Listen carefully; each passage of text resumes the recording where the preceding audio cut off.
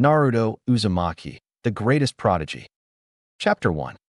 Prologue. 10th of October, in the dead of the night, the most powerful Bijou, Kyubi no Kitsune, attacked the hidden village of Kanehagakure no Sato.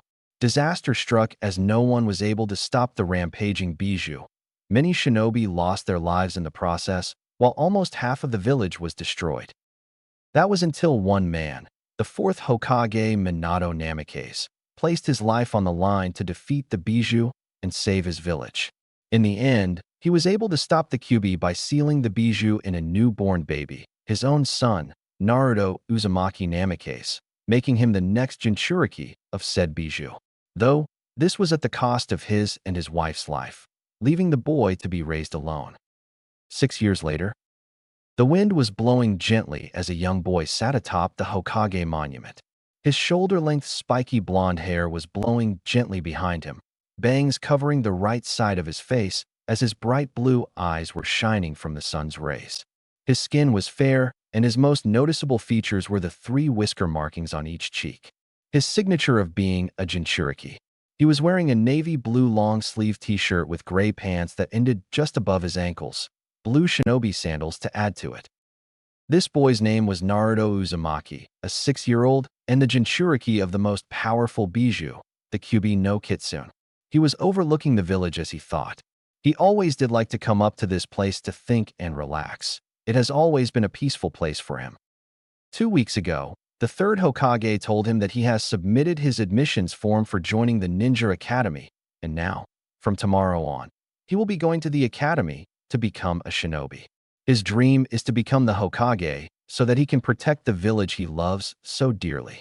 Along with his dream, he wishes to surpass the 4th Hokage and get acknowledged by everyone as someone important. He knows the villagers don't like him much for reasons unknown to him, and his Gigi also won't tell him. Every time he asks, the answer always remains the same. I will tell you when you are old enough to know the truth. He had already started his basic ninja training 2 years ago, and his Gigi has helped him with some basic taijutsu techniques.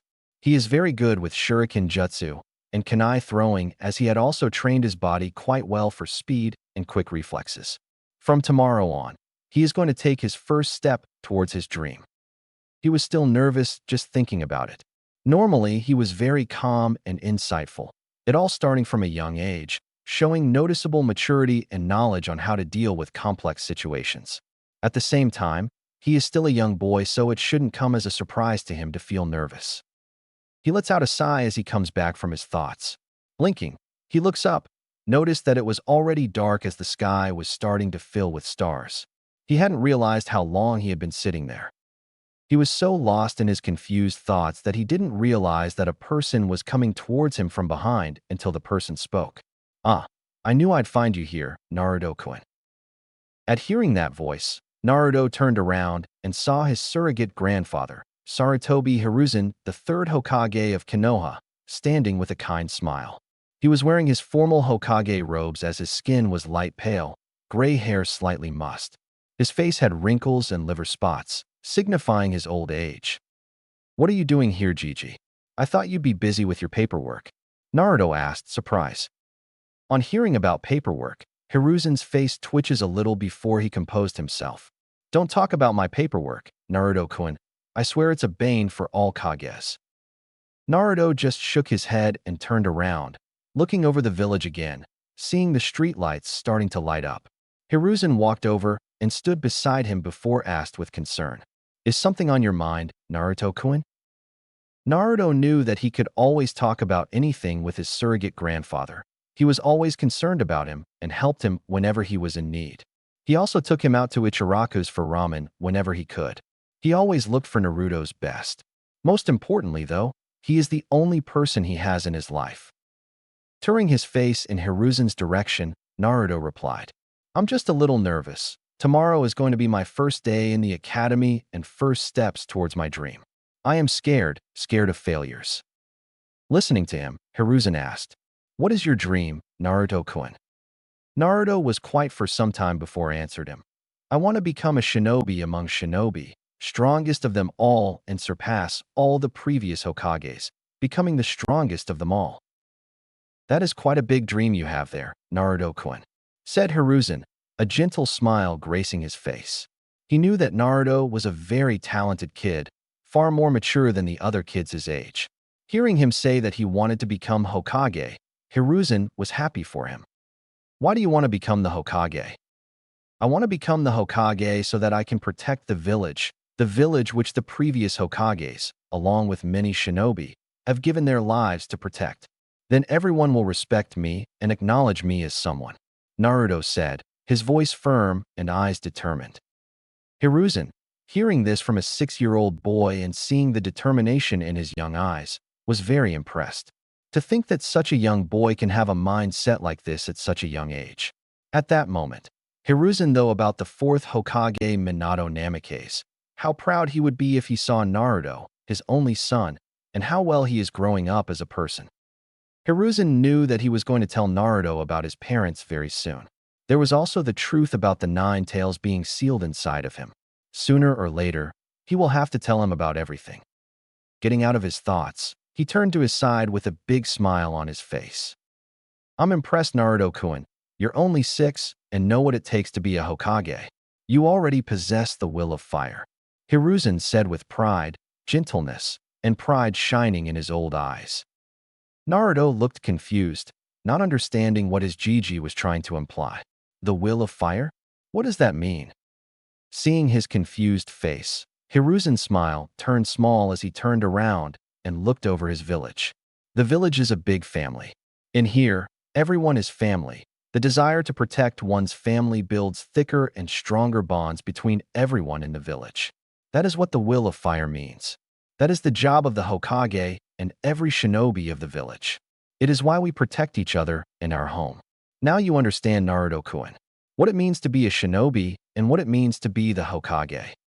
Now understanding what it means to be a shinobi and what it means to be the Hokage, he smiles slightly. He looks over the village, seeing people walking the lightly lit streets, happily chatting with each other. Family. You always protect your family. Now, most importantly, realizing what the village means, he knew what he had to do in his life. Turning around to face the Hokage, Naruto said, I promise you, Gigi, that I will protect this peace. I will protect this village. I will do everything in my power to keep this place like this and protect my home. Should anyone try to harm it, whether they are my comrade, friend, even my family, I will show no mercy to them in defending it. I give you my word, Gigi, Naruto said, a strong conviction in his voice. Hiruzen's eyes were lightly wide as he was shocked at the words and promise Naruto made to him. You were meant for great things, Naruto-kun. I can see it just by looking at you, thought Hiruzen as his face mellows into a loving smile. Hiruzen patted Naruto's shoulder. You will be a great shinobi and an even greater Hokage, Naruto-kun. I believe in you. Naruto's face brightened with a big smile at hearing his Gigi say he believes in him. Thank you, old man. I won't let you down. Hiruzen was happy to see Naruto happy. He then looks up, seeing the sky, and realized it was getting late. Looking over to Naruto, Hiruzen continues. Come now, Naruto-kun, it's getting late, and tomorrow is going to be your first day at the academy. You don't want to be late on your first day because of waking up late, do you? Hi, Gigi, said Naruto. He really doesn't want to be late on his first day in the academy. Come on, I'll treat you Ichirakus for dinner, said Hiruzen. Naruto happily complied and started to walk down the monument with his Gigi. Ichiraku's stand. The walk there was rather quiet. Naruto and Hiruzen just observed the lightly lit streets with people walking to and fro. Now, coming to stop at the Ichiraku's ramen stand, they both went inside and sat on the stools in front of the counter.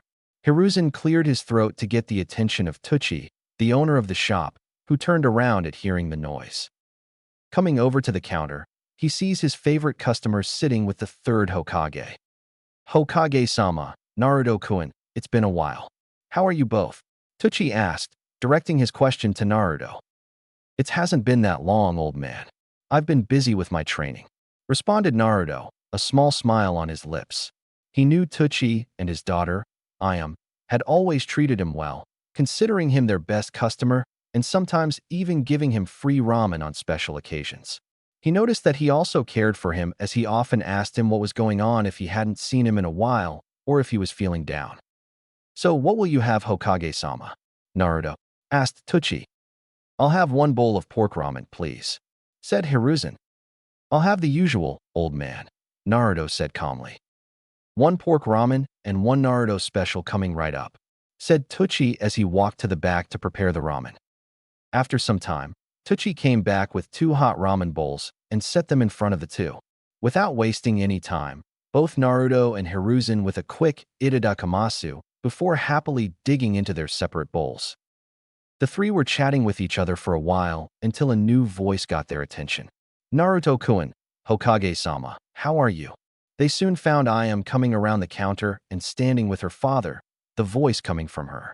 She greeted them with a big happy smile on her face. She is 11 years old with long, dark brown hair and large black eyes, her skin fair. She was wearing a white robe with the sleeves folded, a sort of dark apron tied at the top, and a bright bandana. "I'm fine, Ayam-chan, how are you?" Hiruzen asked the happy girl with a gentle smile.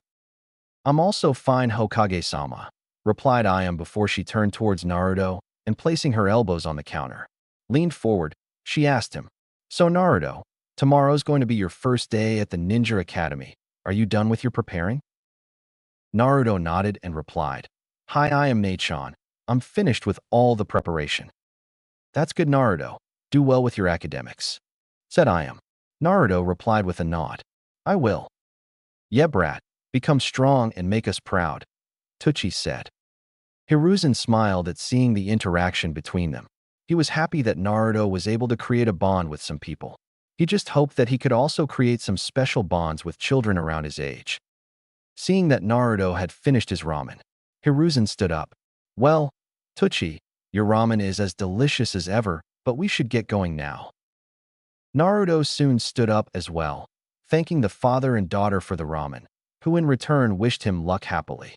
All the while, Hiruzen placed the money on the counter and walked out of the small restaurant with Naruto. They walked the street in silence until they arrived at Naruto's apartment. "Well, Naruto-kun, get a good night's rest and don't be late tomorrow, alright?" "Hi, Gigi, I'll be on time," replied Naruto. Hiruzen nodded, satisfied, and said, "I'll be going now.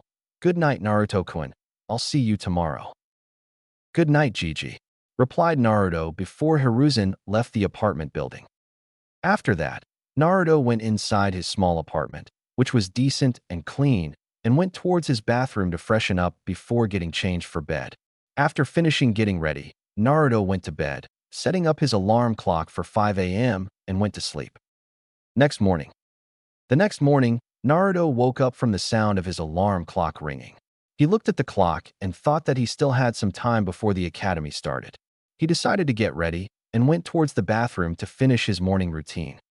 After cleaning up, Naruto came out from the bathroom with a towel wrapped around his waist. He dried himself with another towel as he grabbed his clothes.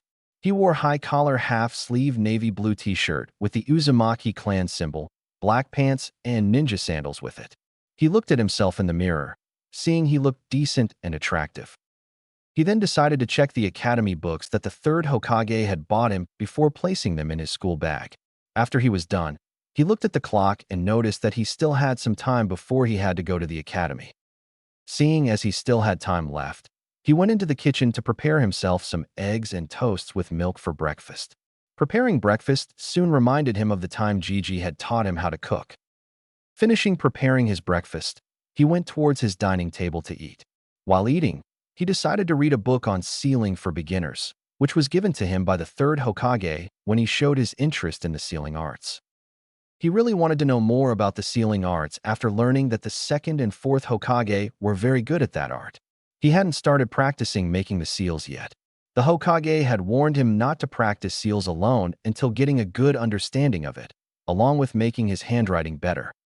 Finishing his breakfast, he placed the book aside and went to wash his dishes. Soon finishing, he looked at the clock again and noticed that it was finally almost time for the academy to start. He went over and picked up his bag, walked out of the house, and locking the door behind him. He decided to roof jump, seeing that it would be faster than walking. He was soon jumping on the nearest building before jumping over to the next building, going progressively faster. Ninja Academy. 10 minutes later, Naruto arrived at the front gate of the academy. Without wasting any time, he went inside and noticed all the kids were around his age and standing in a group, facing the stage. Some academy teachers were standing around the stage, seemingly waiting for the third Hokage's arrival. He also noticed that behind the kids, parents and family members of the students stood calmly, some of the adults giving him dirty glares. He didn't pay them much mind as he walked to stand in the last line of the students in the back. A few minutes later, the third Hokage arrived in a shunshin and stood on the stage, gaining all the people's attention. Congratulations on your acceptance into the academy, everyone. From this day forth, do your best to reach your goals on becoming a shinobi of our village. You are all going to be the future of our village, so take your studies and training seriously. Do your best, and good luck to you all. The Hokage finished his speech, a proud smile on his face.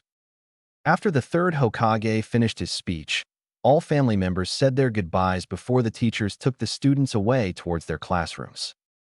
Arriving at the classroom, students took their seats and settled down. Naruto took a seat in the corner, near the window. Settling down, Naruto notices some of the girls were glancing at him. Naruto paid them no mind and looked ahead when the teacher opened the door and walked in. The teacher was an 18-year-old man of average height and build. He had brown hair that he kept up in a ponytail, dark brown eyes with a scar that ran across the bridge of his nose. He wore the standard Konoha shinobi outfit, complete with forehead protector, sandals, and a Chunin flak jacket. His sleeves were also rolled up about halfway. He came to stand in front of the students and, after glancing over everyone, started with his introduction. Good morning, students. My name is Ichiraku Yumino. You will be calling me Ichiraku-sensei from now on. Getting a chorus of "Hi Sensei," Ichiraku continued. Very well then, we will start with the introductions first. Just telling us your name and dreams will be all right. He then pointed at the first row of students to start. As the class continued with the introduction, Naruto looked at everyone and noticed that there were a lot of clan kids. The Nara, Akamichi, Yamanaka, Aburame, and Uchiha, as well as some kids from civilian families. Seeing that it was now his turn for introduction, he stood up. My name is Naruto Uzumaki, and my dream is to become the Hokage and protect the village hidden in the leaves. Finishing with his introduction, Naruto sat down and noticed that everyone was looking at him with surprise, some hiding it better than others. Paying them no mind, Naruto looked outside at the birds sitting in a tree. Soon, the introductions were over, making Ichiraku smile at them. Okay, class, before we start with our lecture, I wanted to say that I'm sure some of you have already been taught ninjutsu in your household. Here at the academy, though, you will also be trained in coordination and working together as a team when you are in a group. The fundamentals are very important, so make sure you learn them well. Now then, our first lecture is going to be on history, said Ichiraku. The lecture went without any incident, though. Throughout the lecture, Ichiraku was very impressed with Naruto as he was able to answer every question that he asked him. After a small break, Ichiraku called for everyone's attention. Come on, students, gather up in a line. We are going out for Shuriken and Kunai practice. Ichiraku took all the students towards the academy training grounds. There, in the training grounds, were training posts for target practicing as well as a few buckets of Shuriken and Kunai. Ichiraku took them there and showed them how to handle and throw Kunai and Shuriken. He told them to start practicing before going and standing on the sidelines, observing everyone. When he noticed Naruto, he was once again very impressed with Naruto's skills in. To think that he was throwing 4 kunai at the same time and hitting the center of the target every time. He decided to walk over to him for a small chat. Naruto was throwing kunai when Ichiraku showed up with a smile. You are very skilled with kunai and shuriken throwing, Naruto. Naruto looks at him and replied, Hi sensei, I have been training in my alone time. Well, I must say Naruto, I'm impressed you're taking your training seriously at such a young age, said Ichiraku. Naruto just nodded with a small smile. Well, Naruto, if you ever need any help, you can come to me, alright? Ichiraku knew that Naruto didn't have many people in his life, and some of the villagers also didn't treat him well because of him being the Jinchuriki of the Nine Tails. Ichiraku never did hold any grudge against Naruto as he knew the difference between the demon fox and Naruto. He knew that Naruto was the one who was keeping the fox at bay and protecting the village. He really wanted to help him because Ichiraku knew that Naruto was just a lonely kid who didn't have many people to support him. Ichiraku himself had lost his parents in the Nine Tails attack, so he could understand him a little. Naruto nodded and smiles again. "Hi sensei, I will." "Thank you," replied Naruto. He was happy that his sensei is willing to help him and was not like some of the other villagers. Ichiraku just smiled and nodded before going to observe the other students, helping some who were having a problem doing it properly. After about 30 minutes, Ichiraku gathered all students around in a big circle and said, "It's time for Taijutsu lessons. Before that, though, is there anyone who's up for a spar?" After a few seconds, one of the students walked forward and stepped into the middle of the circle with his arms crossed and an arrogant smirk on his face. Seeing that Ichiraku needed one more student for the match to start, but no one was volunteering, he decided to choose himself. He looked over everyone before deciding to call on Naruto. "Come on, Naruto, you're up." Naruto walked forward, stepping into the circle. He came face to face with his opponent, his face relaxed as the rest of his body. The other kid looks him over with arrogant eyes. "You should give up, Blondie. You don't stand a chance against an Uchiha. You won't be able to touch me." Naruto looked at him from head to toe, and then he looked at Ichiraku, wondering when he was going to start the match. Seeing his look, Ichiraku sighed. "Okay, both of you, before we start the spar, you both need to make a proper confrontation with your dominant hand before you two begin. It's proper edicts dash." The Uchiha kid interrupted Ichiraku's speech rudely. "Come on, sensei. Just start the match already so I can show him his place," trying to act cool in front of everyone. Ichiraku sighed frustratingly. "Enough, Uchiha-san. Shinobi hand-to-hand combat is a tradition passed down from generation to generation. You might think it's stupid to act formal, but here at the academy, we have respect for tradition." Then Ichiraku showed them the proper sign. First, you have to make sure you face your opponent and point one hand at him. It signifies the first half of making jutsu seals with both hands, and it shows your willingness to fight. This is full etiquette of the shinobi pair sparring. Ichiraku explained. Naruto and the Uchiha both nodded. Both the children made the proper one-hand seal in front of each other. Seeing this, Ichiraku started. "Both fighters ready?" Seeing them nod, Ichiraku continued. "Hajime." The Uchiha wasting no time, running towards Naruto with a punch aimed at his face. Naruto just stood there waiting for him. When the Uchiha came near Naruto, he grabbed his wrist and flipped him on his back, holding his arm. His head rested on Naruto's feet. "The match is over," Ichiraku said, shock present in his voice. He was surprised at how quickly Naruto had finished the fight. All the other students were also looking at him in amazement and shock. Some of the girls even had hearts in their eyes as they cheered for him. "Wow, Naruto-kun is so strong. He's so cool. Go, Naruto-kun." The girls cheered for him loudly. The Uchiha, coming out of his shock, stood slowly and glared at Naruto. Ichiraku, seeing this, came between them. "Good match, you two. Now both of you offer each other the seal of reconciliation." Both of the boys crossed their middle and index finger with each other as a reconciliation seal, the Uchiha looking like he swallowed a lemon all the way. The rest of the day went uneventfully at the academy. As the academy ended, Naruto decided to head towards the Hokage Tower to visit the third Hokage. Hokage Tower. Arriving at the Hokage Tower, Naruto went up the stairs, soon coming to a stop at the Hokage's door. Naruto knocked on the door a couple of times before the Hokage's voice came from the other side. "Come in." Naruto opened the door and stepped inside. Hiruzen looked up from his paperwork, smiling at seeing Naruto. "Naruto-kun, how was your day at the academy?" Naruto closed the door behind him before speaking. "Gigi, can you teach me some jutsu?" Hiruzen pauses in his paperwork, looking confused for a moment before continuing. "Aren't they teaching you that in the academy?" "But Gigi, it's too easy with what they were teaching there.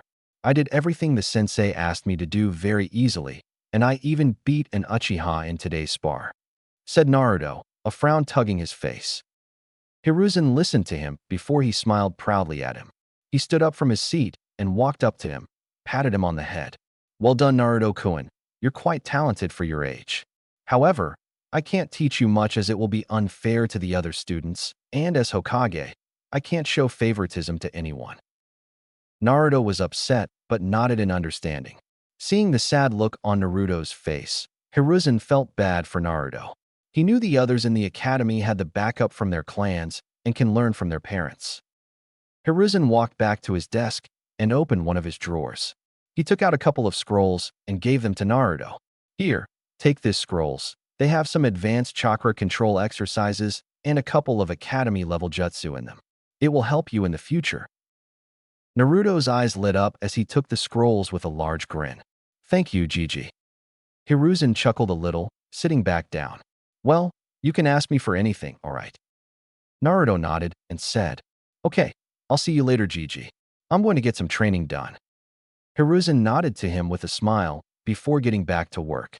Naruto left the office to get to the training ground, excitement coursing through him. Naruto soon arrived at the training grounds near the forest. He always came here to train. Not many people came around there, so he can train here without being disturbed. Coming to a stop at the opening, Naruto decided to open the scrolls to see what techniques he had to practice.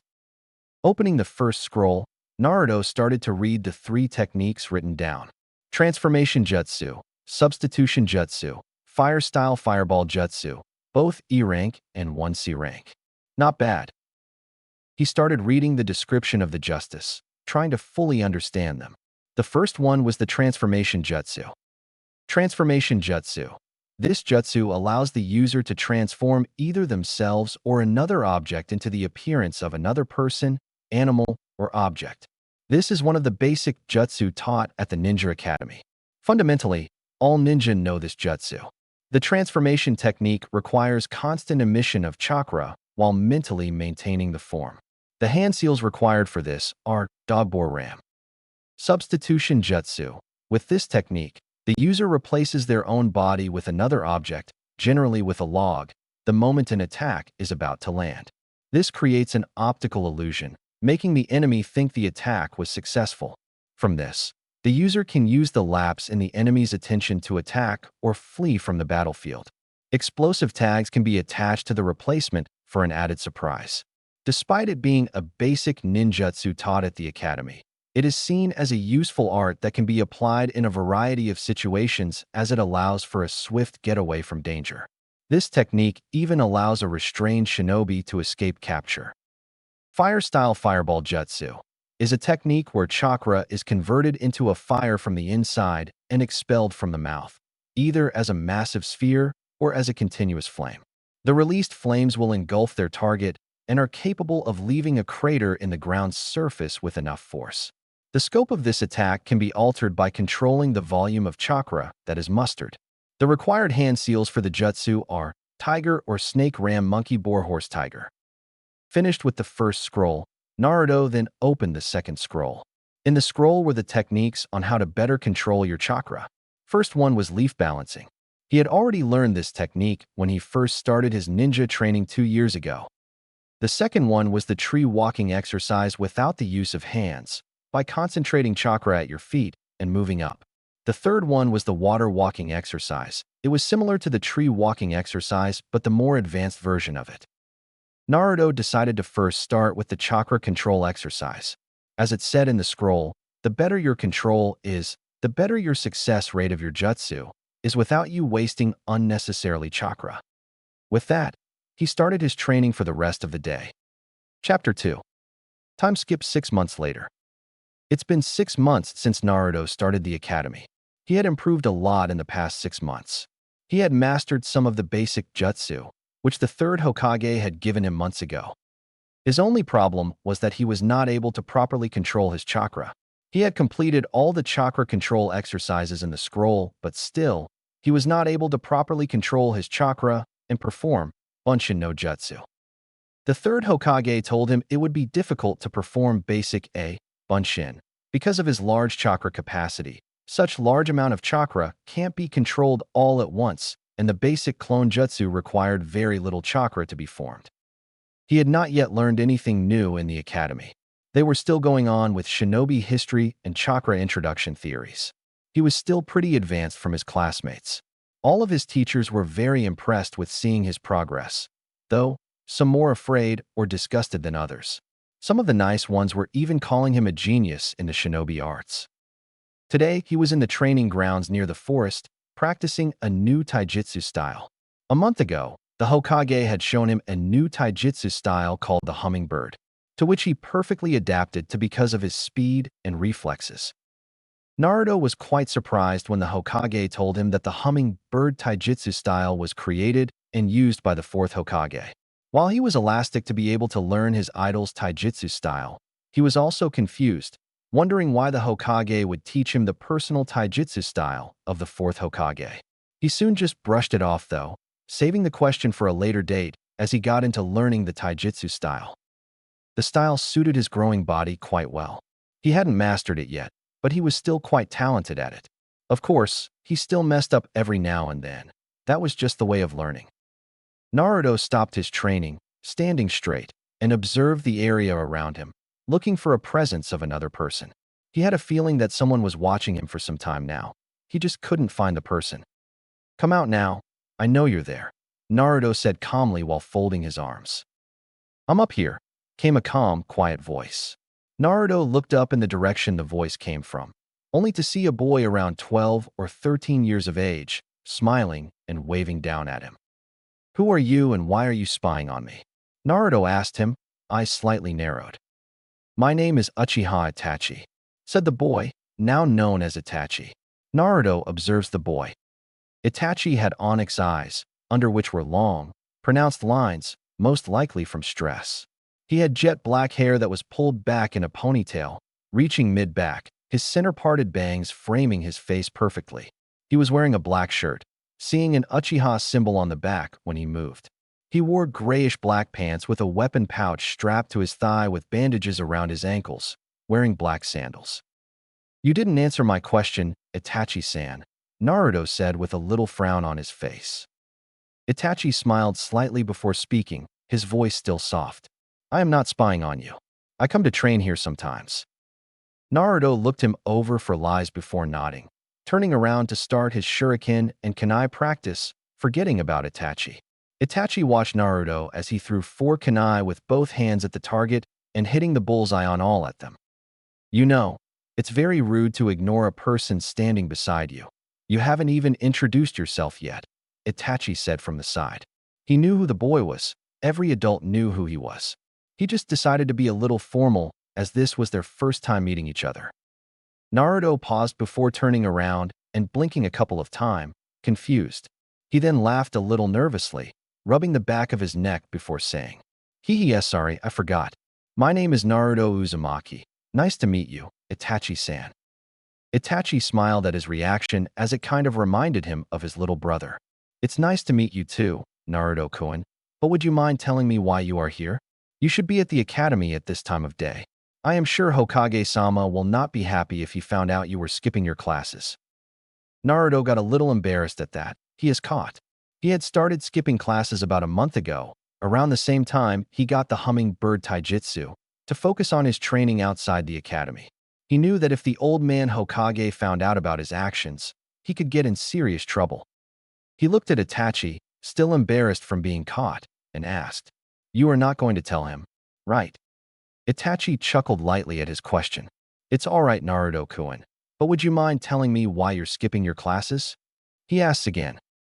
Naruto sighs in relief, shoulders slumping slightly before answered Itachi. "Well, they don't teach anything important in there. All they're teaching is chakra introduction and history lesson. Stuff I already know. It's boring." "I can see that you are very talented for your age." "I understand," Itachi said, looking at all the kunai and shuriken scattered around the training field. Looking back at Naruto, Itachi asked, "Where did you learn to do this?" Naruto smiled at him, pride shining in his eyes. "Hokage helps me out from time to time." Itachi nodded, not at all surprised at his relationship with their Hokage, saying, "Would you mind if I train with you, Naruto-kun?" Naruto's eyes lit up slightly as he shook his head, happily replying back to Itachi's question. "Of course not, Itachi-san. You can train here with me anytime." Itachi nodded in appreciation, and soon, they both started their training. Itachi took out 8 kunai, holding 4 in both hands. Naruto looked at Itachi, curious about what he was going to do. Itachi jumped high in the air and launched all 8 kunai at the same time, before he quickly summoned 2 more kunai in his left hand, throwing both the kunai in the direction of other 2 kunai that were going off target. Hitting both kunai, he deflecting them and changed their direction in midair. Because of this, it makes him hit all the targets, even the 2 blind spot targets. Right as the last kunai hit, he landed on the ground, barely rustling up the dirt. Naruto, on the other hand, was wide-eyed at seeing Itachi's skills in the kunai jutsu. He had never seen anything like that. Still shocked, he quietly asked, "That was cool. How did you do that?" Itachi turned and looked at Naruto, slightly hidden amusement in his eyes as he watched Naruto's reaction. He decided to take pity on the boy and answered him, "Well, the kunai jutsu is one of my specialties." "Can you teach me how to do that, Itachi-san?" asked Naruto, excitement coating his voice thickly. "I can teach you, Naruto-kun. You just have to keep practicing and improve your aiming," Itachi said as he relaxes his stance. Standing up straight again, he gives a small smile to Naruto before his face relaxes.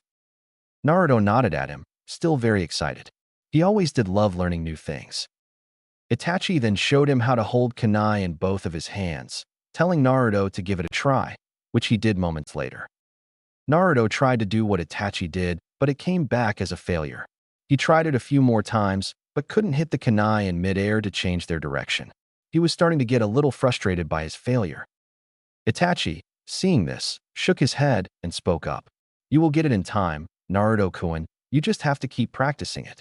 Mainly your aim, as that seems to be your main problem." Naruto sighed and nodded at Itachi. He knew that Itachi was right, but he was still a little disappointed that he couldn't do it after so many tries. He then started again, now determined to fully learn the move.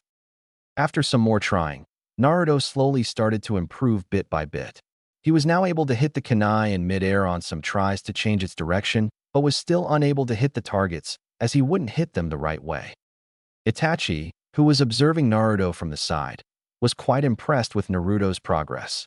It kind of reminded him of himself. Though, seeing that Naruto was starting to get tired, he interrupted him from trying to do it again. "I think that is enough for today, Naruto-kun. You should rest now."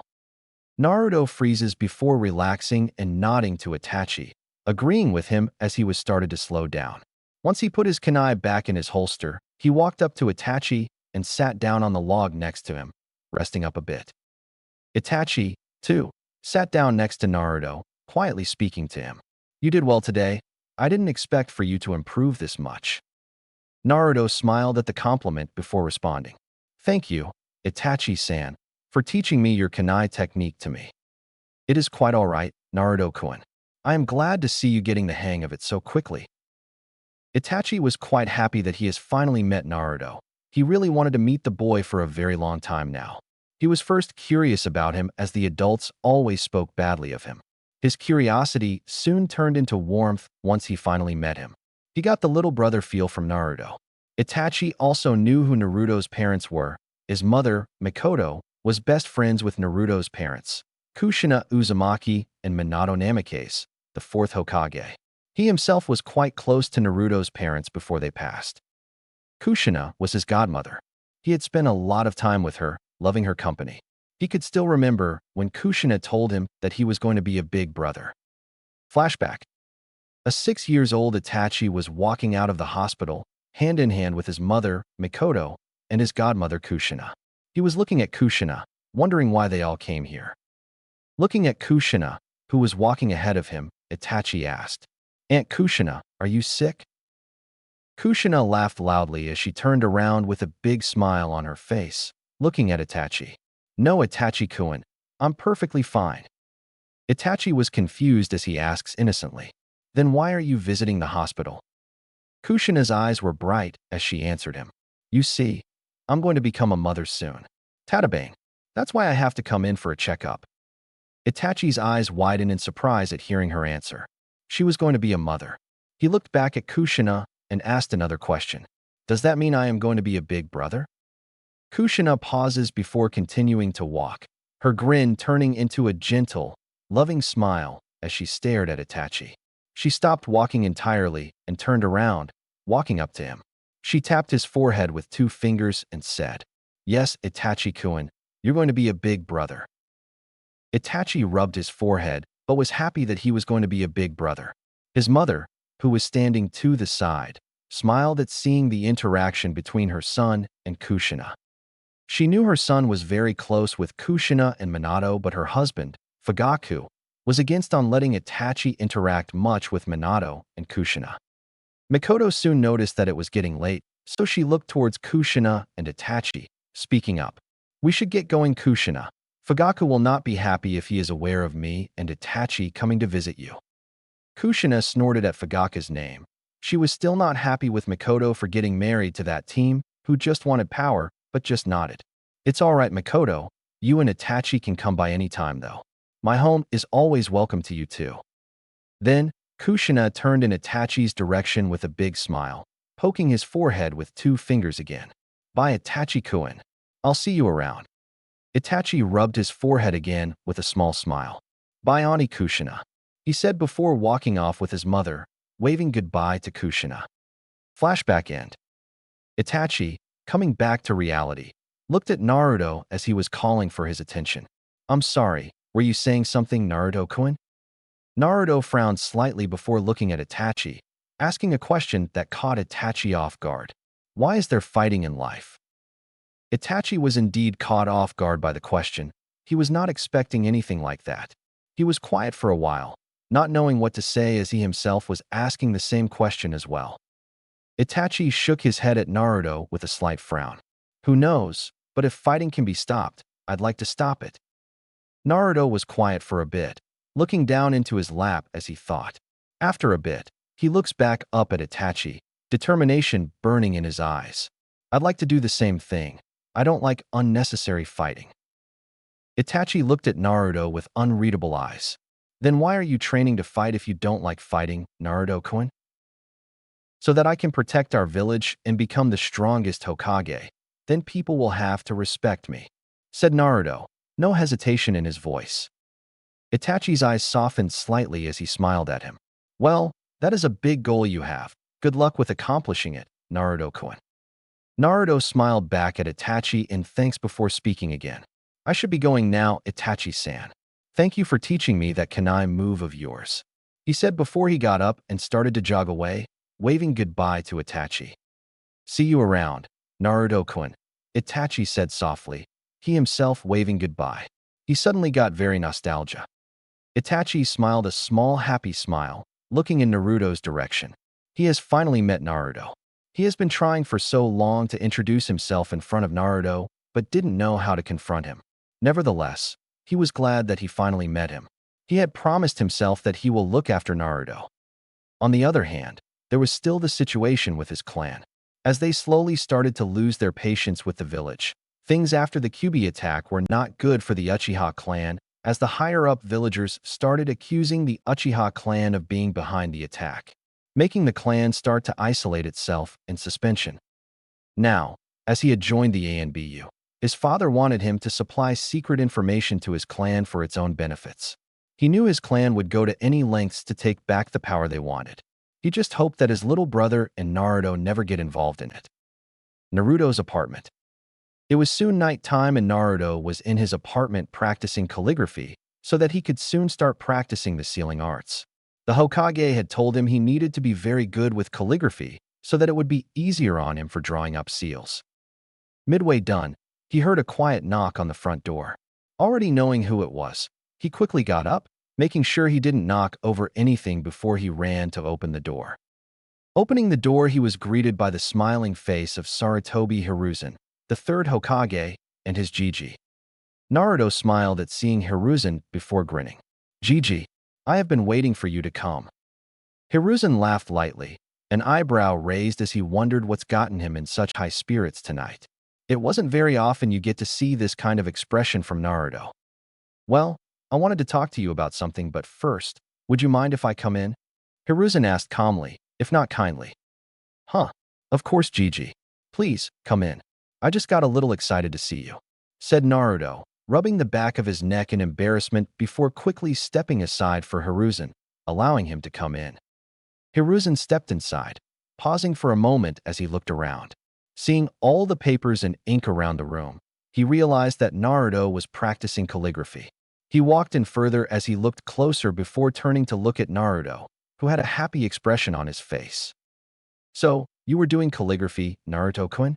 Hiruzen asked Naruto. "Hi Gigi," Naruto said, a slight pep in his voice. His excitement was slowly calming down, but neither minded. Hiruzen nodded to him, before asking him another question. "So, where were you today? I got news that you didn't attend today's academy classes. What do you have to say for yourself?" "Huh, Naruto-kun? It's not just today either. You haven't been attending academy classes regularly for around a month." Naruto looked a little uncomfortable. He didn't expect for the Hokage to find out about him ditching his classes. He tried to play innocent as he nervously said, "WW, what are you saying, Gigi?" "Now, don't try to hide it, Naruto-kun. Your academy teacher, Ichiraku, had come to my office this afternoon and informed me that you were not attending his lessons regularly. Just tell me the truth, please. Why are you not attending the academy regularly?" Hiruzen asked, his voice stern. Naruto, seeing no reason to hide it anymore, decided to come clean. He folded his arms, not meeting Hiruzen's eyes, and said, "Fine, you got me. Gigi, I already know all the stuff they're teaching in the academy.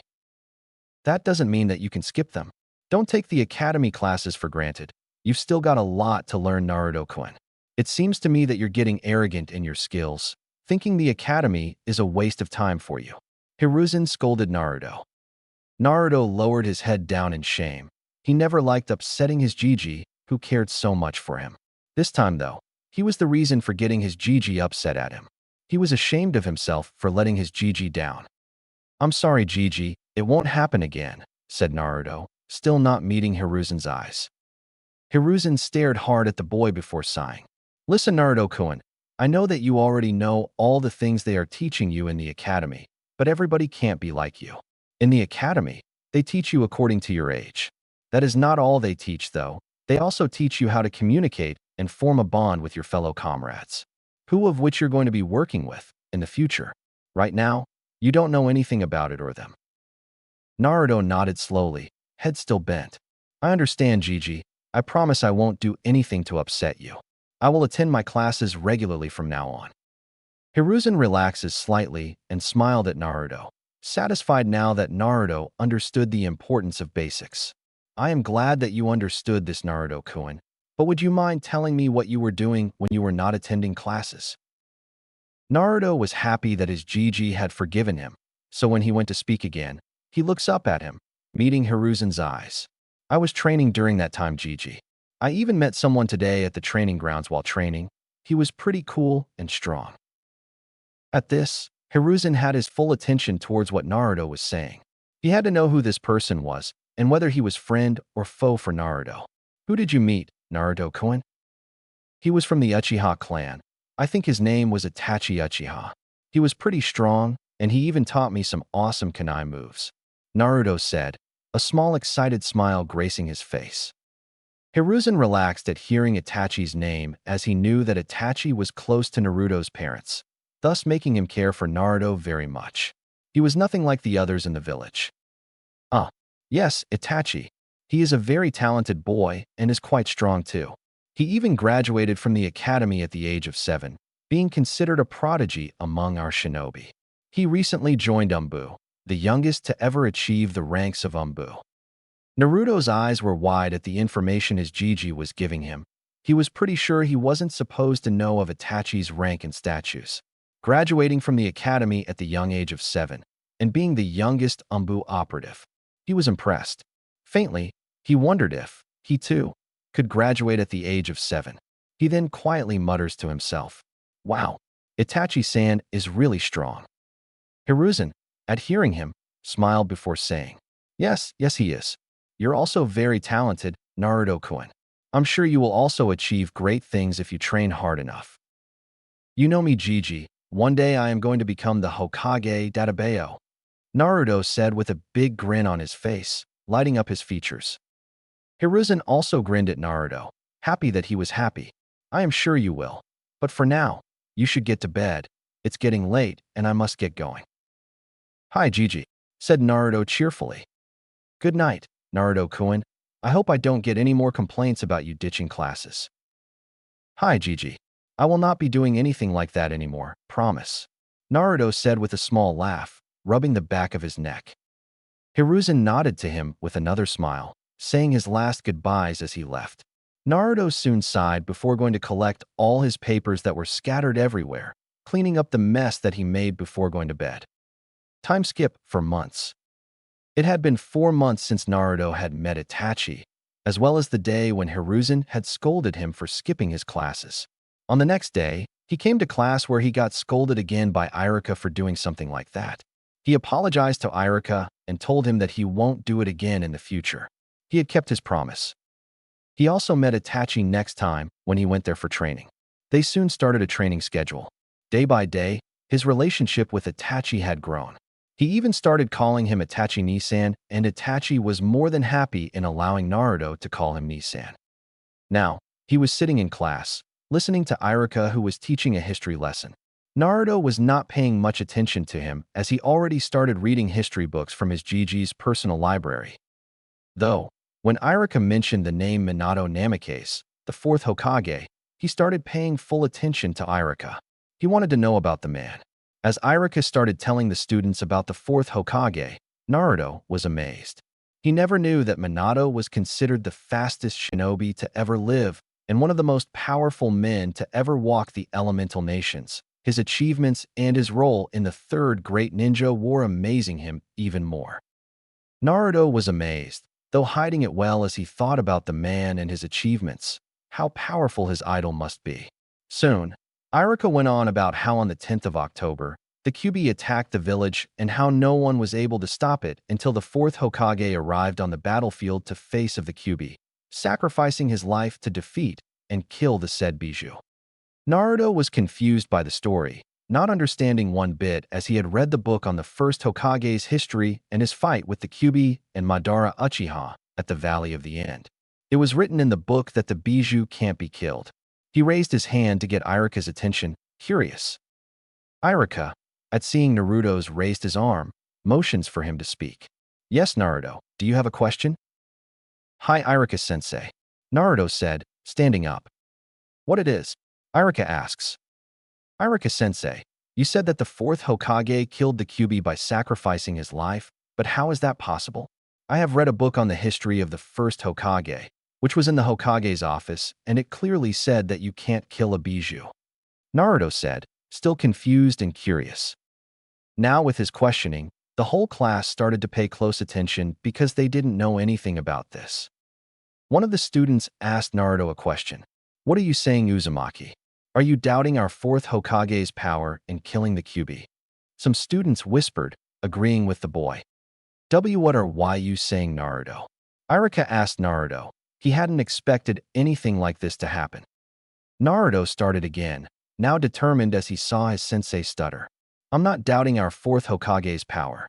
I was just asking.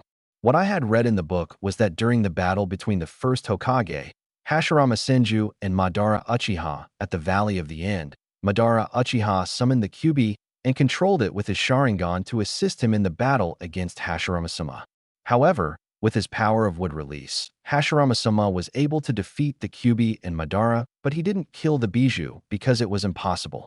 After his battle with Madara Uchiha, he started collecting all the Bijou, 1 tail to the 9 tails, and decided to give said Bijou to the other great nations to maintain the balance of power.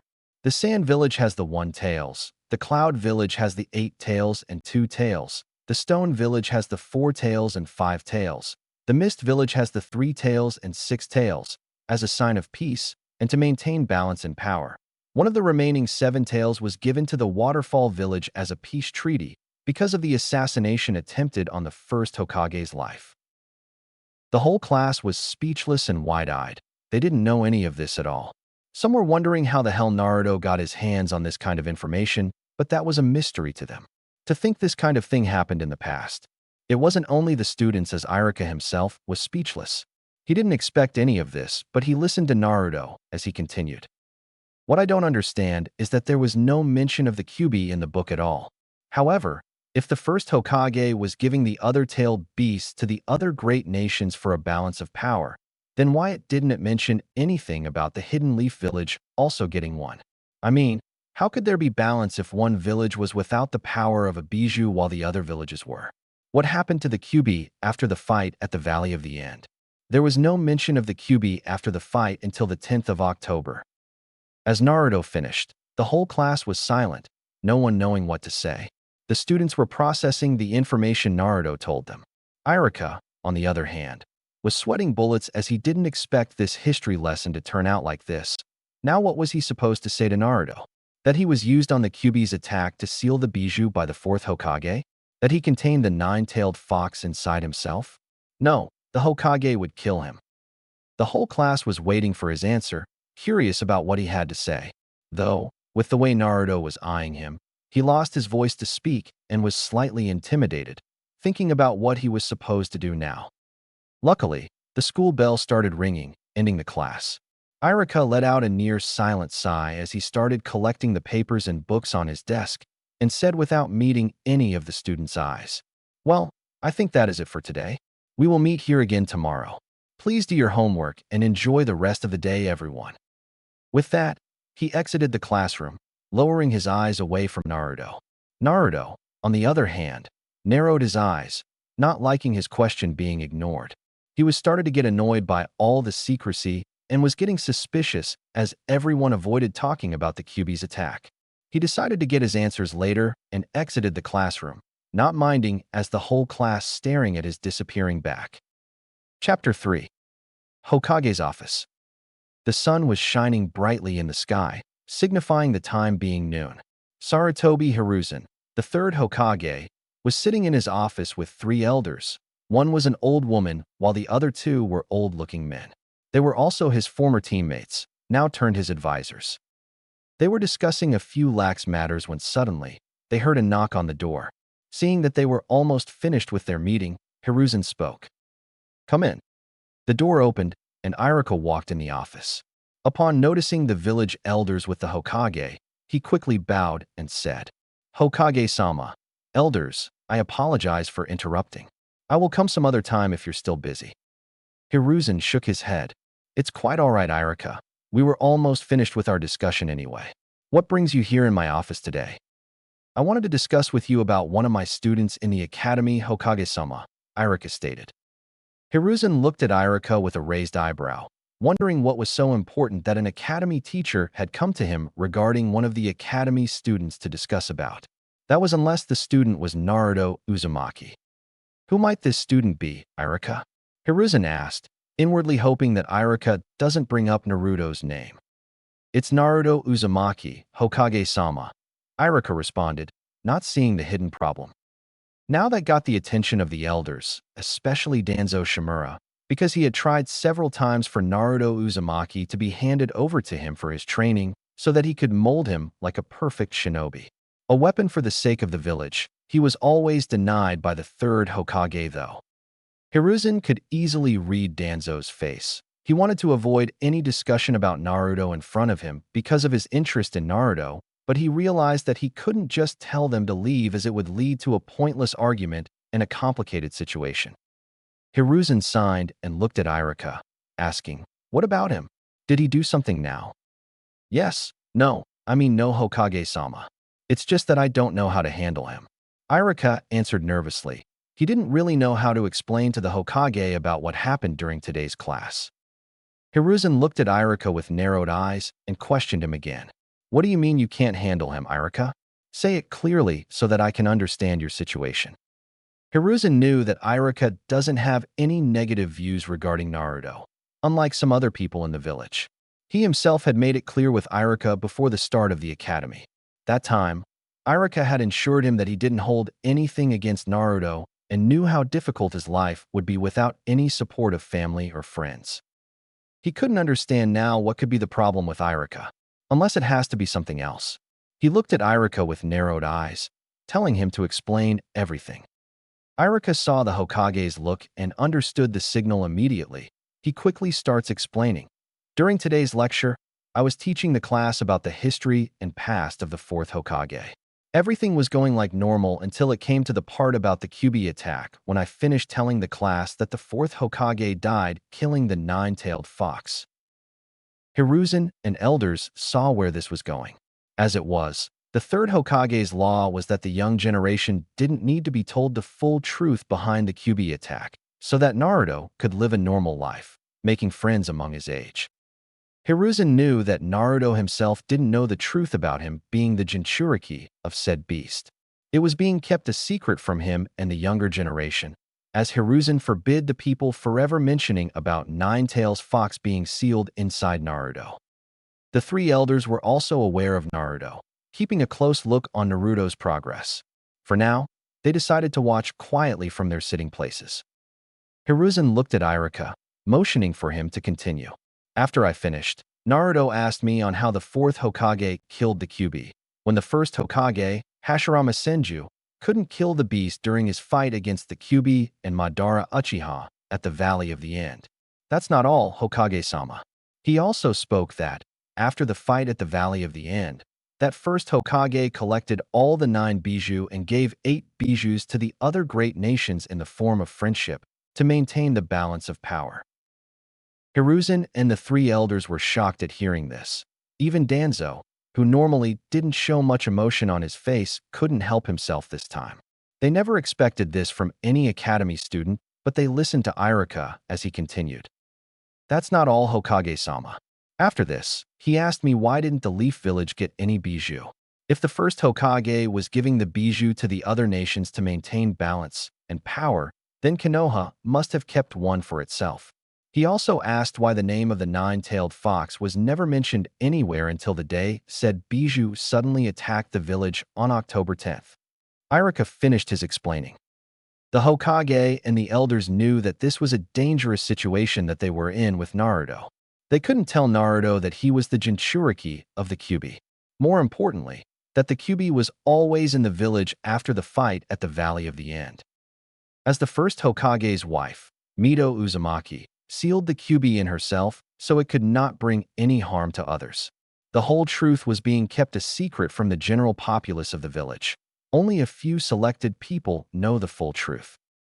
Koharu Udatane, who was sitting next to Hiruzen's left, was an old woman. Her hair was pulled back in a twin bun, locked in place by Simban. Like her outfit, she wore a simple long-sleeved kimono, closed by an obi, a jacket and sash over it. She looked at Hiruzen. What are you going to do about this, Hiruzen? It's a serious matter. How did he even get his hands on this information in the first place? Hiruzen, who was deep in thought, didn't respond to her as he was thinking about everything Iruka brought up. He knew that Naruto was a very smart and matured kid for his age. One day, he would have to tell him the truth, but Naruto wasn't ready to know the truth yet. Hokage-sama, Iruka spoke, getting his attention. Snapping out of his thoughts, he looked at Iruka before asking, Iruka, did he tell you where he got this information? Hi, Hokage-sama. He said that he read an old book on Hashirama Senju's history from your personal library, Iruka responded. He was worried about what this meant for Naruto. Hiruzen mentally cursed his luck, rubbing his forehead in slight frustration. He should have known. That brat, always curious about things. With his interest in the previous Hokage's lives, he had allowed Naruto to read the books from his personal library. It seems that was a bad decision on his part. The elders looked at him before Danzo stated, You are getting careless, Hiruzen, allowing the Uzumaki boy to read from your personal library. You know that there can be some sensitive information that shouldn't be known to the others, let alone a kid. Hiruzen sighed and looked at Iruka. What did you say to him, Iruka? I didn't answer anything, Hokage-sama. Luckily, the bell rang and I left the class. Iruka answered Hiruzen. That's good. I'll talk to Naruto myself. You don't have to do anything, Iruka. Just continue your classes as it is. Hiruzen informed him. Hi, Hokage-sama, Iruka said. Hiruzen nodded to Iruka, silently dismissing him. Iruka bowed to him and left the office. Now, Hiruzen was left alone with his advisors. He knew what was coming up, so he mentally prepared for it. You should hand over the Jinchuriki to me, Hiruzen. I will train him to be a loyal shinobi of the Leaf Village. Then we will have the perfect weapon against the other nations, stated Danzo. I will be doing no such thing to Naruto. Don't take me for a fool, Danzo. I know you only want him because you want his power. I will make this clear. Danzo, Naruto will be a shinobi under my command, a leaf shinobi. Not some emotionless drone that you want him to be. Do you understand? Hiruzen said with narrowed eyes, his voice deadly. It would be the best option, in my opinion, letting Danzo take care of Naruto. Hiruzen spoke Hamura, who was quiet until now. Koharu also nodded, agreeing with him. I didn't ask for any of your opinions on the matter. You three are only here for advising me, not to command me. This conversation is over. Dismissed. Hiruzen stated with a commanding tone. They tried to argue with him, but Hiruzen didn't listen to them. I said dismissed. I have work to do, Hiruzen stated angrily, as he was starting to lose his patience with them. The elders left quickly after that, knowing that they couldn't argue with him now. Danzo was gritting his teeth as he was once again denied by the Hokage for taking Naruto under his command. He believed that Naruto should be trained to become a weapon for the village for their safety and power. Before he was out the door, Hiruzen stopped him. Danzo, get this through your head. If you make any kind of move on Naruto or try to make contact with him, I will execute you. Understood, he warned Danzo.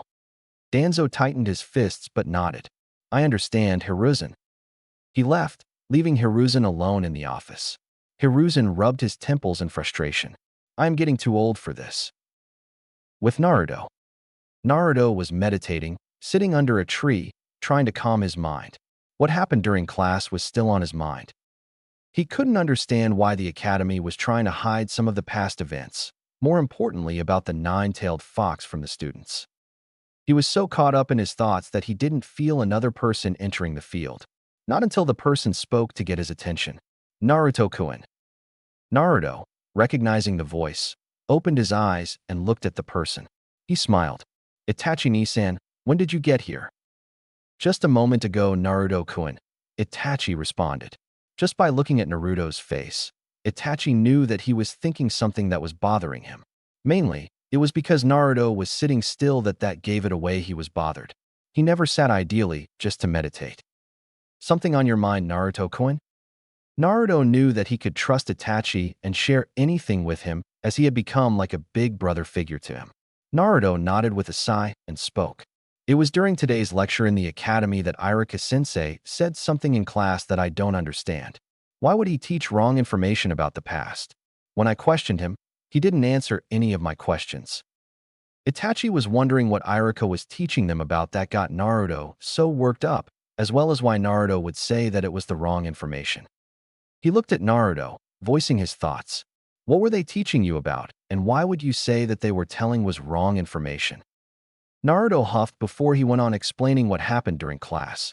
That they were teaching about shinobi history and some of the achievements of the fourth Hokage. Then the whole thing about Kyuubi came up and that it was killed by the fourth Hokage. He then went on telling him about what he read in a book on the first Hokage, that Bijou couldn't be killed, and about the first Hokage distributing the Bijou to the other nations. As Itachi continued to listen to him, he started getting nervous, thinking about what he could tell him. He can't tell Naruto that the fox was sealed inside of him by the fourth. Naruto was still too young to know the truth. He also knew that Naruto was very smart, so if he was told anything about the Kyuubi attack, because if anything caught Naruto's attention, there was no stopping Naruto from asking questions until he was satisfied. He had to be careful from saying any unnecessary stuff from now on. The events you are speaking of are too old, Naruto-kun, and should remain in the past. There were some reasons for those events to be kept hidden from the general populace. Today's generation doesn't need to know about those events, Itachi stated calmly. Naruto was annoyed that the village was keeping this important information hidden from his generation. He questioned him on it. Why the hell can't we know the truth? I mean, we are upcoming shinobi of the village. Shouldn't they tell us about the events that occurred in the past? Itachi sighed lightly, looking at him. You have a good point, Naruto-kun, but you have to understand that the times we live in today are far different from the times in the past. These are the times of peace, not war, where children were forced to grow up early because of the circumstances. The village is just trying for the children to live free lives like they should have before they become shinobi. Naruto nodded towards Itachi, but still didn't agree with him. Itachi, At seeing this, continued on. Don't worry, Naruto-kun. You will know the truth when the time comes. It's all right. I understand, Nisan. Naruto responded quietly. Itachi, reading Naruto's face, decided to distract him from thinking too hard on it, so he instead asked, "So, how's your training going?" Naruto looked back up at him and answered, "It's going all right, I think, but I'm still having problems with the clone technique. I have completed the chakra control exercise, but still, I can't get my chakra control up to the level to perform a proper clone. Don't waste too much of your time on a single technique. That will be no good in a fight for you. It requires very little chakra concentration to do the technique. You, on the other hand, have too much chakra for a technique like that," Itachi stated. "What do you mean, Nisan? It is one of the 3 techniques you have to know to pass the academy, isn't it?" Naruto asked, not fully understanding what Itachi was trying to say. "The normal clone jutsu can easily be identified by the opponent. It will be no good in a real fight, so don't waste your time on it," Itachi responded to him. Naruto wondered. "But it's still one of the 3 techniques to graduate the academy. If I don't learn the clone jutsu, how am I going to pass the academy?" Itachi calmly responded back, "Because I'm going to teach you a different and more advanced version of a clone jutsu." "What jutsu you're going to teach me?" Naruto asked eagerly, leaning in slightly. "I am going to teach you the Shadow Clone Jutsu. It's a Jounin level jutsu, the advanced version of a normal clone jutsu," Itachi answered him. "What makes it so different from a normal clone jutsu?" questioned Naruto. Itachi decided to show the jutsu to him instead of answering. He performed necessary hand seals to concentrate his chakra into before he called the jutsu name, Shadow Clone Jutsu. He created 4 identical clones of himself before looking back at Naruto. He then starts explaining, "You see, Naruto-kun, it's called the Shadow Clone Jutsu, and it's not some kind of illusion. It's an actual replica of myself that I created by distributing my chakra equally among the others. They can even be used in combat as they can perform jutsu, which gives you an advantage in a fight. Your opponent will have a hard time identifying the real one among the clones, which will confuse them. Even with the Byakugan and Sharingan, it is impossible to identify the real one. It has many more advantages though, not just what I have listed." Naruto nodded in understanding. He was amazed by the jutsu, which seems to make a replica of you, being able to do whatever you could do. Itachi then showed Naruto the hand signs for the jutsu, explaining how it works. When you perform the jutsu, you make the necessary hand signs and concentrate your chakra in your body to split the chakra equally among your clones. The more chakra you use, the stronger your jutsu will be, but keep in mind that the clones will dispel by 1 or 2 solid hits in a fight, understood? Naruto nodded at this, so Itachi continued. "Since I showed and explained to you on how to perform the Shadow Clone Jutsu, I want you to try to perform it. Don't try to rush into it. Just keep your head calm, all right?" Naruto nodded. "All right." He then made the hand signs for the jutsu, calling out its name, Shadow Clone Jutsu. Nothing happened, so he tried a couple more times, but still couldn't make a single clone. Itachi, who was watching him from the side, spoke up. "Don't worry, Naruto-kun, you will get it in time. You just need to practice a little, so keep it up, all right?" Naruto nodded in his direction before continuing with his training.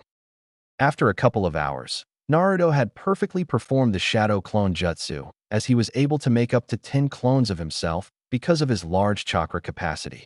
It did leave him tired out for trying so many times though. Right now, he was looking at his clones with a satisfied look on his face, happy for learning such a high-level technique.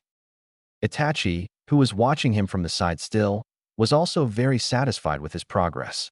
He was quite surprised by how fast Naruto was able to master the technique. He really didn't expect him to learn it so fast. Itachi commented Naruto with a small smile. "You did well, Naruto-kun. I didn't expect you to learn it so quickly." "Thanks, Nisan," Naruto responded to his compliment. "You still have to keep practicing the jutsu until you can make the number of clones you want. You're still wasting your chakra unnecessarily if you're not in control of your jutsu, all right?" stated Itachi. Naruto replied with a simple hi. "For now, I want one of your clones to go with my clone into the forest, then we'll see what happens." He then made a single clone of himself. Itachi's clone then took one of Naruto's clones into the forest with him. Naruto, on the other hand, was unable to understand what Itachi was trying to accomplish by doing that. He dispelled his other clones and decided to watch what happens quietly. After a couple of minutes, Itachi looked at Naruto's shocked face, still not knowing what happened in the forest, but realized a moment later of what transpired. "Do you know what happened in the forest?" Naruto was still in shock, but he still replied, "Your clone killed my clone by stabbing him with a kunai." Itachi nodded at his answer before Naruto came to the realization. "Wait a minute. How do I know what happened in the forest with the clone? It was like I was there experiencing myself being stabbed by a kunai," he asked in confusion, not understanding how it was possible. Itachi, seeing his confused face, started explaining it to him. "It is one of the advantages you get from using the shadow clones. When my clone stabbed your clone in the back, it was dispelled, transferring all of its memories back to the original. That is why you know what happened back there. The shadow clones are ideal for spying since the user can simply send a clone to spy on a target before having the clone disperse itself to pass the information back to the original." Wow. Hey, does that mean whatever jutsu the clone learns, it can also be transferred back to the original? Naruto asked eagerly. He was amazed by learning about the memory transfer part of the clone. "Yes, it is possible," Itachi replied him with hidden amusement. "Then can I use the clones in training to learn jutsu?" he asked with an excited smile. Itachi looked at Naruto for a moment, then spoke. "No, you're not going to use clones in that way." "Huh? But why?" Naruto asked, dropping the smile on his face. "The shadow clone jutsu is a forbidden technique for a reason. Not many people can perform this technique. You're only able to perform the jutsu without killing yourself because of your large chakra reserves," stated Itachi. Naruto still couldn't understand what Itachi was trying to say, so he asked, "But you said it yourself. I have a large chakra capacity, so it would be helpful for me if I used the clones for training." "You have to understand, Naruto-kun, your chakra coils and body are still in the development phase. All the clones' memories can put too much of stress on your mind. It can hinder your development and can affect your body in a negative way. Maybe in time you can use the clones for a training purpose when your chakra coils are fully developed, but not now," he answered Naruto calmly. "All right, I understand, Nisan." Naruto nodded in understanding, still a little disgruntled. "Don't worry, Naruto-kun, you're progressing very quickly. You are way ahead in comparison to the other kids your age. While it's understandable that you want to become strong, but you should also be aware of your limitations," Itachi stated. Hi. You don't have to lecture me about this time, Nisan. You are starting to make a habit of it nowadays, I think." Naruto responded with arms folded. Itachi's eyebrow twitches at hearing Naruto say that, but he composed himself quickly and spoke. "Whatever, you get my point. I should get going now. I have to get ready for my mission tonight." Naruto nodded. "All right, I'm going to stay for a bit longer and continue with training." Itachi nodded before he smiles, calling Naruto over. Naruto, with a confused look, walked up to him. As he came near, Itachi poked his forehead with 2 fingers. Naruto stumbled backward a little, rubbing his forehead, and glared in Itachi's direction, but he had already left in a shunshin, leaving him alone. He was fuming inwardly. Stupid Itachi. 6 months later. A lot had happened in the past 6 months with Naruto. He continued to progress at very impressive speed as he quickly mastered the shadow clone jutsu to the level where he can control the number of clones he wanted. He also started interrogating his clones into his fighting style using a tanto. Itachi had gifted him the tanto on his 7th birthday, later teaching him how to use it in battle. His bond with Itachi kept getting deeper in that time, leading him to meet one of Itachi's closest friends, Shursui Uchiha, when he started joining them in training. He became quite close to Shursui as well. He also had a long talk with his surrogate grandfather, the 3rd Hokage, about the whole incident that happened in the classroom with Ichiraku. The Hokage had told him that he was still too young to know the sensitive information, but he promised him that he would tell him the truth when the time comes. Now, we find Naruto in a sparring match against Itachi, both the fighters standing on the opposite edges of the training grounds as they stared into each other's eyes. A small leaf was floating in the light wind in the middle of the field. Both sets of eyes observed its decadence towards the ground. The moment the leaf made contact with the grass, Both the fighters shot forward with genin-level speeds. Naruto, once reaching Itachi, tried to deliver a punch straight in the stomach of the Uchiha as he used his left leg as a support to drive the sucker punch into the abdomen of his opponent. Itachi, seeing the punch coming, twisted his body sideways to let it pass harmlessly. He quickly spun around on his right heel and scored his own punch onto Naruto's left cheek, pushing the blonde backward a little. Naruto, though, was quick to regain his footing lest he risks banging his head on the ground. Quickly running toward Naruto, Itachi never gave him a fraction of a second to regain his balance as he continued his assault on the academy student. He used his elbows, punches, slaps, and all sorts of attacks to make Naruto understand his mistakes and identify his errors in his defense. This continued on for a few minutes when suddenly, Naruto raised his right knee upwards to block a left hook from Itachi. Itachi was a little surprised at the sudden change in tactics, but decided to go with the flow to allow Naruto some leverage as the younger of the two. He smashed his forearm into Naruto's shin as Naruto used his left hand to grasp Itachi's right fist in a metal grip. Now, both of Itachi's hands were busy overpowering Naruto while Naruto had his right hand free to attack Itachi on his exposed chest. Deciding to do just that, Naruto reared back his fist, as if charging chakra in it, before moving his fist at lightning speed towards Itachi to deal the damage. At the last moment, right before it hit, Itachi gave up the pushing contest and jumped backward while delivering a high kick to Naruto's chin, succeeding in lifting the blonde up into the air. Naruto soon crashed to the ground as Itachi landed on his feet, the look of surprise evident on his face. He contemplated how to deal with this new Naruto, who could change a tactical disadvantage into a great opportunity in battle. Itachi had to admit that Naruto was progressing at a remarkable speed.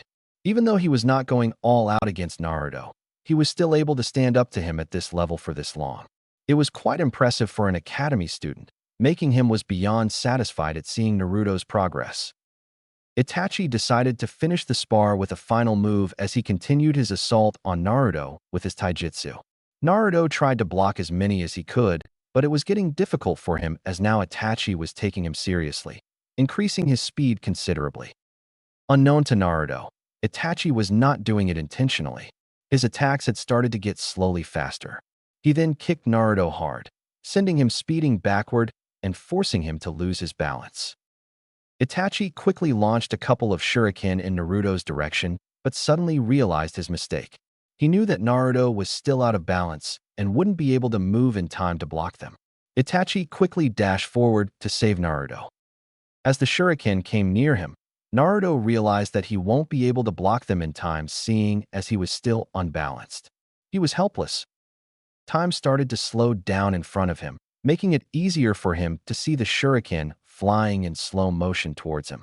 Taking advantage of this, he quickly unsheathed the tanto from his back and threw it in front of him, hitting the shuriken in midair, pinning them to a nearby tree.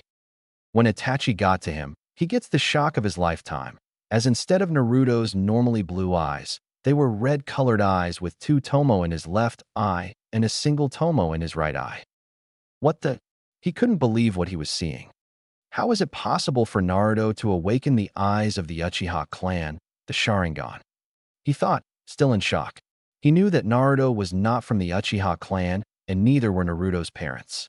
Then the question that was raised was, how did he awaken the Sharingan? As Naruto started to collapse, he quickly caught him in his arms and checked for any serious injuries. Seeing no injuries, he assured himself that nothing serious had happened to Naruto. After finishing that, he places Naruto on his back and quickly started to move in the direction where he hoped he could get his answers. Chapter 4. As Itachi jumped across the roofs to get to his destination, he carried Naruto piggyback style. He was still trying to get his thoughts straight, but was having a hard time doing it. Those red eyes, with two tomo in one eye and a single tomo in the other, looking directly at him. As far as he knew, neither of Naruto's parents belonged to the Uchiha clan. Could it be that one of them was somehow connected to it? He felt Naruto starting to wake up and looked at him on his back as he sighed in relief. The boy's eyes were once again back to their normal blue. He must be pretty exhausted since it was the first time activating his Sharingan, Itachi thought as he watched Naruto rubbing his eyes. You alright, Naruto-kun? Itachi asked in concern.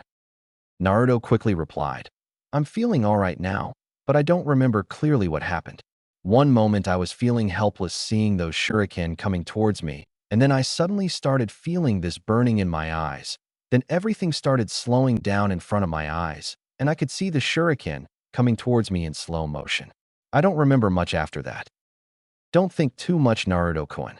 Just rest for now, and I promise I'll explain everything later. Itachi assured him, but he inwardly wondered what he would say. Yeah, I'll explain everything when I myself understand what happened exactly and how you awakened the Sharingan. Naruto nodded tiredly, but then asked Itachi, his face looking confused. Where are we going, Ni-san? We're going to the Hokage's office. I have some important thing to discuss with him. Itachi noticed Naruto's confused look. I'll answer all your questions there, Naruto. You just rest for now.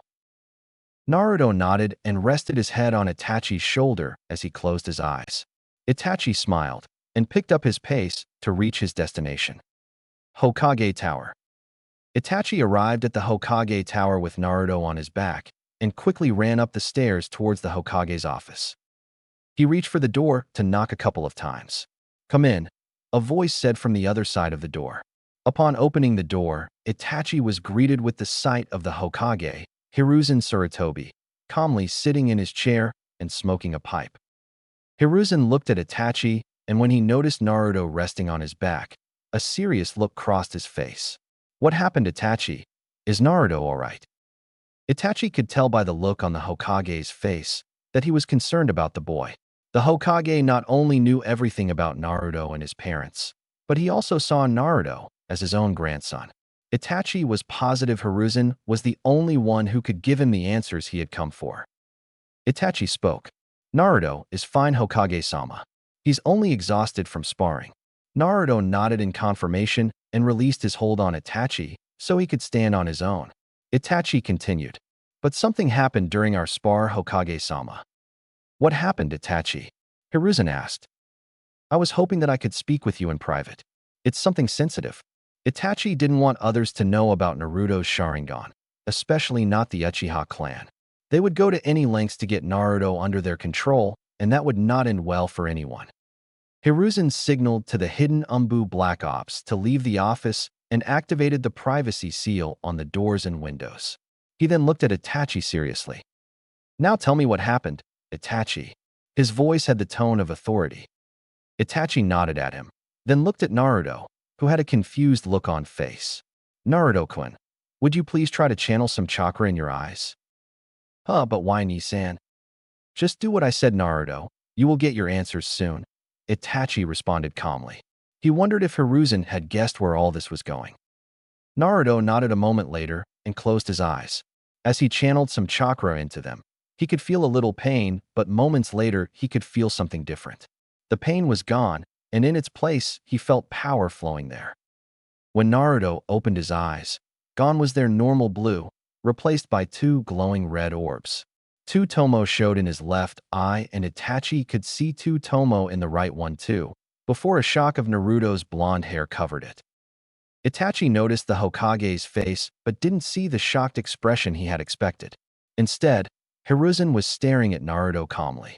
The look confirmed his suspicions that the Hokage already knew something about this and could give Itachi answers. Hiruzen walked up to Naruto and knelt down to his level to move the bangs from his face, getting a good look at his eyes. Well, I expected this to happen someday, but not this soon. Itachi was confused. What do you mean, Hokage-sama? I don't understand. As far as I know, neither of Naruto's parents have it. So how could Naruto awaken those eyes? No, you're wrong, Itachi. Hiruzen started, but was interrupted by Naruto. Would you tell me what you're talking about? He spoke in an annoyed tone. Hiruzen took out one of his kunai, which had been polished to a mirror-like sheen, and held it before Naruto's eyes. Take a look for yourself, Naruto. Naruto looked into the reflective steel of the kunai, and his face registered surprise. What is this? How is it possible? He stammered, his voice full of shock. He then looked at Itachi with narrowed eyes. You know who my parents were, and that neither of them had it? I need you to give me answers. Now. Itachi felt uncomfortable, but responded. Yes, I know who your parents were, and as far as you having the Sharingan, I don't have an answer myself. That is why we came here. Itachi saw Naruto clench his jaw and tighten his fist, and could hear the anger in his voice as he responded. You both knew from the start about my parents and never bothered to tell me about them. Why? Tears suddenly began to fall from his eyes. Hiruzen himself looked uncomfortable, and Itachi wondered how the Hokage would break the news to Naruto. If he told Naruto about his parents, then he would also have to tell him about the Kyuubi, and Itachi wondered whether Hiruzen believed Naruto was ready to know the truth or not. I am sorry, Naruto-kun. It's not Itachi's fault that he didn't tell you about your parents. It's because I ordered those who know their identity to keep it hidden from everyone and also from you. I'm really sorry, Naruto-kun. I am just trying to protect you in the village. Naruto glared at him furiously and stated, Trying to protect me from what, huh? I sometimes question myself who my parents were, if they loved me or just left me on my own in this village. You don't understand how it feels to walk the streets where people glare at you with nothing but hate in their eyes, and to be called names like demon or monster and kicked out of stores for just trying to buy something. Itachi tightened his fists and looked away in shame for not being there for Naruto. He didn't have the courage to face him. He could tell by Hiruzen's face that he too was cursing the villagers for disrespecting the fourth Hokage's wish for Naruto to be seen as a hero. The Hokage tried to calm Naruto down as he put a hand on his shoulder. I understand what you feel, Naruto-kun. But he was once again interrupted as Naruto swapped away his arm. Naruto's glare hardened on him, and he continued.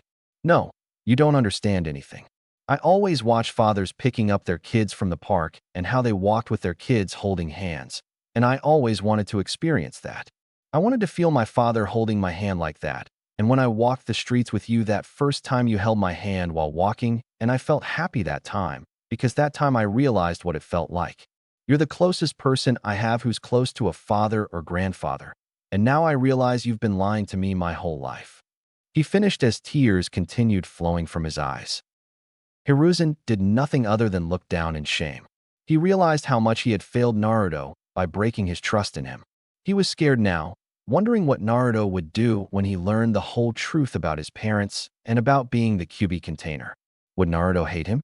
More importantly, would Naruto hate his own parents for what they did that night by sealing the beast in their own child? But he didn't have any other choice but to tell him the truth, and he would try to explain as best he could. He was glad at least Itachi was here to help him out. I'm sorry, Naruto-kun. I really am. Hiruzen stated with guilt in his eyes. Why don't you settle down comfortably? I promise you, I will tell you everything. Naruto composed himself a little and spoke. All right, tell me everything and don't leave anything out. I promise, but please don't interrupt me. I will answer all your questions at the end, all right? Hiruzen then looked at Itachi, who nodded in support, then turned his attention back to Naruto and started.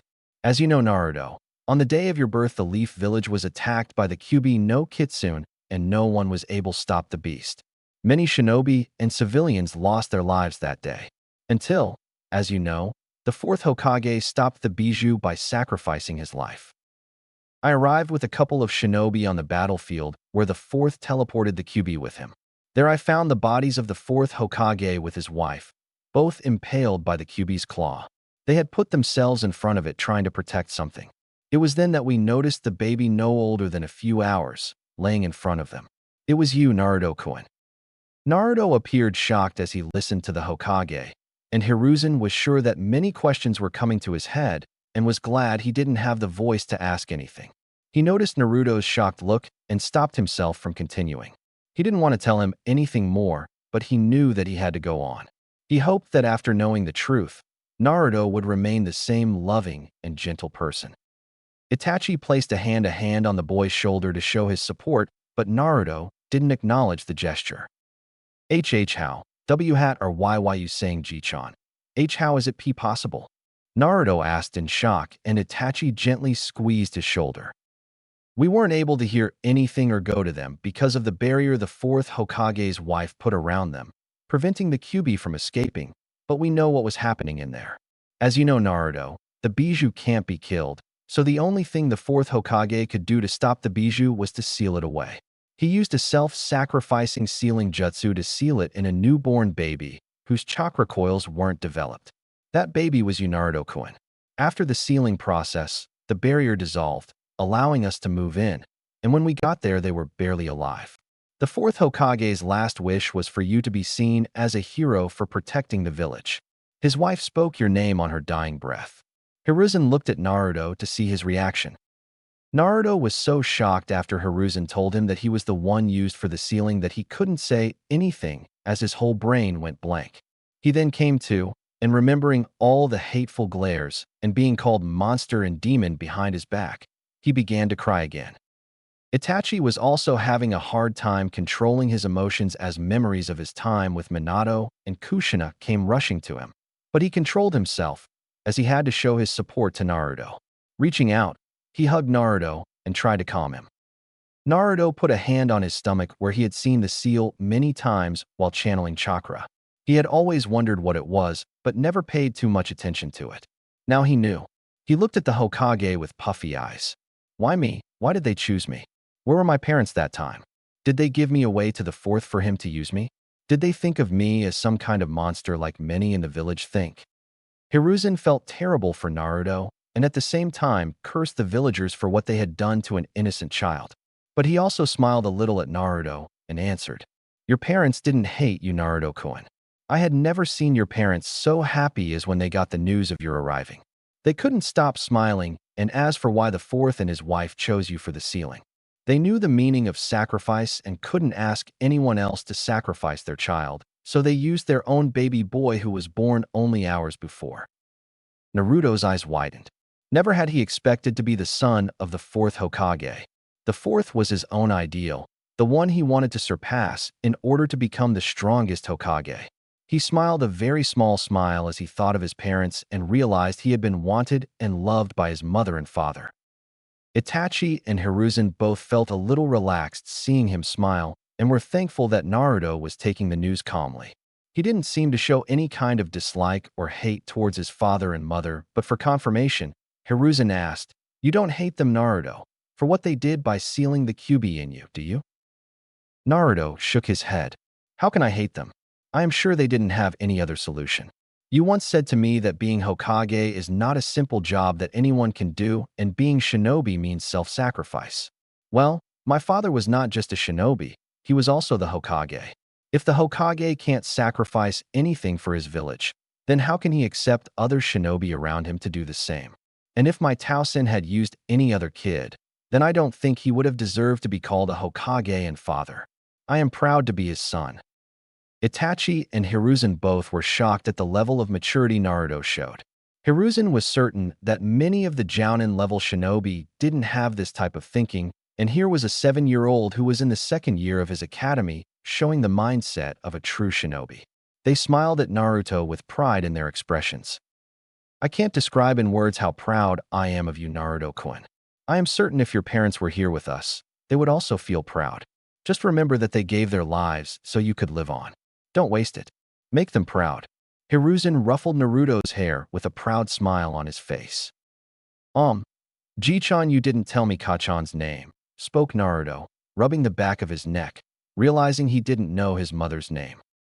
Hiruzen blinked a couple of times, then laughed a little as he remembered Kushina. "Ah, yes, your mother. Her name was Kushina Uzumaki, and she was the granddaughter of the first Hokage.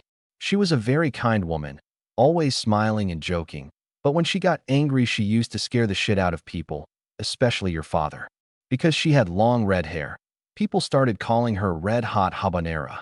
He and Itachi both shivered a little at the image of Kushina with fire in her eyes and her red hair waving like the Kyuubi's tails. Naruto laughed a little, imagining his father the strongest shinobi who ever lived with a scared face because of his mother. But he was also shocked about knowing that he was also the great-grandson of the first Hokage. Hiruzen's heart melted a little seeing Naruto laugh, thinking how much happiness suited his face. He couldn't help but see both Minato and Kushina in him. Hiruzen went over to his desk, opened a drawer, and took out a photo frame from inside. He then walked back to Naruto and showed him the photo. "This is the only photo I have of them in the office right now." Naruto took the frame in his hand and looked at it. It was a picture of Kushina pregnant and smiling with Minato standing behind her with his hand on her stomach and a big grin on his face. Naruto couldn't stop a single tear from falling from his eyes as he looked for the first time at his parents. How beautiful his mother looked and how happy they both looked together in the photo. They looked so happy and perfect, he said quietly. Hiruzen and Itachi both smiled at him. Then Naruto looked at Hiruzen and asked a question which had been troubling him for some time. Ji-chan, if my father sealed the Kyuubi in me, then why are the instructors in the academy saying that the fourth killed the Kyuubi? Hiruzen sighed and spoke. Because I forbade anyone from ever mentioning the fact that the Kyuubi is sealed in you. I wanted to prevent the younger generation from knowing. Naruto spoke in confusion. But why would you do something like that? Hiruzen looked at Naruto a little longer and then responded. After the attack, the village was in state of panic. After having so many lives lost in the attack and the death of Minato, there was total unrest in the village, and when the emergency meeting was held where I told the council about the Kyuubi sealing, some of the council members demanded your death. I ordered the council not to mention anything about you to the general public, but someone in the council leaked the information about you, and within the next day, half of the village was demanding your death. Seeing all this, I passed the law stating that whoever spoke of the Kyuubi being sealed in you would be sentenced to death without any trial. He sighed and spoke again. I only wanted you to live a normal life and make friends among your age. Naruto looked down after hearing this, feeling bad about how some of villagers treated him. Why didn't they understand that he was just a small child, not a monster or demon? It wasn't his fault that the Kyuubi attacked their village. Hiruzen put a hand on his head to show his support. Don't think about it too much, Naruto-kun. Humans always fear what they don't understand. Naruto smiled a little, thankful for his support, and was glad that he had people like Hiruzen, Itachi, Ichiraku, and Shursui who cared about him so much. Just you wait, Gigi, he said with determination. A day will come when everyone in the village will respect me and acknowledge me as someone important. This is the village my parents sacrificed everything for and died protecting. I will do the same. I will protect the village till my last breath. Hiruzen smiled at him with pride and said, I don't doubt that. Itachi was relieved that Naruto had taken the news so well and now decided it was time to get them on the topic that he had come here for. He wanted answers. Hokage-sama, all this doesn't explain how Naruto awakened the Sharingan.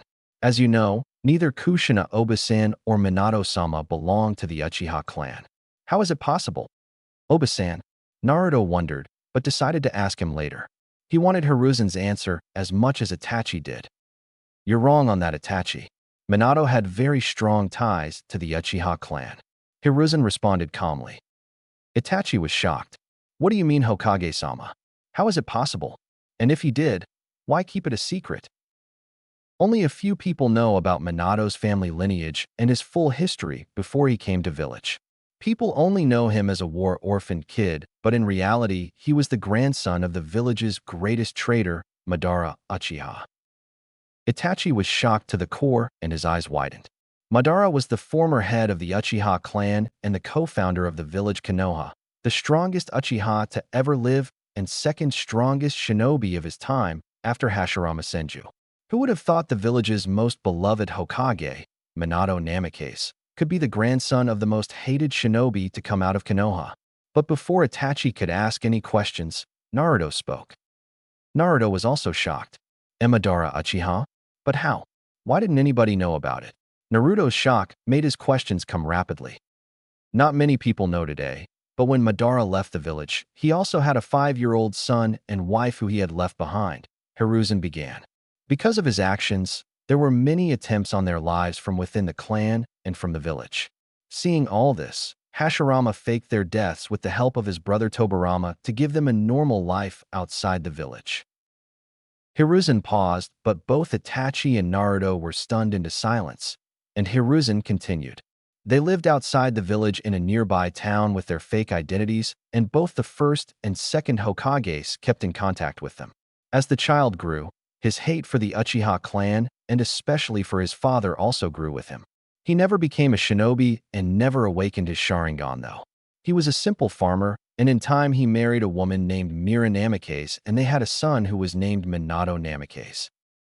Itachi tried to process this new information. But Hokage-sama, why did Minato-sama come to the village? His parents were both killed during the Second War by some shinobi, and at that time, Minato awakened his Sharingan for the first time. He was only 6 at that time, and his father Izuna, noticing his eyes, told him to go to Konoha and contact Tobirama Senju, the second Hokage. But weren't there people in the village who noticed his eyes? Itachi asked. No, it was a well-kept secret, Hiruzen answered. When Minato met the second Hokage and told him everything, he also said that his father wished for him to not getting involved with the Uchiha clan. Then Tobirama-sensei took Minato under him, and with the help of Mito Uzumaki, he prepared a seal to hide his eyes so no one would discover it. Later, though, Minato told some of his close friends and people he trusted. Wow, this is a lot to take in on one day, Ji-chan, Naruto muttered. I would never have imagined that I could be related to so many strong people. First I learned that I'm the son of the 4th Hokage, and then that I'm the great-grandson of Hashirama Senju, and now that I'm also the great-grandson of Madara Uchiha. That you are, Naruto-kun. But if the news of your heritage becomes known, your life will be in grave danger. There are forces in and outside the village who would be after you if they knew. That is why I kept the identity of your parents hidden. Naruto nodded in understanding. Don't worry, Gigi, I won't tell anyone about it. Then he asked the question which he had wanted to know his whole life. Ji-chan, is there any more of my family out there? Hiruzen smiled at the innocent look on Naruto's face and happily responded. Well, of course there is Naruto. You already know them, or at least have heard of them. They are quite famous now. Your godfather Jiraiya was once my student, and your father Sensei, and your mother's cousin sister Tsunade Senju. Naruto was relieved at hearing he still had a family, but then a fear come across his face. They didn't abandon me, did they? No, Naruto-kun, they could never hate you. They just can't be in the village. Jiraiya runs a spy network for our village and is constantly on the move. He has his duties for the village, but he does ask me about your well-being in every letter he sends me, and he even sends money every month for your expenses. Your toad wallet is a gift from him. Hiruzen's voice was reassuring. Then he sighed, thinking of his other student, and he shook his head a little and continued. As for Tsunade, truthfully, I don't know where she is. She left the village after the 3rd Shinobi War and has only come to the village a couple of times.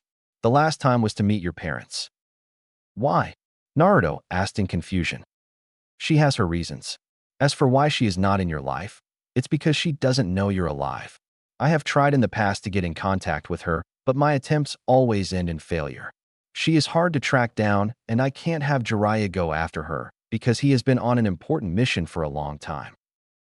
Naruto nodded in understanding, but felt a new loneliness that he couldn't be with his only living family. Itachi, who had remained silent, was still letting the information sink in. He was stunned to learn about the 4th connection to the Uchiha clan and was also worried for Naruto. If the information became known to the others, it would create some serious problems for Naruto. He looked at Hiruzen without emotion. What now, Hiruzen-sama? We can't let the news about Naruto's Sharingan be known to others. How will we protect the information? Hiruzen nodded in seriousness and responded. You're right about that, Itachi. We can't let that happen, but you don't have to worry about that. Just give me a couple of days to find the seal in Minato's notes. He didn't use his Sharingan much, but he kept the notes on the seal safe. After putting the seal on Naruto's eyes, we don't have to worry about anything. Itachi nodded, relieved. Hiruzen turned then to Naruto. Naruto-kun, don't ever tell anyone about what I've told you. Wait until you fully trust a person to keep your secrets hidden, alright? Hi Ji-chan, don't worry, I can keep secrets. Naruto responded. Hiruzen smiled at him, then looked at Itachi. Itachi, make sure no one from the Uchiha clan knows about Naruto possessing the Sharingan. I also leave Naruto to you, so you can train him properly on how to use Sharingan. Itachi nodded and smiled. He would have done that even if the Hokage hadn't told him to. You don't have to tell me, Hokage-sama. I already planned on doing it. Naruto gave him a big grin. I am ready for anything, Ni-san. Hiruzen and Itachi both laughed at his expression and were glad that Naruto had taken the news calmly. I think that is it for today, Naruto-kun, Hiruzen said. You should go rest now and give yourself time to relax. You had a very long day today. Come on, Naruto-kun. I'll drop you at your apartment, Itachi said and went to his knees, showing his back to Naruto for him to climb on. Naruto happily climbed on Itachi's back and tightened his hold on him before waving goodbye to Hiruzen. I'll see you later, Ji-chan. Hiruzen nodded at him with a smile on his face, and as they retreated, he muttered with a long sigh. Well, it went pretty well, thank Kami. Then he looked at the portrait of the late 4th Hokage with a faint smile as he became lost in his thoughts. You will be so proud seeing your son Minato. Both you and Kushina, I'm sure of it. One day he will become a great shinobi and a man, and I will help wherever I can in his journey. Time skipped 2 years later. With Hiruzen. Hiruzen was standing near the window staring out over the village, but his mind was elsewhere, thinking about Naruto and the decision he had made earlier in the day. Naruto had grown excellently in the past 2 years and was performing much better than students his own age. The instructors in the academy considered him a once-in-a-lifetime prodigy and compared him with the likes of Minato Namikaze and Itachi Uchiha from their academy days. The news of him possessing the Sharingan had been kept a secret. Besides himself, only Itachi and Naruto, and now Kakashi and Jiraiya, who had been later informed about it, possessed the knowledge. But that wasn't what was worrying Hiruzen right now. Now, he was thinking about the meeting regarding academy results that he had attended this evening with the elders. Flashback. Hiruzen was sitting with his old teammates and some of the instructors of the academy looking over the recent performance of the students. He was satisfied with the results of the students so far, and he looked at Danzo. Look at Naruto Uzumaki's report card, Hiruzen, Danzo said, handing him the report card and also getting the attention of the others. Hiruzen looked at his report card, and to say he was impressed would be a little thing. Compared with Naruto's results, the other students didn't even stand in the same league. His teammate, Koharu, asked in confusion, "What's wrong, Hiruzen?" Danzo was the one who answered her. Naruto Uzumaki is again ranking at the top of his class this year, top in every subject, performing well above his age, and known to use the Jounin level shadow clone jutsu. He beat a senior class student who tried to bully him and his classmates, and he's also known as the once-in-a-lifetime prodigy with the likes of Minato Namikaze and Itachi Uchiha. Hamura spoke. Shadow clone jutsu is a very high-level jutsu, and for him to know such a technique is pretty impressive. Yes, he is very talented, Hokage-sama, but also very kind and respectful with others and his fellow classmates. I have seen him many times helping others in class, and he never showed any arrogance in his abilities, Ichiraku informed them proudly. He doesn't fit in at the academy anymore, Danzo said. He has shown great maturity and is very strong. I say let's graduate him early and promote him to Genin rank. The others looked at him in shock at this suggestion, but it was Ichiraku who voiced his thoughts. But he is too young to become a shinobi. Hiruzen also nodded in agreement. Ichiraku is right. He is too young at the moment, and the time is different from our time. We are at peace now. We don't want children to fight at such young ages. Let him enjoy his childhood before getting involved with the shinobi world. Danzo sneered at Hiruzen and his weak ideology and spoke firmly. Don't be foolish, Hiruzen. There were many shinobi who graduated at such an early age. Just look at Itachi Uchiha, and today he's an Umbu caption. If we let him continue in the academy, we're just wasting such a fine talent. Hamura and Koharu agreed with Danzo, stating that the main priority was to make their village strong and Naruto would be a fine addition in their shinobi ranks. I agree with Danzo-sama. There isn't anything left that we can teach him at the academy. It was one of the academy instructors sitting next to Ichiraku who spoke. Hiruzen knew that Naruto was strong and could already become a genin, but he had always hoped for him to make friends with his age group, and to be promoted with older kids could destroy his career if they didn't treat him well. He spoke after thinking carefully. I agree with you, but as you also know, Naruto is a special case. If we suddenly promote him with kids he doesn't even know that could destroy his shinobi career, and we can't have that. I have decided that instead of graduating him early, I will advance him to the final year class. There he will graduate in 1 year, and during that time, he can also get to know his fellow classmates better and form bonds with them, so he can put trust in his teammates. Danzo and the other thought for a moment, and finding this to be a good option, showed their agreement with his decision. That will be a good option, Danzo said. Iruka spoke in concern. Are you sure, Hokage-sama? Is it wise to let him graduate at such an early age? I understand your concerns, Iruka, but I also can't ignore his performance. He doesn't fit in the academy anymore. Flashback end. Hiruzen sighed and brought himself back to the present.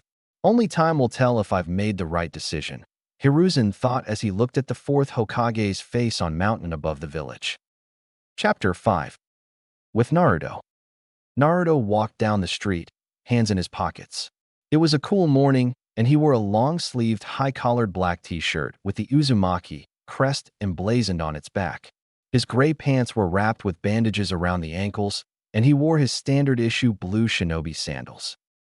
Over the past 2 years, he had changed a lot training under Itachi, but he showed less emotion around people, and the opinions of the villagers who hated him because of the Kyuubi hadn't changed much. They still glared and muttered names behind his back, but at least he now knew the reason for their behavior. He didn't pay them much attention to them, only hoping they would change their attitude towards him one day. He had also improved in skills. Itachi had taught him the Uchiha clan Taijutsu style, the interceptor fist, that capitalized on the Sharingan's ability to predict an opponent's movements, which he later combined with his hummingbird style, creating his own personal Taijutsu style unrecognizable from the other two. In recent times, though, he had begun to notice little change in Itachi and Shurisue's natures. They both seemed restless and were always in some kind of tension.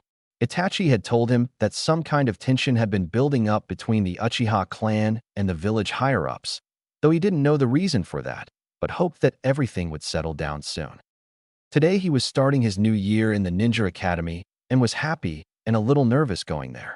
Happy because the academy instructor had seen his progress and advanced him to the final year so that he could graduate and became a genin at the end of the year. Nervous because he didn't know how his new classmates would react towards him. The senior class students had always tried to bully him, and it had always ended with him getting in trouble with the Hokage. Realizing he was getting late for class, he picked up his pace and started hopping through roofs to get there. He arrived at the academy minutes later and started searching for the class the Hokage had told him to go to. After some time, he finally found a room with number 207 on the class door. Finally, he muttered. He was a little late and quickly went a knock on the door when he heard a familiar voice from inside that he couldn't quite place. "Yes, please come in," the voice said. Naruto opened the door and was surprised to see Iruka standing there.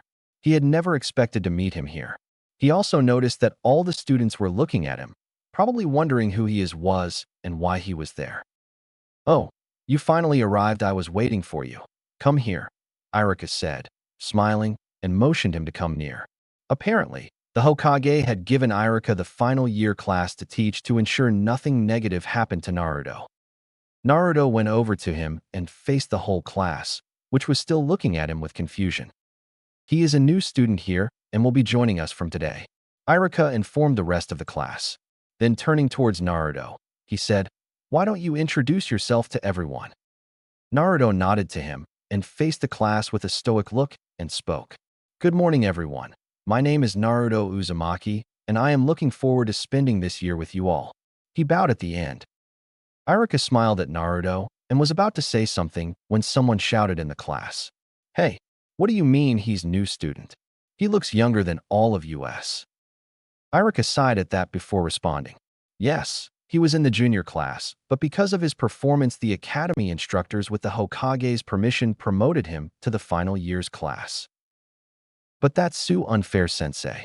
We spent so many years with those boring lectures, and he just skipped them." A brown-haired girl with red markings on her face whined from her seat. Iruka finally had enough of it and said frustratingly, "That's enough. He is here because Hokage-sama allowed him to be, so you don't have any say in. Settle down." He then looked at Naruto and spoke. "You can go and sit, Naruto." Naruto nodded and went to sit in an empty chair at the back. As he was going there, he noticed some of the students were glaring at him and some were looking at him curiously.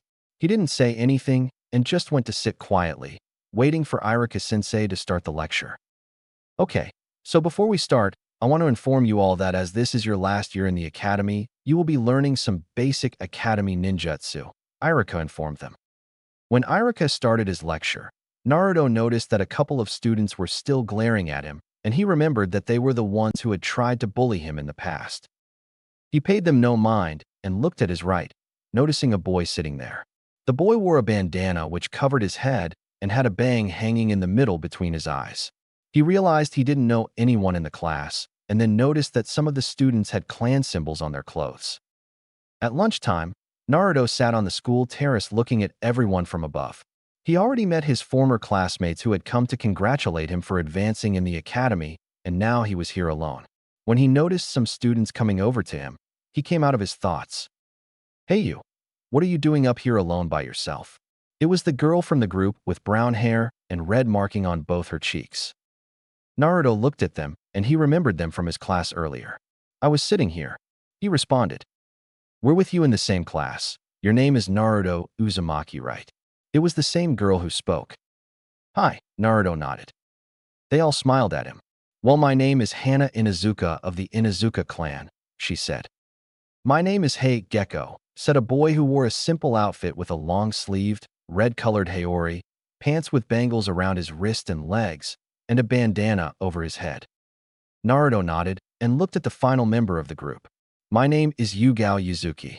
She had straight, purple hair going down her shoulders, and wore a white-colored shirt with brown pants. Naruto looked at her a little longer. He had never seen anyone with that hair color, and she was really pretty. Yugao narrowed her eyes a little, noticing him looking at her hair, and she growled at him. "What are you looking at?" Naruto looked away as he was caught staring at her, but noticing that she was getting angry with him, he quickly responded. "Nothing, it's just that your hair is really pretty. I've never seen anyone like that." As he said that, Yugao just looked at him, and then looked away to hide her blush. Right after that, though, she looked at him again and decided to tease him a little. She leaned forward a little, raised a single eyebrow, and asked with an innocent look, "Hey, are you trying to hit on me, huh?" What? Naruto spoke with wide eyes and a blush on his face. "But I think you're too young, and you're even shorter than me," Yugao said as she measured her height with him and then patted his head. "And you even look a little girly to me." Hana and Hate were barely holding back their laughter at Naruto's priceless expression. Yugao herself was also barely holding back her laugh. Naruto, on the other hand, had a small blush on his face, and at the same time his eyes were also twitching listening to her comments. But he composed himself a moment later and swapped her hand from his head. "Why are you all here?" he asked, looking at her. "What? I thought you'd be interested in talking to me," Yugao said, trying to look hurt. Both Hana and Hate couldn't hold it anymore and burst out laughing. But when they both calmed down, Hana decided to save Naruto from any more embarrassment. She spoke. "That's enough." Yugao stopped teasing him. Yugao giggled in response and spoke. "Fine." She then looked at Naruto, smiled genuinely, and said, "But thanks for the compliment anyway.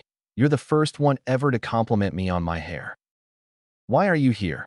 Naruto asked them once again. Hate responded, "Well, we're hanging out here and noticed you sitting here alone, and we decided to introduce ourselves and get to know you a little. After all, we're in the same class, right?"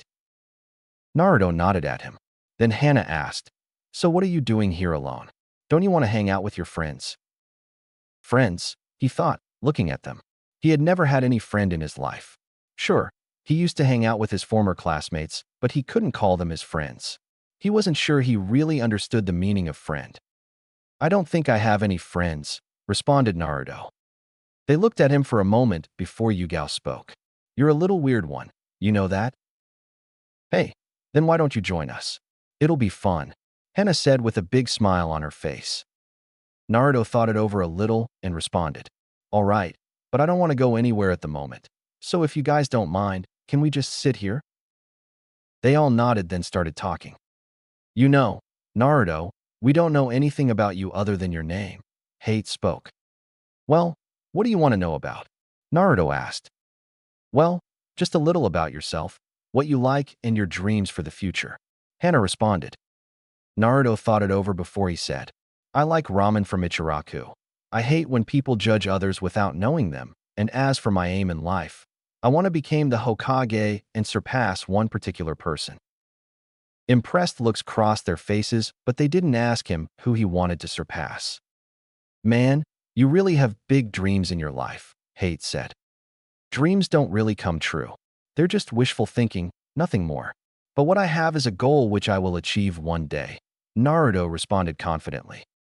They smiled at him. You must be strong. Already in the final year this early. I bet your parents must be really proud of you, Yugao said. Suddenly a sad expression came on Naruto's face, and he looked away, not wanting them to see. It was always a hard topic for him that he never had the chance to know his parents. How could he know if they would have been proud of him or not? I don't know. I think, he muttered, still not looking at any of them. What do you mean? Yugao asked in confusion. I never got to know them. They both died on the day of my birth, he said. All three looked at him with wide eyes, and Yugao quickly apologized. I'm sorry, Naruto, for bringing them up. Naruto shook his head and responded. You don't have to apologize, you didn't know. She nodded, but her face looked troubled. Hannah decided to change the subject. We should get going, the break is about to be over in a couple of minutes. They all nodded and walked towards their classroom together for the rest of the lectures. Evening time. Later, Naruto was in the training field with Itachi and Shursui, relaxing after his training session with them. Talking about them, he also had noticed that Itachi and Shursui had started spending less and less time with him, always busy with their missions and always under some kind of stress and acting cold. He hoped everything would get normal soon enough. Shursui was one of his most trusted comrades, after the Hokage and Itachi, and he had even confided in him about his Sharingan. Just like Itachi, Shursui was shocked at first and didn't believe them, thinking they were joking with him. But later he realized that it was truth and promised to keep it a secret. Naruto looked up at the sky and watched the clouds. It didn't matter whether it was sunset or a night sky full of stars and a moon. He always felt relaxed looking at the sky. He was interrupted out of his thoughts by Itachi. So how was your day in the academy? Well, nothing much interesting. Just a normal day. But I met some students from my class and they invited me to hang out with them, Naruto responded. Itachi and Shursui both smiled at him. Then Shursui said with a grin, Did you listen, Itachi? Our little Naruto-chan made some new friends in the academy? Naruto glared at him. Stop calling me that, Shursui-baka, and besides, I wouldn't call them my friends. They're just my classmates. Itachi shook his head. You sometimes think too much. You should bond with other kids of your age. Look who's talking about friends. The ever-great stoic-looking Itachi Uchiha. Shursui muttered under his breath with a deadpan look. Itachi glared at him. But a shinobi shouldn't get himself attached with other people. Naruto responded.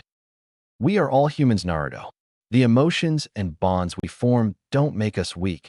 They make us strong, Shursui said. You want to become Hokage so that you can protect the village and get people to acknowledge you, right? But why would you protect the village when you don't hold any attachment? But when you have even one person, then you will go beyond your abilities to save them, and they will do the same for you. Naruto nodded in understanding. Just remember that true strength comes when you have something to protect, Shursui quoted. Well, I guess I could at least try to make friends, Naruto muttered. Itachi noticed it was getting late and mentioned to both. We should get going, it's getting late. Shursui nodded and said, Yeah, you guys go. I have to report back to the HQ. Itachi and Naruto nodded at him, and Naruto went to stand up. Arg. He held his right leg in pain. You injured your leg in the training. Itachi spoke and looked at his leg. Well, Shursui-baka hits really hard, Naruto responded. Would you stop calling me baka, you squirt? Shursui growled.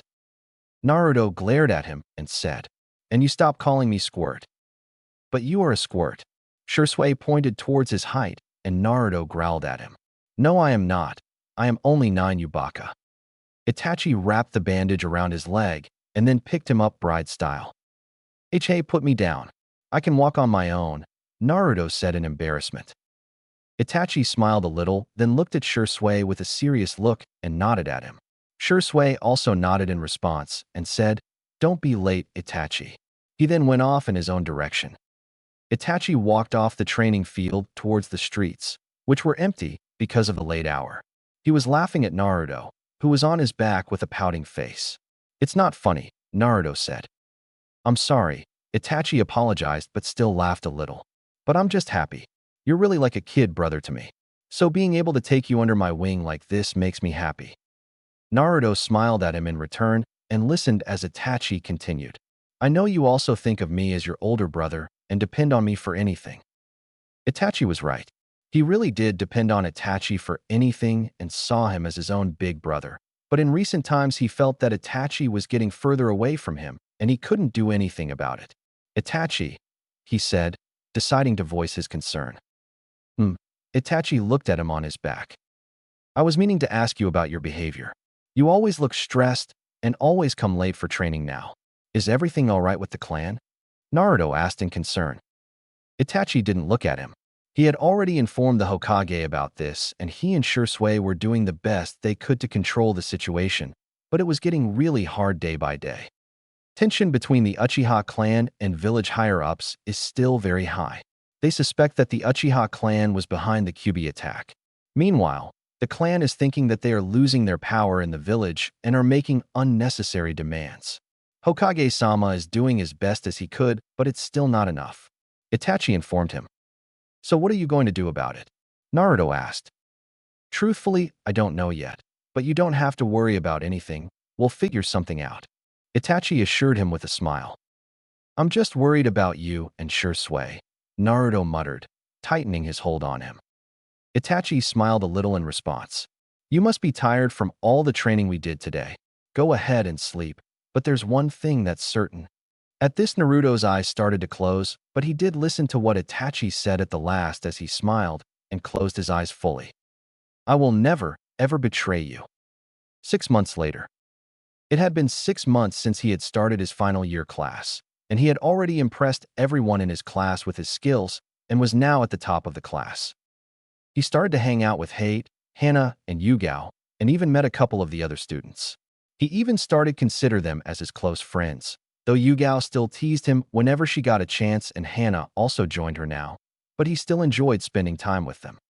He even went on to train with them after the academy sometimes, and seeing him making friends, Hiruzen, Itachi, and Shursui were all happy for him. He was now sitting in the class, and next to him sat Yugao, who seemed to be paying close attention to what Ichiraku was teaching. Naruto was brought out of his thoughts by Ichiraku when he heard his name. Naruto, would you tell the class which jutsu this hand sign is used for? Naruto looked at the hand sign on the board, then answered. It's for water-style water bullet jutsu. Very good, Naruto, as always. Ichiraku complimented him with a smile. Some of the kids glared at him, and Yugao looked him at the corner of her eye and smirked. Wow, Naru, you're so smart. Naruto sighed at her teasing game. Would you stop that, Yugao? He glared at her. Yugao just giggled in response. Naruto and Yugao, don't disturb the class and pay attention closely. Ichiraku scolded them. They both apologized to him and went on listening to him. After some time, the class ended and Ichiraku called out to everyone. Well, now we have physical class and we are going out for some one-on-one fights. Ichiraku then took everyone towards the training ground and motioned them to stand in a straight line. I will be calling out names, and we will pair the opponents like this, all right? He then called out the first pair, and the fight went on for some minutes. After that, some more fights went on and Naruto observed from the sidelines. This was the first time he had seen any of them fight. He was impressed with Yugao, Hana, and Hate. As they beat their opponents, he congratulated them on their performance. He wondered if the other students were interested in seeing him fight. Finally, it was his turn as Ichiraku called him forward with another student.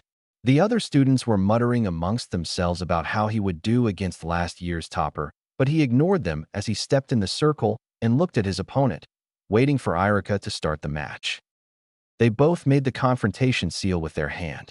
Both fighters ready? They both nodded. Hajime. Ichiraku started the fight. Naruto's opponent wasted no time in attacking him and went to punch. Naruto quickly sidestepped so the punch would miss him and continued to block and dodge the attacks. Soon, his opponent started to get frustrated and lose his concentration as match dragged on. With every attack, Naruto would either block his punch or dodge his attacks. Naruto could read his opponent's attacks clearly. He wasn't using the Sharingan, but still could see it clearly because of regular training with Itachi and Shursui. Suddenly, Taking advantage of his opponent's lack of concentration, he went under his defense and kicked him hard in the stomach, sending him staggering back. He then pushed him down and held a punch in front of his face. All the present students looked on with wide eyes. Even his friends were looking at him in shock. Ichiraku himself looked impressed. Winner Naruto, Uzumaki. Then Naruto and his opponent offered each other the reconciliation seal in respect. Naruto went over to stand with the other students, but just as he came to a stop, Hana held him in a headlock and messed his hair as she teased him. Hey look you gal. Our little Naru is such a prodigy. Yeah, I didn't know our Naru was so strong. Yugao spoke and looked at Naruto with an innocent look. You're not going to force us to call you Naruto-sama from now on, are you, Naru? The other students were looking at their interaction with amusement, and Ichiraku himself seemed to be holding his laugh. Naruto, on the other hand, was getting embarrassed by all the attention he was getting. He released himself from Hana's hold. Get off me, woman, and glared at both of them. The others laughed at his embarrassment, and he tried to hide his face from them. Finally, Ichiraku decided to stop this. All right, that enough everyone.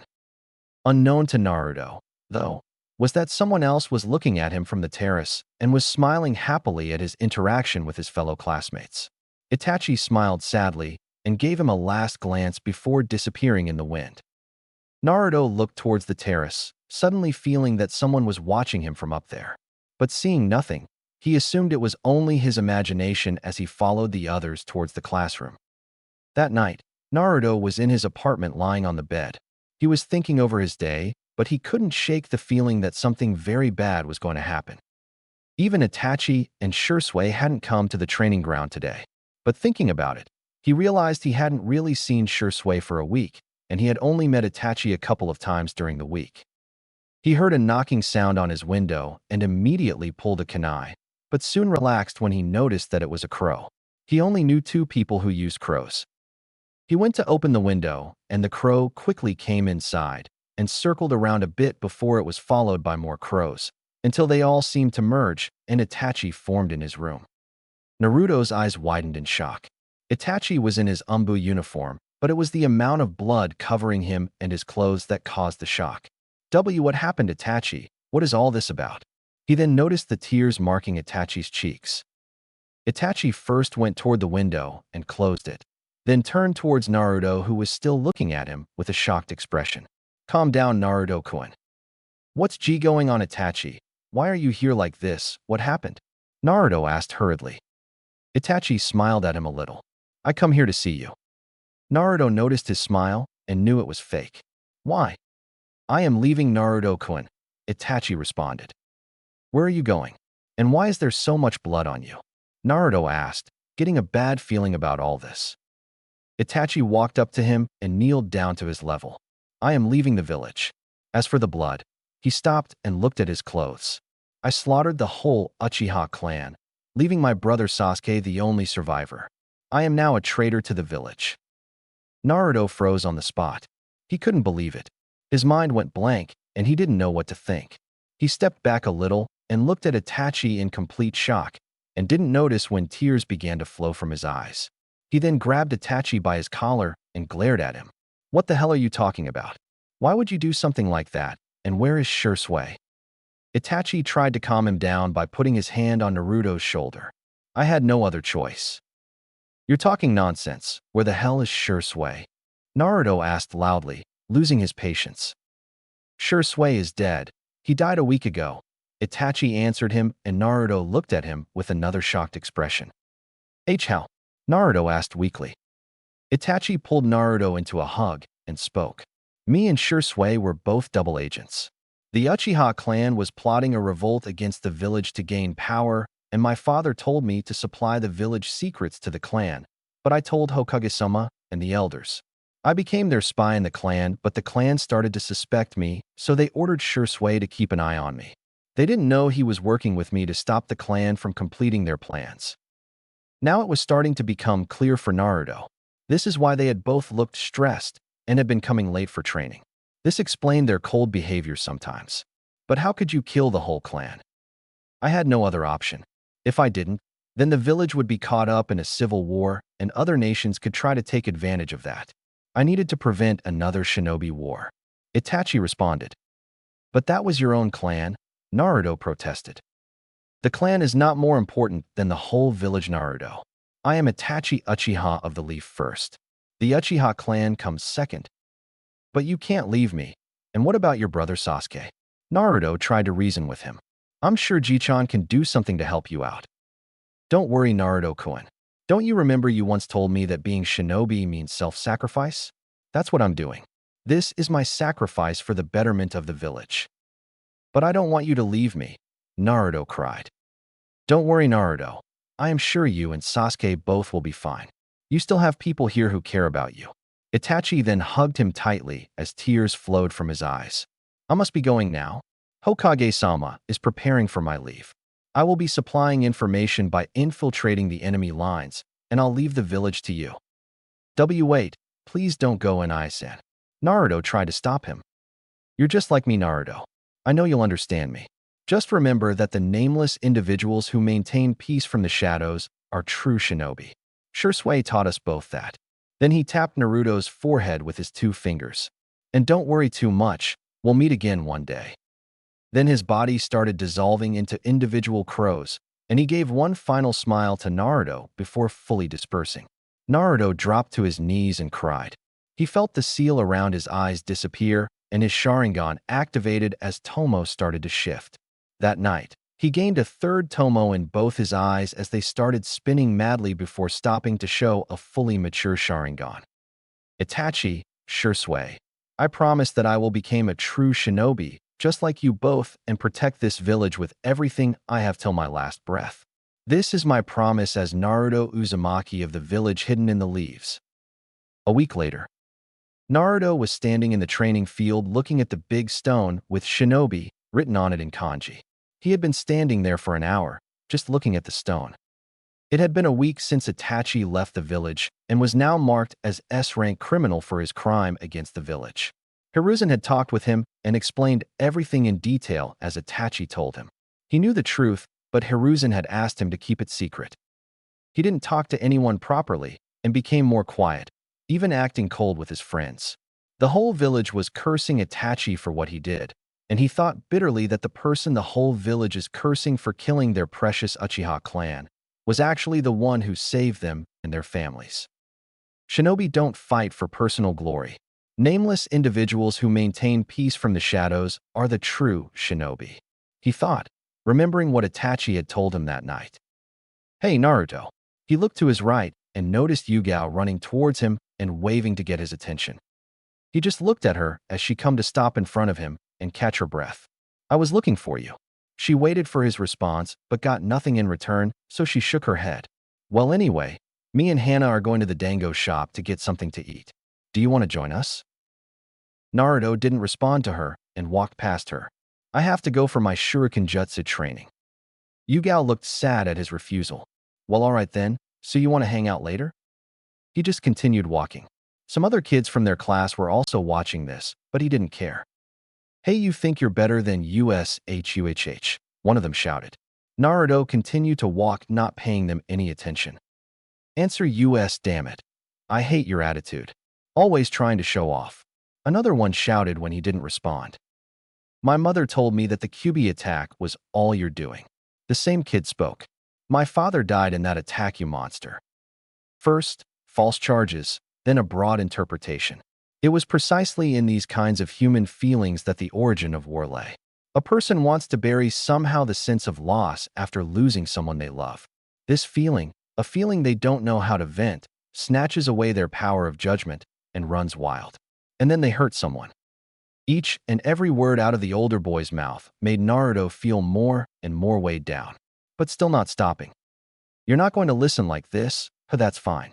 We have other ways to get you talk. One said with smirk. Hey, leave him alone, Yugao demanded. They paid her no mind and threw a rock towards his head. Naruto dodged it without even looking. They started to throw more rocks at him, and he continued to dodge. The thought of fighting them crossed his mind suddenly. It wouldn't take him even 3 minutes to beat down these fools. But if he decided to fight them now, then he wouldn't be able to stop himself from killing them. These students didn't understand that the institution of school was protecting them. Hey, what are you doing? Stop it now, Yugao demanded. Don't worry, we're just playing here and he's a tough guy. He can handle it, one of them responded calmly. Naruto suddenly turned around, jumped and caught the rock in his hand, then threw it back at them, deflecting all the rocks they had hurled mid-air and hitting the final rock from the hand of the kid in front. They all looked at him with shocked expressions and didn't say anything. Naruto then turned around and walked off the field. Please, talk to me, Naru. Yugao thought with a concerned look. Time skip, graduation day. It was finally the day they were going to graduate the academy and became Genin. They were all sitting in the class talking with each other to pass the time while waiting as Ichiraku began calling students one by one for the ninjutsu exam. They had already finished with the written test and Shuriken and kunai throwing, and now it was time for the ninjutsu part. Naruto was sitting alone at the corner bench next to the window waiting for his chance. He was looking out of the window and not paying attention and showing not the least bit of worry about the exams. He was fully confident with himself to pass the exam without much effort. His friends were talking among themselves and looking at Naruto from the corners of their eyes time to time. His behavior hadn't changed much, and his friends still didn't know the reason, as Naruto kept his personal life to himself and hadn't shared with anyone. He didn't even talk to them much anymore and had started spending less and less time with them by training alone. Hey Broody-kun, are you ready for the ninjutsu portion of the exam? Hana asked Naruto playfully. Naruto looked at her, not liking being called Broody, and responded, Hana, would you please stop calling me that? Yugao and Hana both giggled at his response, as they still teased him whenever they got a chance. I would if you would at least try to be more open and talk with us. We're your friends, after all, Hana stated to him with a smile. I am talking to you guys, Naruto responded. Really? Yugao asked with a deadpan expression on her face. She then shook her head and asked, Anyway, are you ready for the ninjutsu part?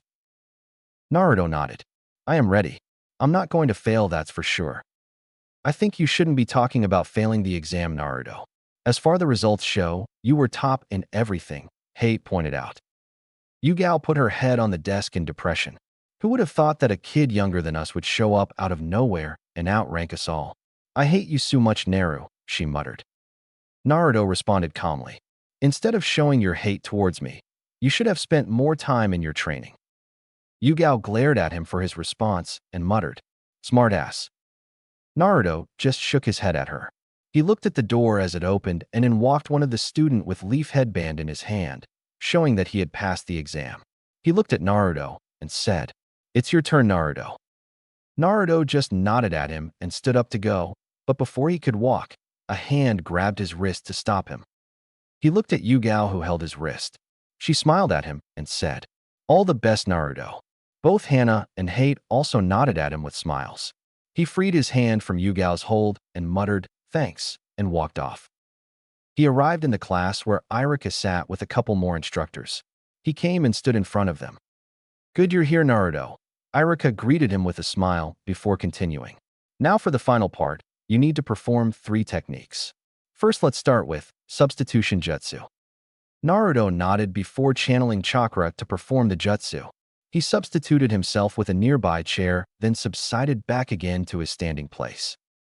The instructors nodded with satisfaction, and Ichiraku said, Good. Now, transformation jutsu. Naruto made the hand seal and muttered, Transform. Soon smoke covered him before it cleared and showed the 3rd Hokage instead of him. Ichiraku examined him and nodded in satisfaction with his perfect jutsu. Then Ichiraku spoke. Very good, Naruto. As for the next jutsu, I already know you can perform this jutsu, but you still have to show me just for the formalities, so just make clone of yourself.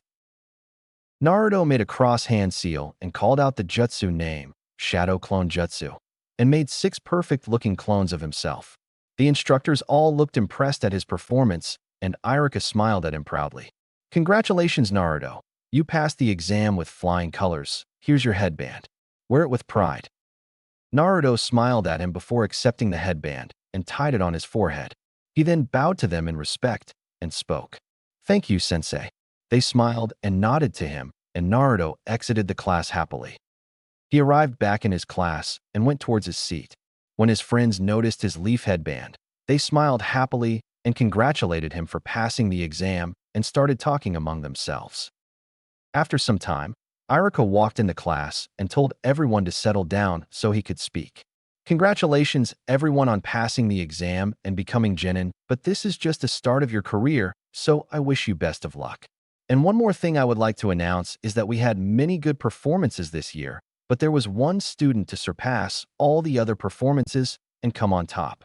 They listened to him closely. The Rookie of the Year is Naruto Uzumaki. The class looked at Naruto in shock. He was younger than them and had arrived just a year ago in the class, and yet he outclassed them all by becoming the Rookie of the Year. His friends also looked at him, but Naruto just sat calmly. He knew it was just the start and that he would face far stronger tasks in the future. Chapter 6. The graduation exams were over, and Naruto was waiting for class to start for the last time. Sitting at his usual place beside the window, he looked much the same as he always had, but he now wore the sword on his back that Itachi had gifted him, along with fingerless gloves and 2 kunai holsters attached to the back of his waist. Today was the day they would be put in teams and assigned to Jounin Sensei, and he hoped that whichever team he was put on wouldn't slow him down. "Good morning, Naruto." Naruto turned and saw his friends settling down beside him. He nodded to them and noticed both Yugao and Hate also wore swords on their backs. "I never knew that you both were interested in Kenjutsu. You never mentioned it before." "You never asked," Yugao responded straightly. "We both train with each other because we both want to become Kenjutsu specialists." Naruto raised an eyebrow at her, but then shrugged it off. Everybody had their own secrets. After all, he himself had kept almost everything about himself a secret from them. He also noticed Hana, but this time she was not alone. 3 dogs walked beside her. He had never seen them before, but knew the Inuzuka clan worked with ninja dogs as their partners. Hana noticed him looking at her companions and introduced them to him. "You don't know my partners, Naruto-kun, since you've never been to my house. These are the 3 Himura brothers." Naruto just nodded at her and her companions. When he didn't say anything, Yugao's eyes started to twitch and she bonked him over his head with her fist. "You idiot, don't just sit there. Introduce yourself to them." She spoke in annoyance. Naruto rubbed his head where she had hit him and muttered under his breath, "You don't have to hit me for that." But he shut up when Yugao narrowed her eyes and began to look mad. He then quickly looked at the triplets and introduced himself, not wanting to get her more angry. "Hello, my name is Naruto Uzumaki, and I am friends with Hana." The triplets barked at him happily and jumped at him, licking his face in response. Naruto's friends laughed seeing this. "Look, they already like you, Naruto," Hana said. Naruto smiled at them and rubbed their heads softly with his hand. Their attention turned towards the door, then as Ichiraku walked in with some files in his hand. By this time, everyone had arrived and were sitting talking with each other. "Good morning, everyone," Ichiraku said. "It's good to see you all once again. This is our last day together in the academy as you all are Chunin now and will be put in selected teams. But before announcing your teams, I would like to say something to you all." He stopped for a moment and looked at everyone. "You're only Chunin, so don't get big heads.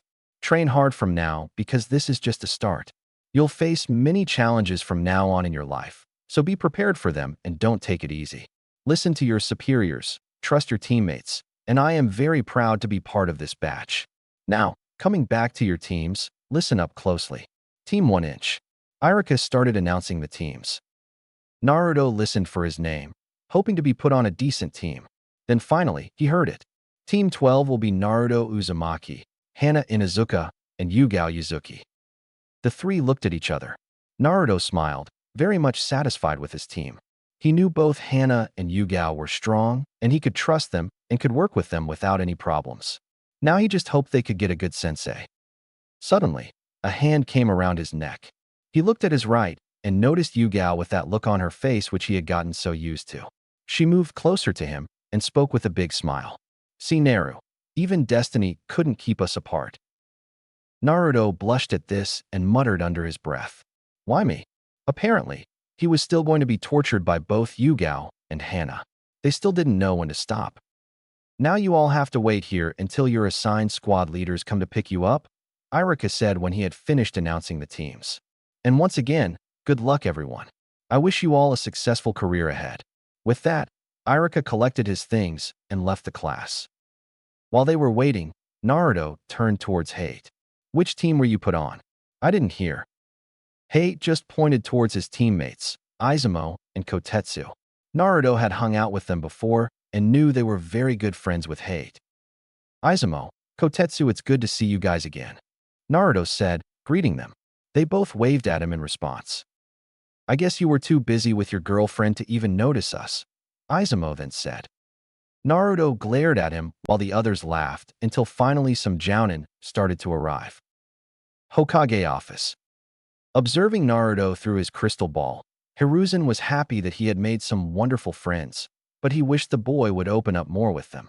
It's not always good to keep everything bottled up inside yourself, Hiruzen thought. So what do you think of him so far? Hiruzen asked the jounin who stood beside him. As you said, he doesn't talk much, but he still formed a close relationship with his friends. He doesn't trust people very fast, but he is very observant and is very intelligent. I believe he's always thinking 2 steps ahead, Hiruzen said. That has to be expected, the jounin commented. You don't get promoted through your academy years with an ordinary performance. Hiruzen nodded. I expect you to take care of him.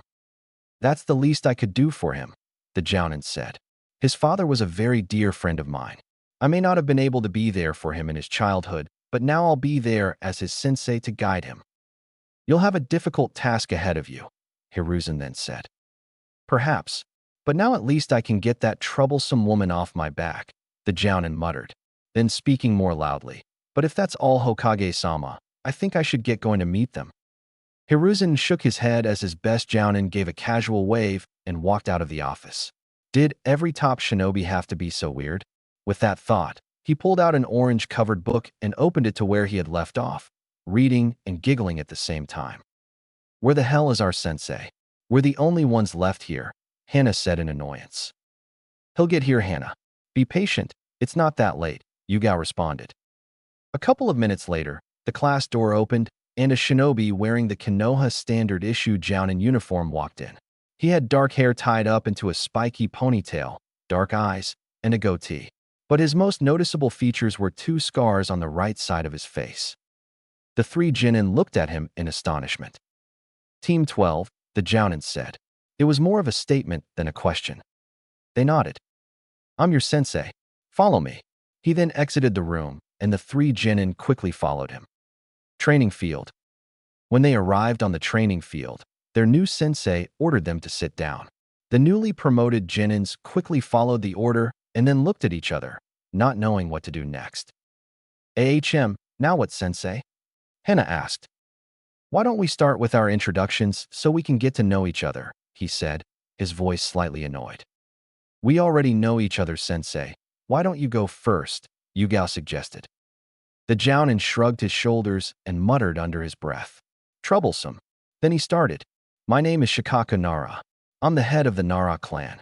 My likes are playing shogi, being with my family, and finding time to take a nap without my troublesome wife nagging me. My dislikes are traitors.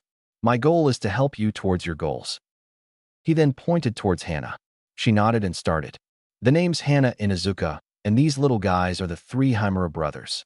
My likes are my family, friends, and annoying my little brother. I hate perverts and people who don't treat animals kindly, and my dream is to become a great medic kunoichi. Shikaku smiled and nodded in satisfaction at her. Now it's your turn, Purple-chan, he said, turning to Yugao. Yugao glared at him. My name is Yugao Yuzuki, not Purple. My likes are my friends and training in Kenjutsu. I also hate perverts, rapists, and Naruto's broody face. Naruto glared at her as she continued. My dream is to become a Kenjutsu specialist and a respected kunoichi. Now you go, Blondie, Shikaku said to the last member of his squad, who simply nodded in return. My name is Naruto Uzumaki. I don't have any particular likes or dislikes, and my dream is to surpass all the previous Hokage and protect the Leaf Village and its will of fire and to live up to my ancestors' names. He spoke in a rush. Both Hana and Yugao looked at him in confusion at the mention of his ancestors. All they knew was that he had grown up in an orphanage. He never talked about himself with them even though they were friends, and they always felt upset that he didn't seem to trust them well enough to share anything personal. Shikaku also narrowed his eyes a little. He knows about his heritage. Hokage-sama never told me anything about that. He then grabbed his student's attention again. Well, it's good you all have your ambitions and are serious about your ninja careers, but before you guys call yourself ninja, you have to pass my special test. If you fail, you'll be sent back to the academy for one more year. But we already passed the Chunin exam in the academy. Why do we have to do an exam again? Yugao asked. Shikaku chuckled at her question and responded. You really believe that just by giving some answers on paper and doing a couple of low-level jutsu that you're ready to become Chunin? That's just to select the candidates who have potential to be Chunin. It's your Jounin sensei who will decide if you will become a Chunin or not. So what do we have to do now to become a Chunin? Naruto asked with narrowed eyes. Hana and Yugao also nodded. Shikaku folded his arms and spoke in a lazy tone. Coming on to that part, as you see, I really don't want to be a sensei and babysit you guys. It's way too troublesome for me. His new students looked at him in shock. But I can't just send you back, so we will fight here, and whoever impresses me well enough will stay on as my apprentice. The other two will go back to the academy. This shocked them even more. Was he asking them to betray each other? What? You can't do that. You can't just simply play with other people's careers just because you're too lazy to handle your responsibilities. Hana said angrily. Of course I can. I can't lose my reputation because of you. So I'll just pick out the best one. Shikaku smirked. I won't do it. Yugao muttered under her breath and looked down. Shikaku raised an eyebrow. Did you say something, Purple-chan? I said, I will not fight you just for your amusement. She shouted as tears fell from her eyes. I won't compete with my teammates just so that I can be your student. I will gladly go back to the academy for one more year rather than have you as my sensei. Both Hana and Naruto looked at her in surprise. Naruto had never seen her cry before. Shikaku responded with a shrug of his shoulders. Well, that means less work for me. Now I only have two to select from. Go to hell. Hana shouted this time with a glare. I also don't want to be on your team. Then it's decided. Naruto, you'll be my apprentice and we'll be a two-man team from now on. Shikaku pointed towards both the girls. You two will be going back to the academy. Thanks for making it easier for me. They both glared at him with hate and then looked at Naruto. He was just sitting with his eyes closed, not paying them any attention.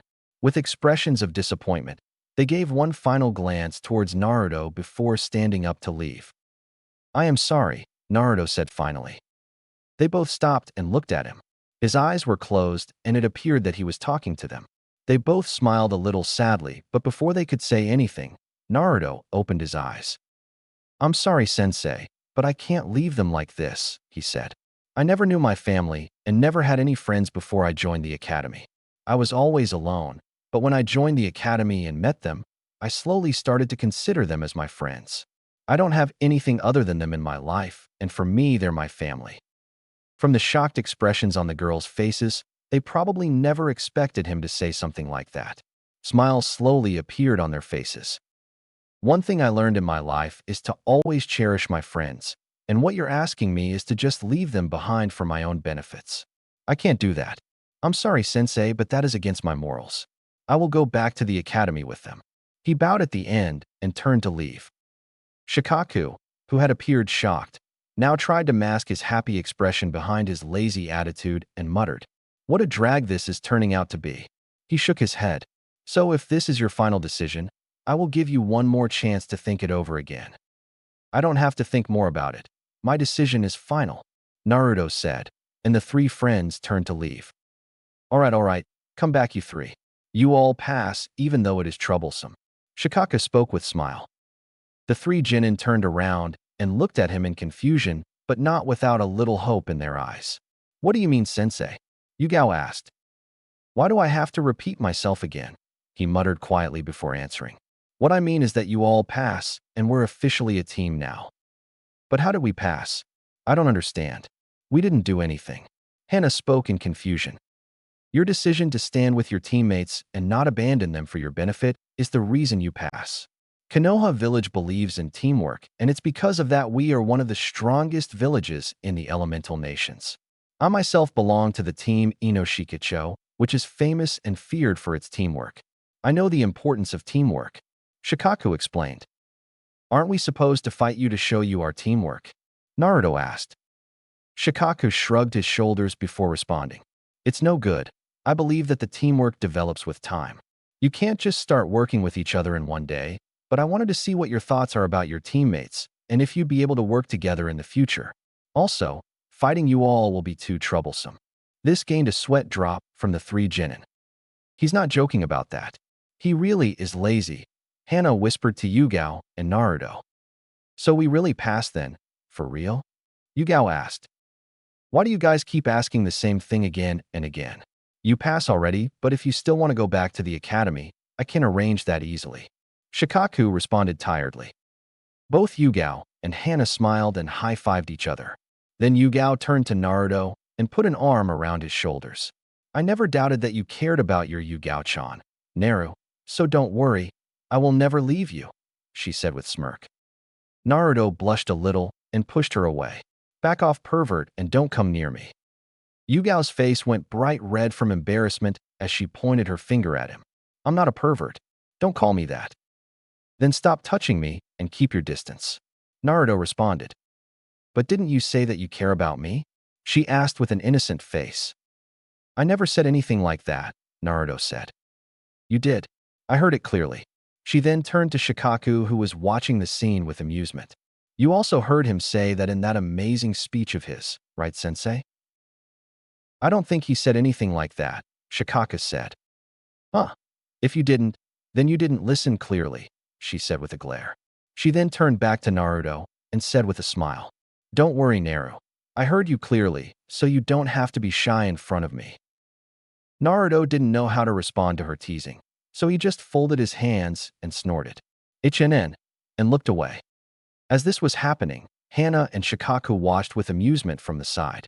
Hana turned to Shikaku and said, You should get used to this from now on, sensei, because this is an everyday thing with those two. Troublesome was his only response. Seeing they were not stopping, though, he decided to step in. All right, that's enough, you two. We are now officially a team. But we won't be getting a mission until tomorrow, so you want to go for some barbecue to celebrate. The three genin nodded at him happily, but before they could move, Shikaku called them once again. You both go ahead. I want to talk to Naruto about something. We'll be just behind you, so you don't have to wait long. Both girls nodded with curious looks on their faces, but then left, giving only one glance back towards Naruto and leaving them alone to talk. Naruto looked at his sensei in confusion. What do you want to talk about? Shikaku stared at him for a little longer. The things you said about your teammates were very admirable. It's very good to see that you made such wonderful friends, and it's very good to finally meet you, Naruto. You're the spitting image of your father. Naruto narrowed his eyes, not fully trusting him. As far as he knew, only the Hokage, Itachi, and Jiraiya knew about his heritage. But he remembered that the Hokage had told him one time that some of his parents' friends were also aware of him. Even so, he was still not sure if he could trust him or not. You know who my father was? He asked. Shikaku nodded. He was one of my very close friends, and I am also aware of all his secrets. What secrets are you talking about? Naruto asked in suspicion. Don't be too surprised that he was my friend. I also know about your secrets and the one you keep hidden behind the seal. He pointed toward Naruto's eyes. How do you know about that? Only 3 people were aware of that till now. Naruto asked in shock. Shikaku nodded. Hokage-sama told me about that. I just wanted you to know that you can trust me with anything. I am here for you, and I especially asked you to be placed on my team as that's the least I could do for you, for not being there before. Naruto could see that his sensei really meant what he said, and finally nodded in understanding.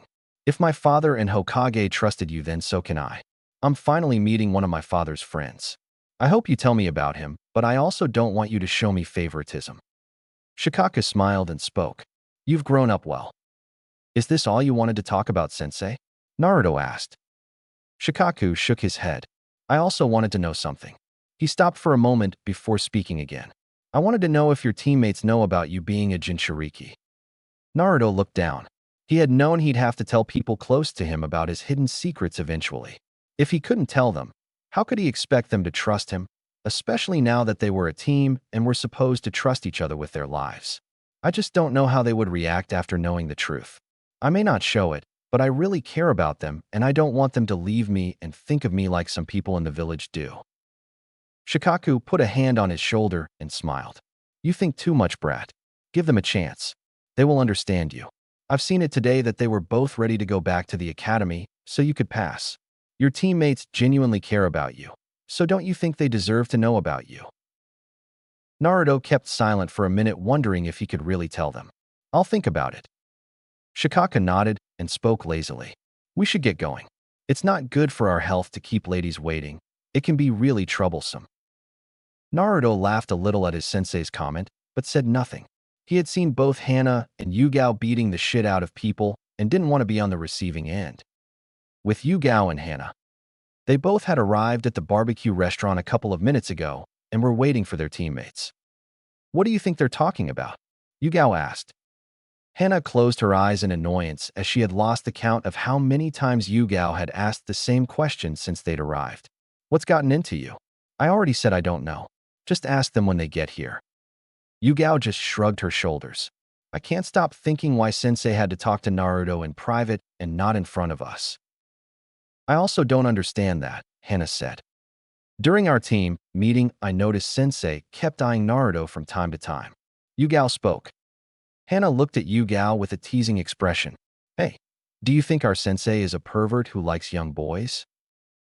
Yugao looked at her with a deadpan expression. Don't joke like that. I'm serious. Are you sure? I think you're jealous because of Sensei spending alone time with Naruto. Hana giggled. Yugao's eyes twitched and she glared. Stop talking nonsense. It's nothing like that. I don't believe you, the way you flirt with him. But I can't blame you. He is very cute. Just imagine how handsome he'll be in the future. Hana got a dreamy look on her face. Yugao blushed. It's nothing like that. Then she calmed herself before saying, it's just that I don't like his emotionless attitude. We don't even know anything about him other than his name, so I just try to get him to open up with us, and I really like making him embarrassed. It's better than having a serious face all the time. What are you girls talking about? At their sensei's voice, they both looked up and noticed their teammates. Nothing much, sensei. It's just girl talk. Hana responded as Shikaku sat down beside her, and Naruto climbed into the booth beside Yugao. What were you guys talking about? Yugao then asked Naruto. Naruto looked at her from the corner of his eyes. It's nothing you should worry about. What kind of answer is that? Yugao looked at him with a glare. Naruto just kept quiet. We already ordered the food. It should be arriving soon.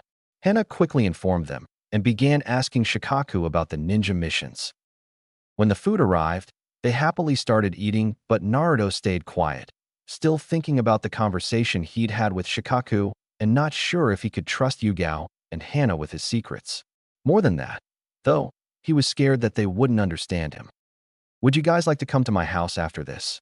Naruto asked suddenly. Shikaku looked at him silently, but both Hana and Yugao got shocked expressions on their faces.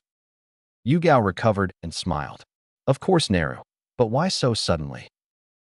I wanted to talk with you both about something, and I'm not comfortable speaking about it in public, Naruto responded. Well, all right then, Hana said. Naruto's apartment wasn't fancy, but it was very clean and well-maintained. Wow, your house is so clean, Naruto. I can't even keep my room clean, Hana said, looking around. Are you sure about this, Naruto? Shikaku asked. Naruto nodded. I think you're right, sensei. They deserve to know the truth. I can't keep it a secret forever.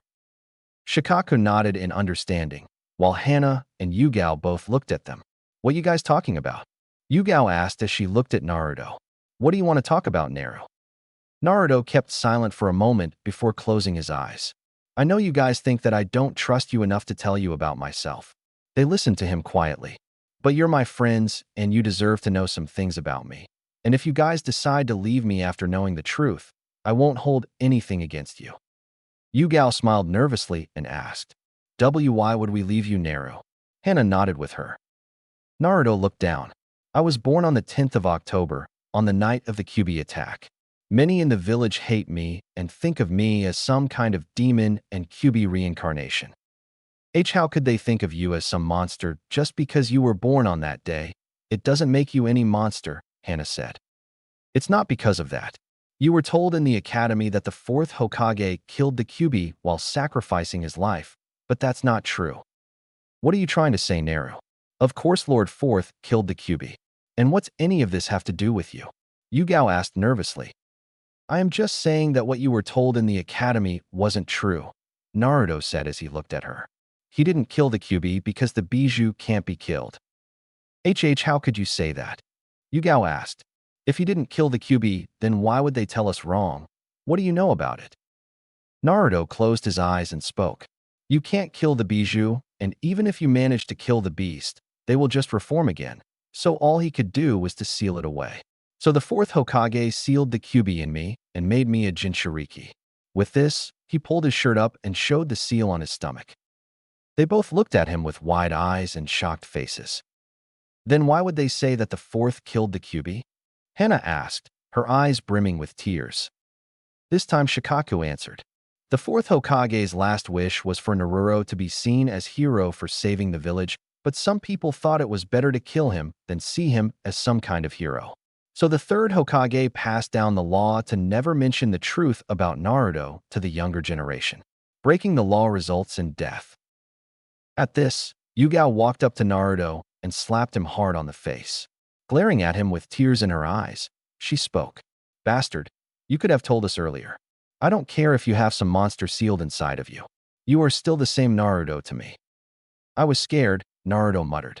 But seeing her look at him as she always had made him feel happy. I thought that if I told you guys, you would leave me. Yugao looked at him with softened eyes and hugged him tightly. I will never leave you, Naru. For me, you will always be my cute Naru-chan. Naruto was shocked by the hug, but relaxed and put his hand around her waist and returned her hug.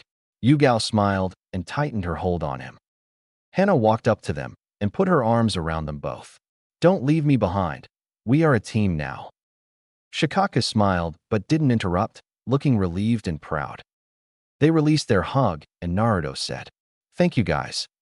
They both smiled at him, but Yugao asked, But why would the fourth Hokage choose you? He didn't have any right to put such a burden on you. Naruto didn't say anything, but only looked away. Yugao narrowed her eyes at this. You already know something about this, don't you, Naru? Naruto just kept quiet until Yugao grabbed his collar and glared as she pulled him closer. I've had enough of your attitude and your secrets, brat. Tell me now. Naruto looked at Shikaku for some help, but Shikaku's look told him, Do what you want, I am not dealing with her. Hey, calm down a little, Yugao, Hana said. I want my answers, Yugao said, ignoring Hana. He can't just go and ask anybody to sacrifice their child, Naruto responded. He chose me because I am his son. Both Hana and Yugao looked at him in shock. Yugao released his collar and stuttered. Why you're F4th Hokage's son? Naruto smiled and rubbed the back of his head. Well, of course I'm his son. They both looked at his face closely. Well, you really look a lot like him, Hana said. Then she turned toward Shikaku and asked, Seeing your reaction on this, does that mean that you're already aware of this, sensei? He nodded with a long sigh. I was aware of it from the start. His father was a very good friend of mine. Wow, Yugao said, inspecting his face closely. You really do look like the fourth, but I am not going to call you Naruto-sama. Naruto chuckled. I don't want you to address me like that just because of my father. Yugao smiled at him. That smile really looks good on you, Naru. Please smile a lot. Naruto looked away with a blush, not knowing if she was teasing him again or saying genuinely. It's good to see that you've taken the news so well, but keep in mind that you can't talk about it with other people.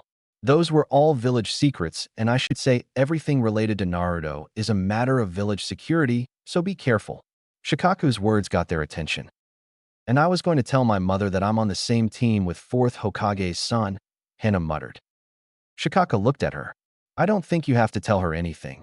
She's already aware of his heritage. How does she know? Hana asked in shock. Most of the clan heads are aware of his parents' identities. We were all friends coming from the same class, and his mother was on the same team with your mother and a very good friend. Shikaku informed them. Really? Hana spoke in excitement. So that's why she's always keep telling me to invite Naruto to our home. Well, that's enough for today, Shikaku said. I'm going now. I expect you guys to be ready tomorrow for your first team assignment. He waved goodbye as he walked out the door. I should also get going. I have picked up my little brother from the academy, Hana said, leaving Naruto and Yugao. Yugao looked at Naruto. So, I don't have anything to do. You want to go out for a walk? I don't see anything wrong with that, Naruto responded with a shrug. Chapter 7. With Team 12. It was another beautiful morning in Kanahagakure, and the newly formed Team 12 members waited at the training ground for their lazy sensei to arrive. Today would be their first mission as Chunin. Hana and Yugao were talking excitedly with each other and speculating about what kind of mission they would get, but Naruto stood quietly, his eyes closed, enjoying the morning sun on his face. After relieving such a heavy burden the day before when he had revealed one of his secrets to his teammates, he felt relaxed and lucky to have met people like them. Even after they had learned that he held the Kyuubi no Kitsune within himself and was the son of the fourth Hokage, they still treated him like they always had. He hadn't told them everything about himself, but that would come in time. The important thing was that he now felt that he could trust them with anything. Naruto-kun, Hana said. Naruto opened his eyes and looked at her as she spoke. So what kind of mission do you think we'll be getting today? I don't think they'll give us anything important or dangerous on our first day, he responded calmly. Don't be silly, Naru. You'll see. We'll be doing a dangerous mission, Yugao said with a small smirk. We're shinobi now, not academy students, and we can handle some serious stuff. But don't worry, I'll be there to protect you if anything happens. Naruto shook his head but didn't respond to her. Then Hana continued. You know, Naruto-kun, I had a talk last night with my mother. What does that have to do with me? Naruto asked her. Hana narrowed her eyes at him playfully. You still kept a lot of things hidden from us yesterday. Yugao looked at her with a confused expression. What things are you talking about? Naruto asked. I talked about what you told us yesterday and asked a bit about your mother, Kushina Uzumaki, and my mother told me that she was the granddaughter of the first Hokage Hashirama Senju, Hana said. That makes you his great-grandson. What? Yugao said in shock and looked at Naruto. Why, you're also related to the first Hokage? I don't think that's anything important, so I didn't mention it, Naruto responded calmly. Hana looked at him with a smile. I know that you have a lot more secrets, but I just wanted to tell you that we understand and will wait for you to tell us more about you whenever you're ready. Naruto leaned his back against the training post and closed his eyes. So that's what you meant when you said yesterday that you want to live up to your ancestors' names, Yugao muttered. You're so hard to figure, Naru. Naruto didn't respond, and a few minutes later, Shikaku arrived in a shunshin and greeted them lazily. Good morning, brats. You're pretty early. At least you could show some excitement, sensei, Yugao muttered in annoyance. We're going on our first ever mission today. Troublesome, he said in reply with the shrug of his shoulders. Anyway, let's get going. We have a long day ahead of us. Mission Office.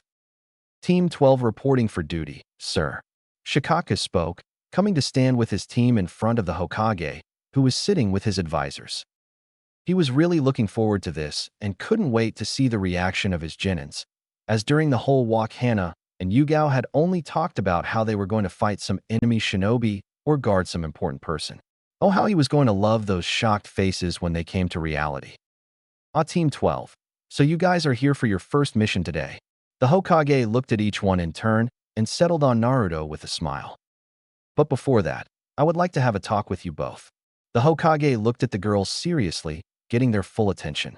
Your sensei told me that Naruto shared some of his secrets with you, and I am very proud of you both on how you handled the news. I also hope that you will not mistreat his trust in you, and will keep it a secret from others. We understand, Hokage-sama. Naruto is a very dear friend, and we are happy that he trusted us with such a big thing, and we will never do anything which puts him or our village in any danger. Yugao responded, and Hana nodded in agreement, getting a gentle smile from the elderly Hokage. I am happy that Naruto was able to make such wonderful friends, he continued. Anyway, coming back to your mission, let's see what we have. We have a request to babysit one of the council members' grandson, or walking dogs, or cleaning the river. As he went through the mission requests, the genin stared at him with wide eyes, as if he had grown a second head. Shikaku could tell by their faces exactly what they were thinking. They were ninjas now. Surely the Hokage must be jockeying with them. They weren't going to do that kind of work. I think there must be some kind of mistake, Hokage-sama, Yugao interrupted. Hiruzen raised an eyebrow with an amused expression and Shikaku smirked. I mean, we are shinobi now. Surely we're not going to do those kinds of missions, right? I don't see anything wrong with it, Yugao-chan. These are all missions that will be assigned to the Chunin teams, the Hokage responded calmly. But how can they be called missions? Yugao stuttered. Anybody can do those. Don't question people who are superior to you, Chunin. You will do whatever mission you're ordered to do, without any questions. Koharu, who was sitting next to the Hokage, scolded Yugao. Yugao looked down and apologized. I'm sorry, Hokage-sama. Don't be too hard on them, Koharu. It's their first day here, Hiruzen said in their defense as he looked at the young Genins in front of him. These D-rank missions are assigned to every new Genin team to build up their teamwork, and they also help increase village economy, so you see that they are very important. A mission is a mission, Hokage-sama.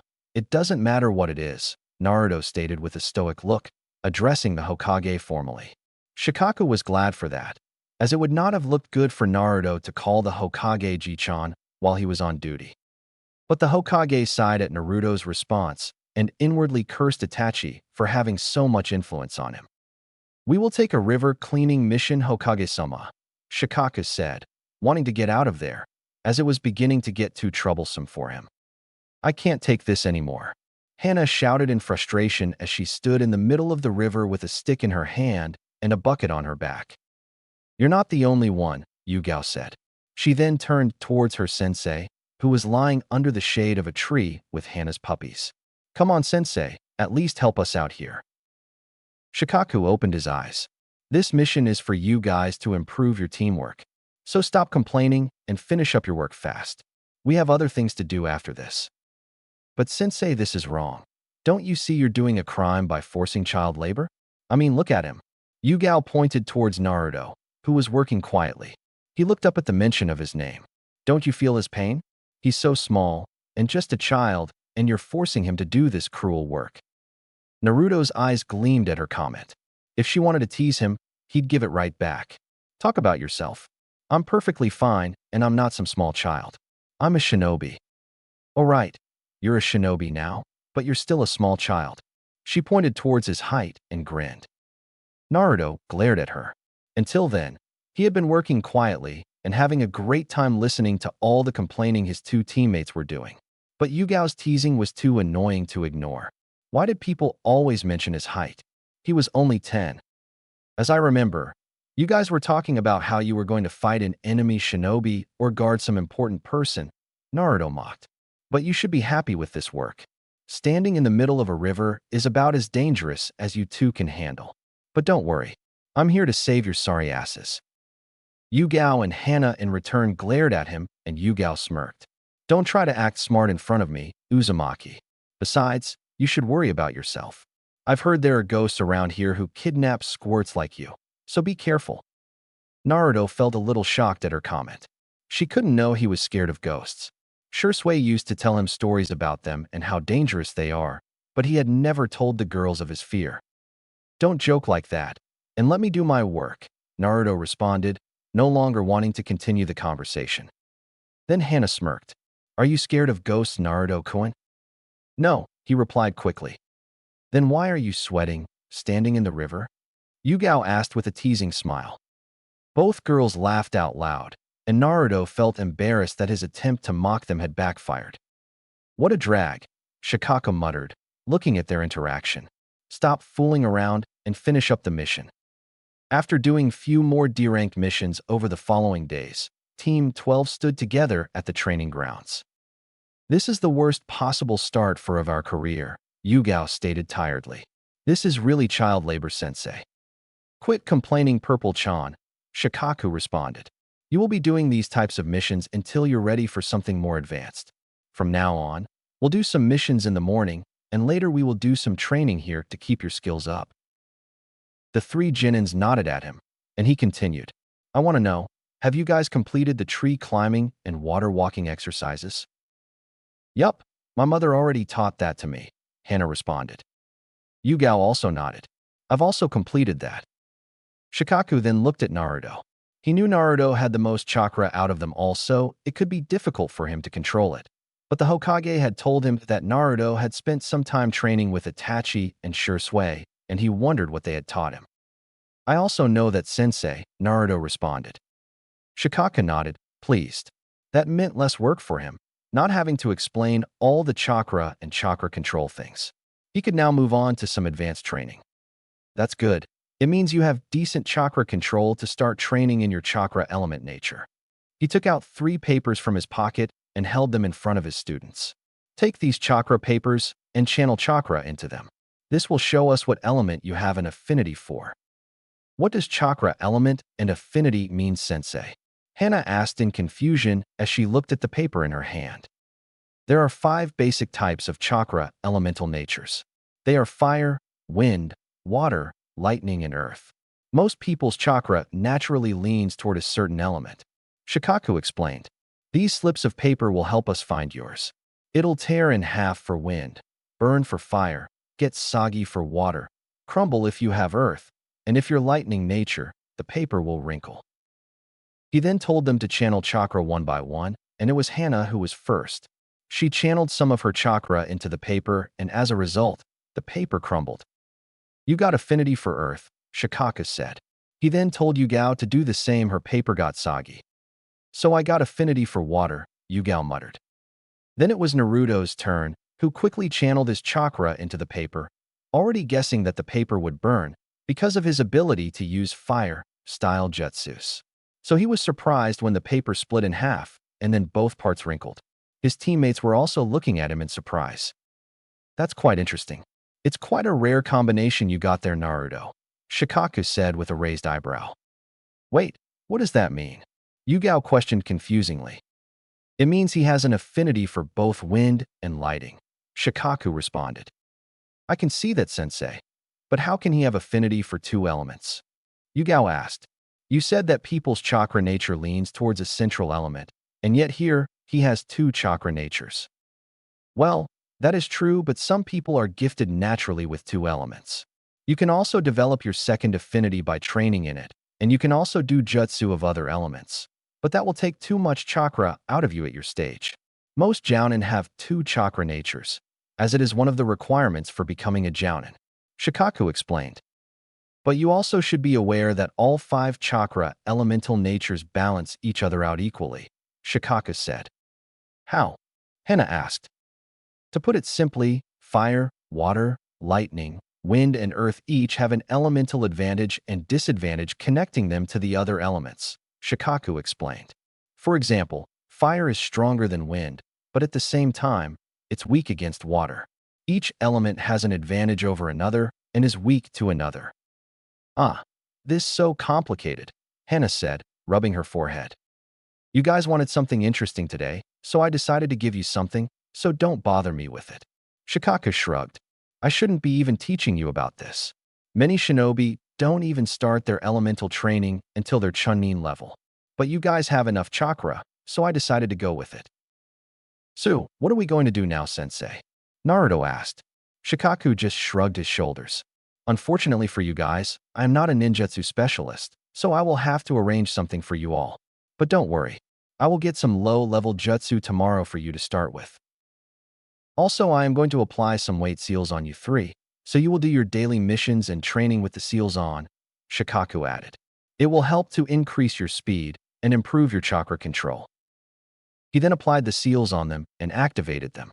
At their activation, the genins suddenly struggled to stand straight. I think you're trying to kill us, sensei. At least show some mercy on us, Hana muttered. You'll get used to it in time, Shikaku said. Don't you want to get strong? Now come on, give me 20 laps of the field. You are crazy, Yugao and Hana muttered at the same time. Naruto was also having a little difficulty, but not as much as the other 2. Itachi and Shuriken had used some weights before for him to train. But these were much heavier, he realized, as he joined his teammates in the run. Some hours later, the 3 genins were sitting and relaxing quietly after their hard workout session. After running, they had done some Shuriken jutsu practice, some Taijutsu training, and then decided on their team formation. I am so tired, Hana muttered. You all did well today. Get used to this from now on. This will be our daily schedule, Shikaku told them and got a glare from Hana and Yugao in return. Naruto looked up at the sky and realized that it was already evening and the sun was going to go down soon. He stood to leave. Where are you going, Naruto? Yugao asked. The sun is going to set soon, he answered. So I'm going to enjoy the view as I have nothing else important to do right now. His teammates and sensei looked at him in surprise. Well then can I come with you? Hana said. I also don't have anything to do now. Naruto thought for a moment and then nodded. Hana grinned at him, then looked at Yugao. What about you, Yugao? Yugao nodded and looked at their lazy sensei. Come on, sensei, come with us. Troublesome, Shikaku muttered before accepting their offer. It would be good bonding time. Hokage Monument. Wow. Both Hana and Yugao said in awe at the view before them. They were standing on the fourth Hokage's head looking out at the sunset as it ignited their whole village into a fiery work of art. This is so beautiful. I have never seen anything like this in my life, Yugao whispered. I always used to come here with the Hokage to enjoy the view. It's always peaceful here, and it's the only place I can talk to him, Naruto said, looking at great stone face of his father. Shikaku and his teammates smiled in response. Shikaku was enjoying the time as well. Just leaving every troublesome thing behind while relaxing was exactly the kind of thing he liked to do. Can I ask you something, Naruto?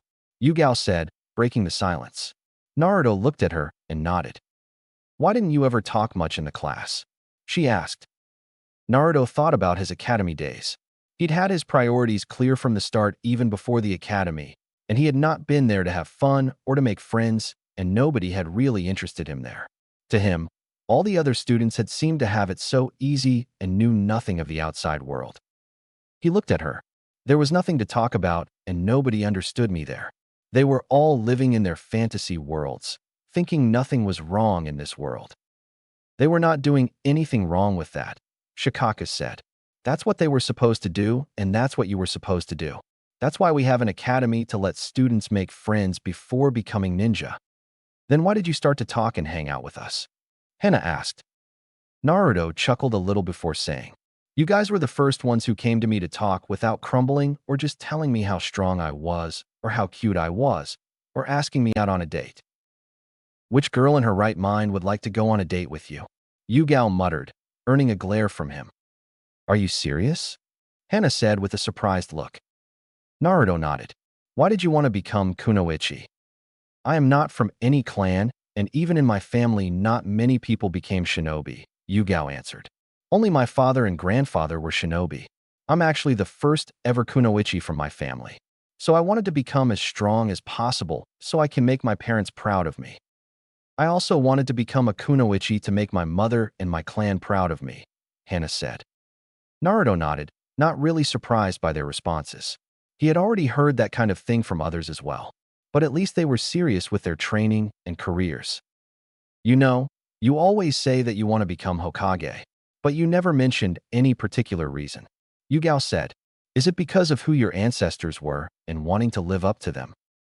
Naruto hesitated to tell them his real reasons.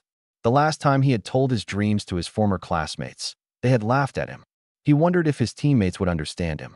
That's not totally wrong. I want to live up to my predecessors' names. But my main reason is that I want to stop all the fighting in this world. His answer seemed to surprise his teammates. What do you mean by that, Naruto? Shikaku asked. Naruto looked ahead towards the setting sun and thought for a moment before he spoke. I may not have seen any war or anyone dying in front of me, but I know war brings meaningless deaths and suffering. Shinobi kill each other in the name of the village. But to stop that I need power, and the people only listen to those who have power. So I want to be the greatest ninja ever, great enough that I can erase all meaningless fighting from this world. And being Hokage will give me the power to do that. I'm surprised to hear you talk so mature, Shikaku said. You're only 10, and yet you talk of the shinobi world as if you've experienced it. Yeah, you sometimes talk really weird, Yugao said. It's very hard to figure you out. The moment I think I understand you, you go and say something like this. Naruto chuckled a little, but there was some bitterness in it. I can totally agree with you on that, Yugao, he said. I don't even know myself up till now. I am still trying to figure myself out. Am I the Jinchuriki of the Kyuubi, just a village weapon to be used in war? Or am I Naruto Uzumaki, on whom some people trusted what they had left behind? He spoke bitterly. So many people expected great things from him, and it felt like a burden. Stop talking nonsense, Yugao said, glaring at him. I told you before, it doesn't matter if you have a fucking Kyuubi sealed in your gut, or if you're the son or great-grandson of the Hokage. You're still your own person. You have your own life in front of you to do what you want. Nothing is written in stone, and everyone carves their own path. And stop putting so much pressure on yourself because of your family name. The Naru, I know, will never crack under any pressure. He can overcome anything. Naruto looked at her in surprise, and then smiled a moment later. When did you become this smart, Purple-chan? Hana and Shikaku smiled at them. All right, that's enough. It's getting late, Shikaku said. Go and rest. You will have a busy day again tomorrow. He wanted to leave as soon as possible because he had some very important topics to discuss with the Hokage. Don't be late tomorrow, he added before vanishing in the leaves. The Genins looked at each other and then bid each other good night before going their separate ways. Hokage office. I'm concerned and alarmed by Naruto's thinking, Shikaku said to the Hokage a few minutes later. These should not be the thoughts of any 10-year-old child. It's not good for Naruto to have these kinds of thoughts. Hokage was troubled at his words. This is indeed troubling Shikaku. Yeah, he is feeling too much pressure because of so many expectations, Shikaku said. Keep an eye on him, Shikaku, and don't let him do anything unnecessary. Hiruzen said, I am worried that Danzo might make a move on him. He always kept a close eye on his progress. I have already informed Naruto about him and told him to be careful. But on the other hand, it's also good that Naruto opened up with his teammates. After the death of Shursui and Itachi going rogue, he has started to act cold and has been closing himself off from people around him. It is good to see that he is overcoming that. Also, his teammates are very understanding, Shikaku said. They tease him, but underneath it all, they always support him. I think they are good for him. Yes, indeed. I am certain now that my decision to put him on a team with those two was the right one. Hiruzen commented with a satisfied smile on his face. Well, that's all I wanted to discuss with you, Shikaku said with a bow. I will be taking my leave now. Hiruzen nodded. Please look after him, Shikaku. Don't worry, I will. Shikaku responded before exiting the office and leaving the elderly Hokage alone. Chapter 8. It's been 2 months since Naruto graduated from the academy and started doing missions as a genin. His relationship with his teammates has also grown deeper over the time. Of course, Hana and Yugao hadn't stopped making fun of him whenever they got the chance, but Naruto still felt that his team was perfect for him. They always managed to execute their missions without any fuss, and he was glad, because he had no intention of failing. Although he was a little irritated that his team hadn't been sent out on any particularly difficult missions yet. In fact, thinking back on his time as a genin so far, the only difficult mission he could think of was when his team had been assigned to guard a businessman, and they ended up facing a group low-rank missing ninja from the Mist Village. Naruto knew that if he was going to become strong and rise up in the ranks as soon as possible, he would need more challenging missions. Because of that, he spent all his free time pouring his heart into polishing his skills under the supervision of his Jounin sensei. At the present moment, he was walking with his teammates and sensei back towards their village. They were coming from yet another successfully completed mission. At least the mission had been important, if not difficult. They had been assigned to guard the daimyo of the Land of Fire back towards the capital. The village of Konohagakure was within the territory of the Land of Fire, and the ruler of the Land of Fire was the daimyo. But although the village was located in the Land of Fire, it functioned semi-autonomously, with an independent government structure that had the Hokage at the top. On paper, the daimyo of the Land of Fire was ranked above the Hokage, but currently the land's military power rested with the ninja of Konoha, so the relationship between the two was more like an alliance of equals rather than master and servant. The Land of Fire's daimyo visited Konohagakure annually. This regular event was important for both sides and had been faithfully held even during the Great War. This mission was a waste of time, Hana was muttering. I was expecting some kind of action in this. Shikaku sighed. The lands have all relaxed now that this is not the war time.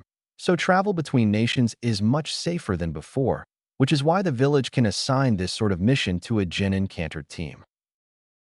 It was still boring. We just wasted our time, she replied with a pout. Guarding the daimyo was a very important job for us, Shikaku said. This time Yugao looked at their sensei with a deadpan stare. How was that mission important to us, sensei?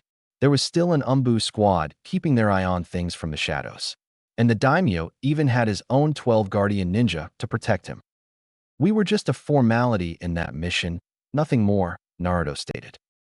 Well, if you guys want to put it like that, then yes, Shikaku said with a shrug of his shoulders. The roads are quite safe since the end of the Great War, so a team that has distinguished themselves as the most promising Genin team is assigned to guard the daimyo each year. So you guys see, you should all feel proud that the village higher-ups acknowledge our team as the best. Well, if you put it like that, then I don't see anything wrong with it, Naruto responded. Shikaku rolled his eyes. It might be best if we pick up our pace. Otherwise, we won't be able to reach the village before nightfall. The three Genin nodded at him and proceeded toward the Leaf Village at a fast pace. Some hours later, Team 12 arrived back at Konoha Village. It was still early evening, and after they reported at the main gates of their arrival, they went straight towards the Hokage office to file their mission report. Hokage office. So the trip went without any incident, Hokage said. Yes, nothing major happened, other than some bandits, Shikaku said. But nothing my team couldn't handle. The daimyo was also very pleased with the service he got. Hiruzen nodded and smiled at the Genins. You all did well. Guarding the daimyo is a very important task to be assigned to, and your payments will be transferred to your accounts. Now go and rest a little. But come to my office tomorrow early because I have a very important mission for you. The team nodded and bowed before him in respect before exiting the office. What a tiring day it was, Yugao muttered as they walked toward their usual barbecue shop to get something to eat. Their sensei was following behind them with his hands in his pockets. Just then, someone blocked their path by standing in front of Naruto, and Shikaku was immediately on guard. It was a man Naruto had seen with the Hokage many times, but something about him gave off an ominous feeling of darkness that put Naruto on guard too. So are you the Naruto Uzumaki that I've heard so much about? The man asked, looking down on him. The right side of his face was covered by bandages. He was clad in black, but his arm from his left shoulder was exposed, revealing the white robe he wore underneath. His left eye alone glared down at Naruto. Unflinchingly, Naruto met the man's sinister gaze. Behind him, his sensei eyes were narrowed and his other two team members were bristling with tension. You are a bearer of bad luck, boy, the man stated without any emotion. Bad luck? Naruto asked, his face equally unreadable. Your birth led to the village destruction and even led to your parents' deaths. The man then pointed toward Naruto's stomach. Chaos will follow you throughout your life.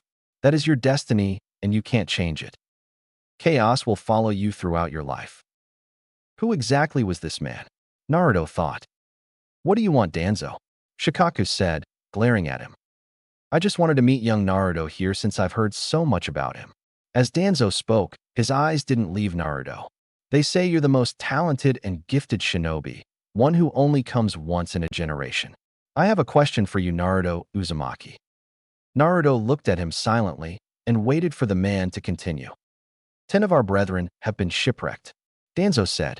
One of them has caught a nasty, infectious disease. If he is allowed to live, the other 9 will also get sick and die. If you were the captain of that ship, what judgment would you hand down? Without hesitation, Naruto offered a response. No matter what happened, the one who is sick is destined to die. If I were the captain, I would think that my first priority would be to save the lives of the other 9. I would choose to kill the one and save the 9. A bold smile crossed Danzo's face. A very unambiguous response.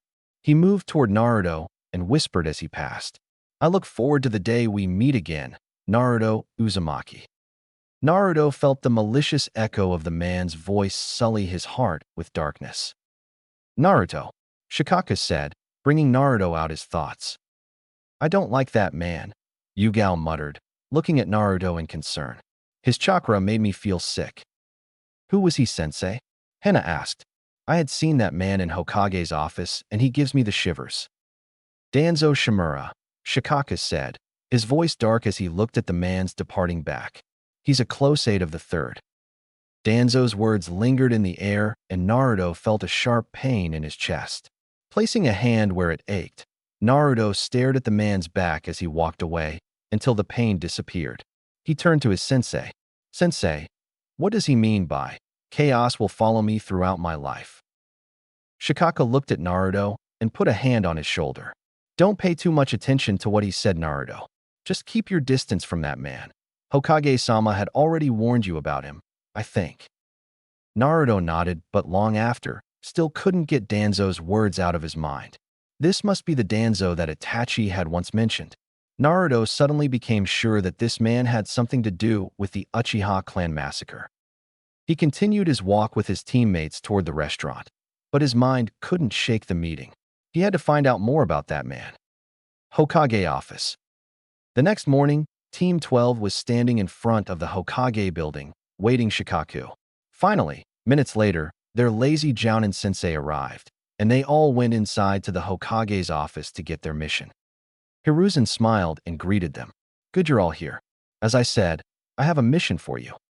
Probably it will be something boring again, Yugao muttered in a low voice to her teammates. Hiruzen chuckled and spoke. No, Yugao-chan. It's an important mission about village security, a B rank, and bordering on A rank. Then he got serious and handed a file to Shikaku. Shikaku read the name of a person on the file. Mizuki, an academy instructor and a Chunin rank shinobi. What about him? A few months back, his two teammates died on a simple B rank mission, Hiruzen explained.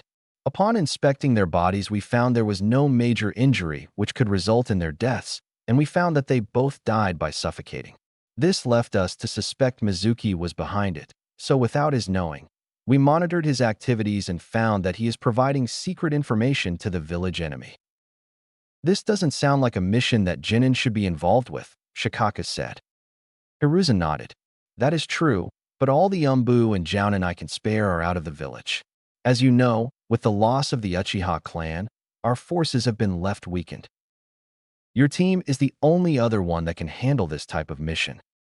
So what do we have to do? Naruto asked, satisfied that they finally had what sounded like a challenging mission, even if it was only a B rank. Hiruzen looked at him. Investigate what kind of information he is supplying to the enemy and arrest him for his crime against the village. But make sure that he is captured alive for interrogation. So how are we going to go with this mission? Hana asked as they all stood at the top of the administrative building after the meeting. It's morning now, which means that Mizuki will be at the academy, Shikaku said. It gives us an opportunity to search his house. But we also have to keep an eye on him. Hana and I will go to his house. Naruto and Yugao will keep monitoring his movements from the shadows.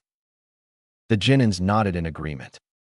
But don't make any move on him until I get back, Shikaku then said. A moment later, Shikaku gave the command and then vanished with Hana.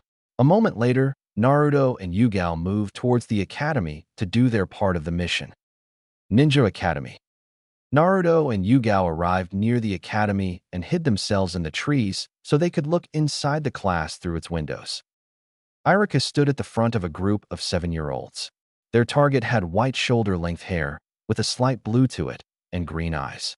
He wore the standard uniform of Konohinin, which included a Chunin flak jacket and a forehead protector that he wore like a bandana. Why are there two instructors in the same class? Naruto asked his partner in confusion. I heard the academy system is changed this year, Yugao said. It's a lot easier now, and the early graduation is banned because of what happened with the Uchiha clan. Naruto nodded. He knew that a lot of things had changed in the village after Itachi massacred the Uchiha clan. You were quite lucky that they let you graduate early, Naru, Yugao commented as she looked at him. The village was in need of more shinobi because of the threat of war, with all the things happening at that time. You know, there was the attempted kidnapping of the Hyuga heiress by Cloud Shinobi, and also a Iva spy was found in the village, Naruto said. Yugao nodded. Naruto knew she had also been offered a chance to graduate a year early, but her parents didn't approve. She then smirked. Naru, what if somebody tried to kidnap me? What would you do? Naruto looked at her, but just shrugged his shoulders and took a thinking pose. He didn't want to give her the answer she was looking for, so he said with a smirk of his own, "I think I would be very thankful, and I'd even help whoever was trying to kidnap you. I mean, if you're gone, then I would have one less thing to worry about." Yugao glared at him and turned her head away. Seeing her expression, Naruto chuckled. It was always him at the receiving end, but he had learned one or two things by being around her and Hana. They continued their mission seriously after that, and if they hadn't already known, they would never suspect him for a spy. He was polite with every student in the class, and just by looking, they both could see that Iruka and Mizuki were good friends who had known each other for a long time. Half of the day went by just like that, both Chunin following Mizuki from the shadows, but they saw nothing that could highlight him as a danger for the village. But Naruto knew never to judge a person on appearance with the kind of world they lived in. Some moments later, the other two members of the team joined them, and Yugao asked, "Did you guys find anything valuable?" "Not just anything. That guy has full information on our Umbu and regular forces. That guy is a rat," Hana responded seriously. "Did anything happen here?" Shikaku asked. Yugao shook her head. "Everything's normal." Shikaku nodded. "We have all the evidence we need. But we should also look into if he was working with someone from inside the village or if he was alone in all this." Now together, all four watched Iruka and Mizuki coming out to the academy grounds with all the students behind them. "Hey sensei, that black-haired half-sleepy kid, standing with my brother, looks a lot like you," Hana pointed out. "Troublesome. He is my son, Shikamaru," Shikaku informed them. They heard Iruka speaking to the kids and informing them of the rules of sparring. Iruka then started calling out pairs for the spar one by one. "All right, now Shikamaru versus Choji, please come forward." The Jinins up in the trees saw their sensei's son and a chubby-looking kid come forward to stand in the circle. As Iruka was going through the rules, the chubby kid raised his hand and said, "So, sensei." "Yes, what is it, Choji?" Iruka asked. "The thing is, I really don't want to fight against my friends, you know," the kid said. Iruka smiled. "Well, look Choji, this isn't like a fight. This is traditional shinobi hand-to-hand combat. Even our Hokage and those before him participated and became strong through sparring." As Iruka was giving his lecture, Shikamaru shrugged his shoulders and started walking off the field. "Yeah, that looks sensei, just go ahead and put that I won by being out of bounds, okay? Then you can move on to the next pair," Shikamaru said. "Hey, wait." Iruka tried to stop him.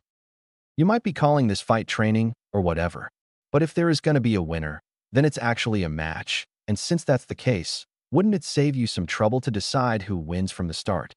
Shikamaru spoke. The Jinins in the trees looked at their sensei. Yugao spoke. "He is your son sensei. He really doesn't have any motivation," Hana commented with a chuckle. "Troublesome," was the only response from Shikaku they got. Later, after nightfall, the team followed Mizuki as he walked toward the forest. They had already informed the Hokage of their findings and had been ordered to arrest Mizuki as soon as possible. Their plan was to ambush him in the forest, away from the village.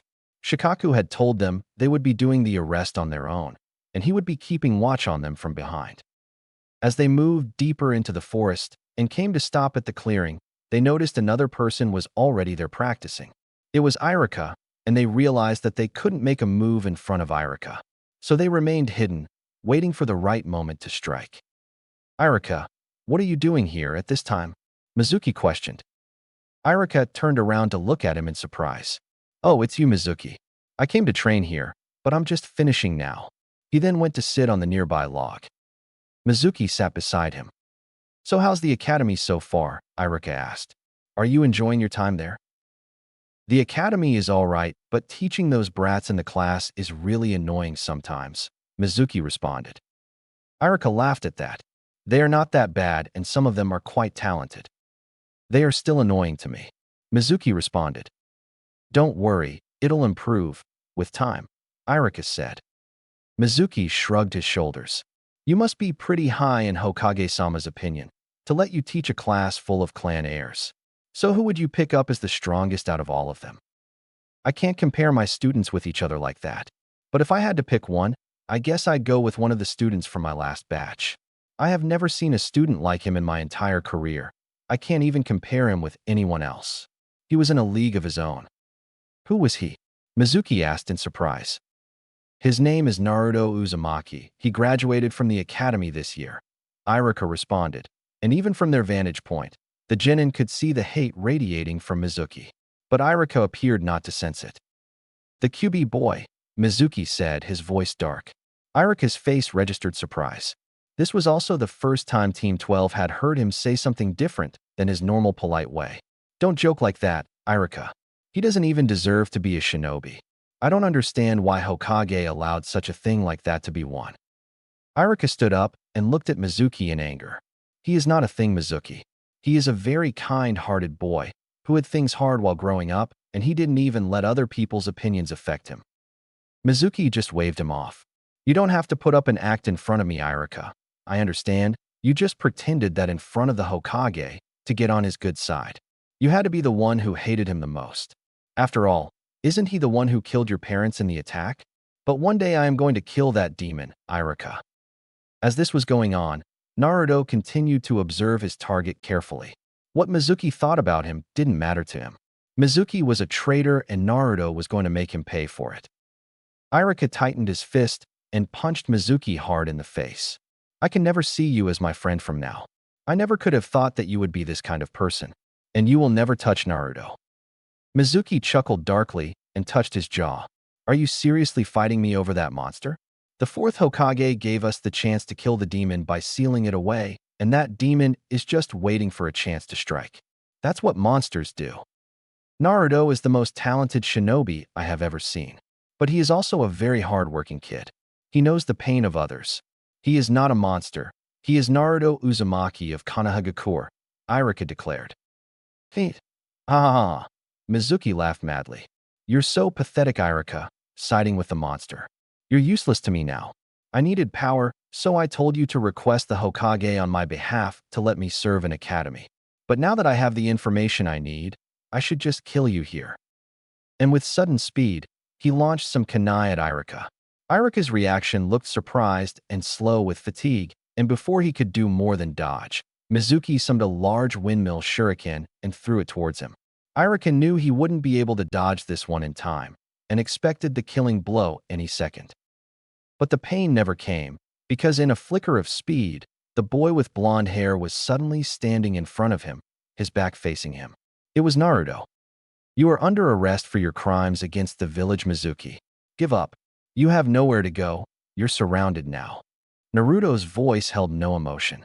Mizuki appeared shocked from the sudden appearance. At Naruto's words, his teammates appeared beside him, and behind Mizuki, 3 ninja dogs stood growling at him ready for attack. Look who we have here, Naruto Uzumaki. What a lucky day I have. Mizuki laughed loudly. Naruto, would you like me to tell you one of the secrets about yourself? The reason why so many grown-ups in the village hate you. Naruto only looked at him. He understood what Mizuki was trying to do. He was trying to shake him up emotionally so that he could have a chance against him and his team. But Naruto wasn't that weak. You were told that the fourth killed the QB. But that's not true. Instead, he sealed it in a baby, and that was you, Naruto. You're the QB that attacked the village 10 years ago. Mizuki shouted the words, but seemed surprised by the lack of emotion on Naruto's face. Come quietly, or we'll have to use force against you, Naruto said very calmly. Huh? Mizuki chuckled. You really are a demon. You can't even show emotions on your face. But don't worry, I will kill you and the others here. You're all no match for me. After all, I am Chunin and you're all genin. I will be held as a hero for killing the demon. Surprising everyone, Mizuki suddenly launched shuriken after shuriken towards Naruto, who was surprised by the sudden attack and couldn't block in time. As countless shurikens stabbed him in every part of his body without pausing, Mizuki raced towards Naruto and drove a kunai into his belly, laughing loudly. Blood jetted out of Naruto's mouth, and the others could only watch in horror. Mizuki yanked his kunai out and took a half step back before immediately plunging it through the crown of Naruto's head. I killed the demon, he shouted with crazed laughter. But his laughter turned to shock when Naruto burst open in black feathers. Each and every one of the black feathers then transformed into crows, and started to peck the head of Mizuki. Naruto had performed the substitution jutsu at the last moment. Countless crows assaulted his enemy. Mizuki cried out, surrounded by a crowd of beaks so dense that there was no opening for him to flee. The enemy has been caught neatly in Naruto's clone technique. Now, Naruto shouted from the tree above, far from the flock of crows. Looking down, he could see Mizuki shrieking. He also noticed Yugao and Hana standing stunned in their places, not moving. Tears were falling from Yugao's eyes. Realizing the situation, Shikaku quickly jumped down and was performed hand seals for shadow binding. The Jounin then clocked Mizuki into unconsciousness. Naruto then quickly leapt down from his branch. Very well done, Naruto. Shikaku complimented him and patted his head, then went towards Ichiraku to check on him. Hana came out of shock and sent a glare at Naruto. Yugao, on the other hand, kept looking at him and walked up to him and punched him hard in his gut, knocking the wind out of him.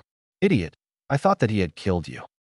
Naruto composed himself, then looked at her with a smile and spoke. I am all right, Yugao. That was just a clone of me. Jerk, don't ever do something like that ever again, she muttered as she passed him. Then he also walked up to Ichiraku. Ichiraku smiled. You have gotten stronger from before, Naruto. Thanks for saving my life. It was no problem, sensei. I am happy that you're safe, Naruto responded with a small smile. Come on, let's get going. We have to report our mission to Hokage-sama, Shikaku said, and supported Ichiraku to stand up. Chapter 9. Time skip 3 months. A man had been waving his kunai up at the sky for a while, before Naruto finally placed a gentle hand on his back. You done yet? Naruto asked the man. The man's shoulders shot up, as though Naruto's voice had awakened him from a dream, and he whirled around. The thing you've been trying so desperately to cut in half is my Jinjutsu, Naruto said. What? The man looked at Naruto in confusion. Do you want to have a dream again? Naruto asked, his blue eyes icy. The man moaned as he dropped his kunai and cowered at the sight of Naruto's eyes. Have mercy, he begged, tears streaming down his face. Naruto kept looking at him. Naruto, a voice called from behind. Naruto looked back and saw Shikaku coming towards him with Yugao and Hana trailing beside him. Did you catch him? Shikaku asked. Naruto nodded and turned his gaze back to the man quailing on the ground. Shikaku came over to stand in front of the man with a heavy sigh, Hana and Yugao behind him. You can't sneak into the village and misrepresent your history just because you want to be a ninja, you know. That's not how people became ninja. I am sorry, the man apologized. By the way, this kid's only 10, Shikaku said. We got kids like this all over the place. That's the world of ninja. The man's eyes widened. A resident of the Land of Fire had slipped into the village with the intention of beaming a ninja. They were to secure the man and put the fear of the ninja in him. That was their current mission. It was another D-rank mission, the lowest of all the ranks. Supposedly, according to Shikaku, D-rank missions whittled a Chunin team into shape, but Naruto couldn't get completely on board with this. It had been 3 months since they had done any decent mission above C rank. The mission to capture Mizuki was the last one, which had been a B rank. Now they were back with their boring D and C rank missions. The routine gave Naruto a growing sense of urgency. Did he really have the time to be doing this sort of thing? There was no way he was actually training himself to master and improve his skills through these sorts of missions. Way to go, Nara, Yugao called out, cheerfully patting his back. She was back to her normal behavior now after she and Hana hadn't talked to him properly and had given him a cold shoulder for a month after his stunt during the Mizuki incident. All right, let's head back to the village, Shikaku called out. The 3 Chunin nodded and followed him back towards their village. Hokage office. Excellent work, Team 12, as usual. Another successfully completed mission, Hiruzen said with a smile. After all your continuous missions, I think I'll give you all a 1-week break. Enjoy your time off. They looked at him in surprise, but nodded. Maybe now he'd have time to concentrate on improving his skills, Naruto thought, without having to worry about any missions. Just as they were about to leave the office, the Hokage called to them once again. One more thing, Naruto. There's someone here to meet you. He gave Naruto a slip of paper. Naruto was surprised. Who would be here to meet him? It's not like he knew many people or had outside friends. But he took the paper in his hand and read, and then looked at the Hokage with a raised eyebrow. Why are you giving me an address for a hot spring, Ji-chan? Hiruzen chuckled and shrugged his shoulders before responding. You'll soon figure out when you'll get there. Naruto didn't understand, so he just nodded and turned towards his teammates. I'll see guys later. With that, he exited the office. Naruto walked towards the location indicated on the paper, still wondering who would come to meet him and why they had to meet at a female hot spring. As he got closer to the hot spring, he heard a strange noise coming from somewhere. He looked around to find the source of it before realizing that the strange noise was coming from behind the hot spring walls. Once there, Naruto saw a tall man sitting on a big toad and looking through the walls into the hot spring while giggling perversely and writing down notes. Who was this guy who was peeping at bathing women? He had never seen him in the village before. Naruto walked up to man and said, "Excuse me, sir, but it is not appropriate to peep on women while they are bathing." The man waved him away without looking. "Go away, don't you see I'm doing research?" Naruto tried a couple more times, but the man didn't listen to him. Finally having enough, Naruto said, "If you don't listen to me, then I'll have to arrest you for your inappropriate behavior." This time the man turned to look at Naruto with a raised eyebrow. "You're a really funny brat. Tell me your name." Naruto stared at him. "Shouldn't you introduce yourself before asking?" The man grinned and fully turned to face Naruto. Then he started doing some weird kabuki dance in a very dramatic way. "People know me as the mountain toad spirit sage who acquires immortality, also commonly called the toad mountain sage." He jumped from the toad head and landed in front of Naruto. Naruto looked at him like he was crazy. "I didn't even get his name," Naruto muttered to himself. The man was a tall and well-built adult with fair skin. He had a wart on the left side of his nose and waist-length, spiky white hair that he had tied back into a ponytail, with two shoulder-length bangs framing his face. There were red lines under his eyes which extended further down his face. His attire consisted of a green short kimono with matching pants, under which he wore mesh armor that was visible at his wrists and ankles. He also wore handguards, a black belt, wooden sandals, and a red haori. He was carrying a large scroll on his back, and he also wore a horned forehead protector with the kanji 4 oil. "So what is your name, brat? You look a little familiar to me." Naruto looked at him in confusion, but introduced himself. "I am Naruto Uzumaki." The man grinned and said, "You're finally here, brat. I've been waiting for you." He walked up to Naruto and looked at him closely. "Look at you. I couldn't even recognize you now." Naruto realized that this was the person he was supposed to meet here. But how did this man know him? He had never seen him before. "It seems you don't know me. Hasn't Sarutobi-sensei told you about me? I am Jiraiya." Naruto's eyes widened in shock. This was Jiraiya of the legendary Sannin? This man was supposedly his godfather. Naruto had always wanted to meet his relatives, and now, when he was finally face to face with one, he didn't know what to say or feel. Jiraiya had never forgotten about him in his time away from the village. He was still looking after him in his own way and making sure of his needs and sending money for his expenses. And the Hokage had told him that Jiraiya would come back to him when his mission will be completed. Seeing Naruto's expressions, Jiraiya shook his head. He had expected this. He put his hand on Naruto's shoulder and spoke calmly. "Come on, we have a lot to talk about." Naruto and Jiraiya sat on a cliff near a waterfall, and during their conversation, Jiraiya couldn't get a clear read on Naruto. The Hokage had informed him of some of the things about Naruto, and he could see that Naruto had a very sharp mind for his age and a very deep understanding of the things around him. But that was to be expected. After all, you didn't graduate from the academy this early if you were ordinary and already on par with Chunins and some Jounins. Jiraiya could clearly see his former student Minato in him and a little bit of Kushina in looks. "So you have any pretty girl in your life, haha?" Jiraiya asked with a perverted grin. Naruto shook his head. "I don't have time to waste on such things like that, and besides, I'm still too young for that," Naruto stated with a shake of his head. "You really need to open up a bit, Gaki." Naruto changed the topic. "Is your mission complete, Jiraiya-sama, that you're back in the village?" Jiraiya sighed before he responded. "Well, not really. Then he grinned. But I wanted to meet my godson and see what he's been up to. I've heard many things about you. You're making a quite name for yourself. I'm happy that you came to meet me. I always wanted to meet you after Ji-chan told me about you, and thank you for looking after me even if you're not able to be with me. But is that the only reason you're here? Jiraiya shook his head and stood. No. Now come with me, and I'll explain everything in the Hokage office. Naruto stood too, and Jiraiya put a hand on his shoulder and shunshin with him, disappearing in the wind. Hokage office. Hiruzen was sitting calmly doing paperwork when Jiraiya jumped in the office through the window and Naruto followed behind looking embarrassed at their entry. It's not even a day since you arrived in the village, Jiraiya, and you're already corrupting Naruto with your habits, Hiruzen said with a sigh. Jiraiya grinned and said, I haven't even started yet.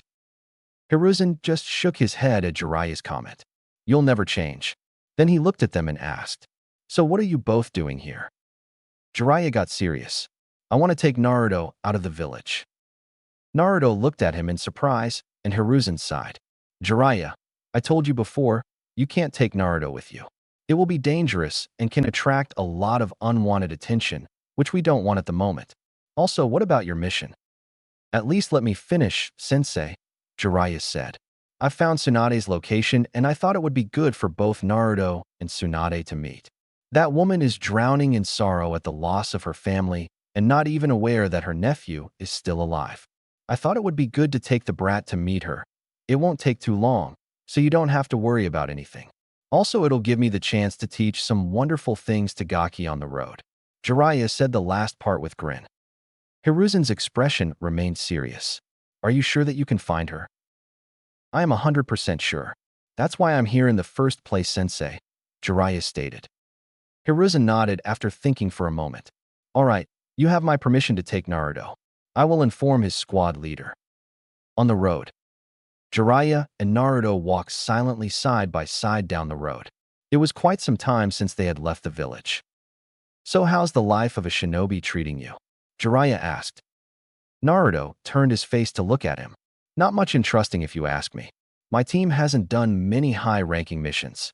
Still chasing after cats and helping people with their housework. Jiraiya raised an eyebrow. Well, that's what Chunin teams are supposed to do. You sound like you're in some kind of hurry. I know that, but I want to rise up the ranks as quickly as possible. I don't even get enough time for my personal training because of all the missions. Even in the academy, they didn't teach anything important other than theories. Naruto looked disappointed. Jiraiya started to laugh loudly, and Naruto looked at him in confusion, wondering what was so funny about it. Ha ha. That's exactly what Minato used to complain about. Always wanting to improve. He even graduated from the academy at the same age as you. You really remind me of Minato. At this, a small smile appeared on Naruto's face. Jiraiya-sama, can I ask you something? Jiraiya nodded at him. I was wondering why Tsunade would think that I'm dead. Jiraiya gave a long sigh and said, It's not really her fault in that. She lost everything she holds dear to the village. He shook his head before continuing. After the Kyuubi attack, Tsunade and I were informed by an Umbu that the fourth and his wife died in the attack with their unborn child, and Tsunade left, swearing to never return to the village. After that, Sensei and I tried multiple times to locate her, but it always ended in failure. I understand, Naruto said with a nod. Jiraiya looked at him for a moment. You have to understand that there are people in the village who will do anything just to get you under their control. Naruto looked at him. Someone like Danzo. Jiraiya stopped in his track and looked at Naruto dead in the eyes. How do you know about him? Naruto also stopped and turned fully to face him. Oh, we just crossed paths with each other, and he said hello. This is serious, Naruto? Jiraiya asked, looking serious. Naruto turned on his heels and continued his walk. Don't worry, Shikaku-sensei was there that time. He didn't want to talk about his meeting with that man. He could never forget that moment, and the man's words were still stuck in his head. Jiraiya joined him, but kept quiet. They kept walking quietly for some time before Naruto spoke again. Jiraiya-sama, can you tell me more about Tsunade? Jiraiya laughed loudly.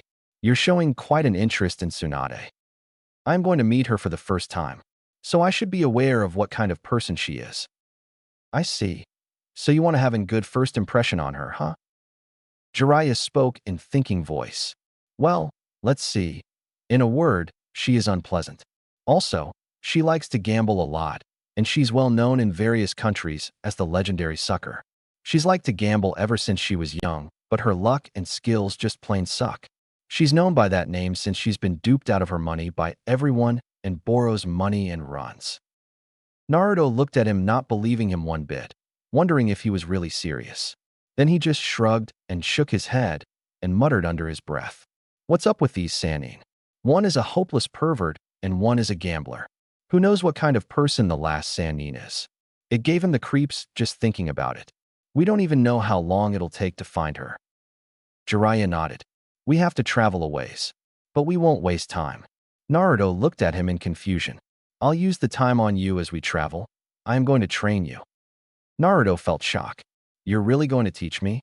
This man was a legendary Sannin, one of the strongest shinobi in the world, the one who taught the legendary fought Hokage, and saying he is going to teach him. Of course, Gaki, Jiraiya said, hitting him lightly on his back. Your father was once my student, and I am your godfather. So it's my duty to help make you strong. So what are you going to teach me? He asked happily. I'll tell you later. But right now we are going to the next town. I heard there's a festival going on today. So we'll stop there and gather some information on Tsunade and enjoy a little bit ourselves. Some hours later, when the sky was dark and full of stars, they both arrived in the town. The streets were full of life with people enjoying themselves with family, friends, and lovers. All the shops were also busy, and kids were running around playing games. Naruto looked around in awe. He had never seen anything like this before. I've never been to a place like this. Jiraiya smiled at him. Playing is important too. Get plenty of rest. Then we can move on to training. The festival is going to last a while, so we're going to stay here while it goes on. We're going to do our training here. You can go and look around while I take care of some of my business. Naruto nodded and checked his pocket for money before turning to leave. But before he could, Jiraiya stopped him and spoke. Show me your wallet, Naruto. Naruto turned to look at him in confusion, but nonetheless grabbed the frog wallet from his pocket and handed it to Jiraiya, who took it without hesitation and opened it to look inside. After a moment, he took out some money from the wallet and handed it to Naruto, while keeping the wallet with himself. Naruto counted the money and looked at Jiraiya. It's only 300 ryo? Don't question me like that. Jiraiya scolded him. You know the 3 prohibitions of a ninja, right? But that's my money, Naruto argued. That's not the point here, Jiraiya stated. Those 3 desires make a ninja go bad. The 3 desires are alcohol, women, and money. But that doesn't have much to do with me, Naruto said. I'm not old enough to drink alcohol. I'm too young to get in trouble with women, and I'm not the kind of person who spends unnecessary money. Jiraiya shook his head. Don't take the desire for money lightly. Once you start using it, you'll begin to use more. The power of money is quite scary. Your Aunt Tsunade has nearly ruined her life because of it, so I don't want you to end up like her. You're really comparing me with my aunt, Naruto said, looking at him in deadpan. Besides, as far as I know, you're the one who's easily tempted with the desire for women, Jiraiya-sama. I'm going to finish up my business. Take my pack for me. My toad summon will come to help you if you can't find me, so don't worry about getting lost. Naruto nodded before making his way. Jiraiya smiled and muttered, he is a nice kid. Naruto, meanwhile, looked around and had no idea what he should do. He'd never been to any place like this. Even in Konoha, he hadn't gone to any festival, always preferring his alone time or training. He looked at a shop where some kids around his age were playing ring throwing and balloon targeting games seemingly without any cares in the world. He smiled a little and decided to go join them. But then he stopped in his tracks. He couldn't think like that. He was a shinobi now and should be spending his time in training and improving his skills, not playing around and wasting his time on useless things. He of course knew there is a life outside of training and missions, but he also knew he shouldn't waste his time on it.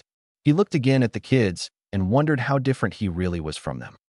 They could play because they didn't have any responsibilities. But he was a shinobi who had to serve his village without any question. They have their family to enjoy with, while he was alone.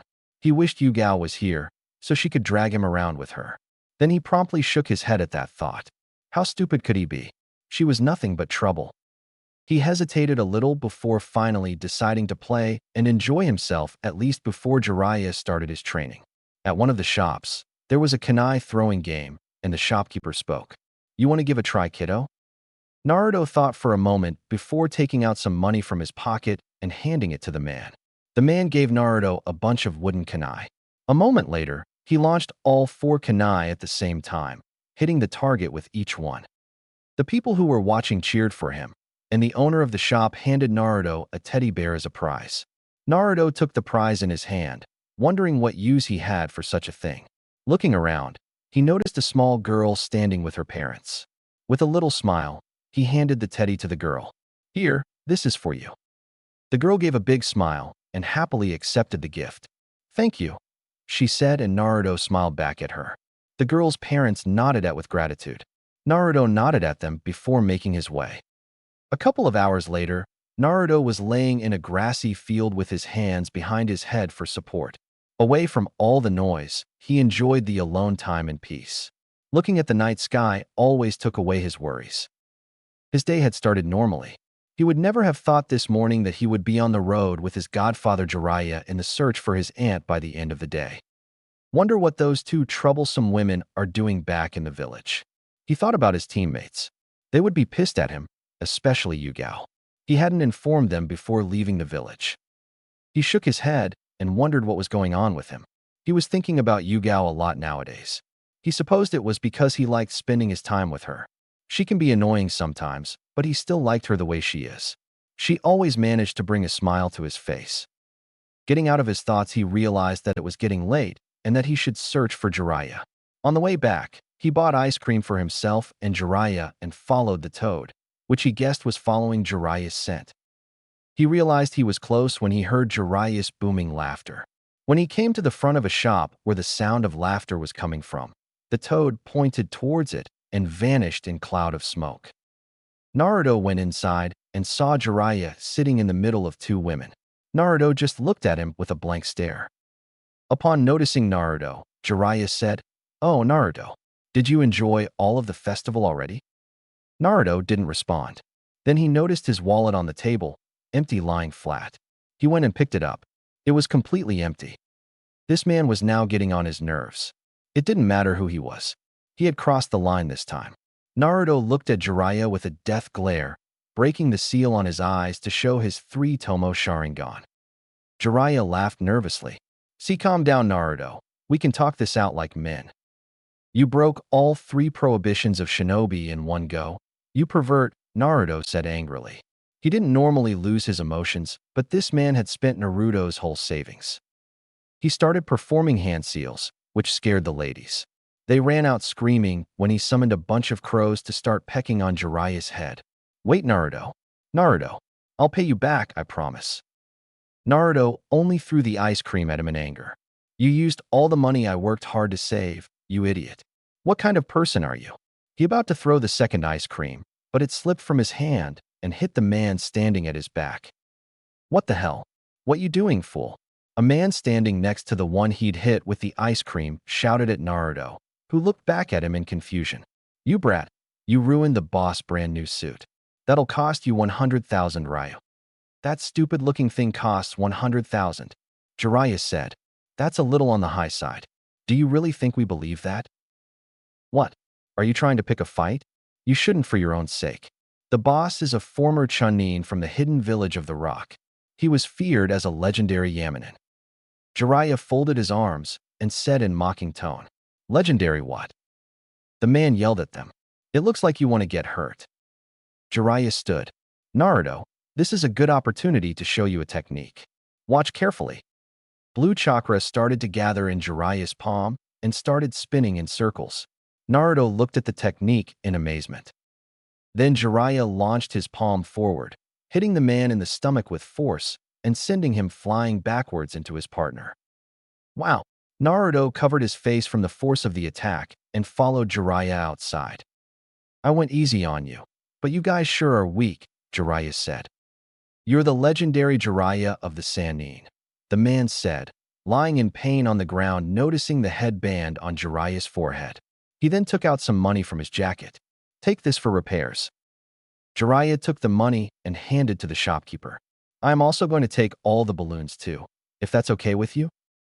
I don't mind. Naruto was still looking at the man and the place where Jiraiya's attack hit him. What was that jutsu? He had never seen any jutsu where someone channeled chakra outside their body and controlled it. It had been a powerful attack. That was not any ordinary jutsu. Come on, Naruto, Jiraiya said.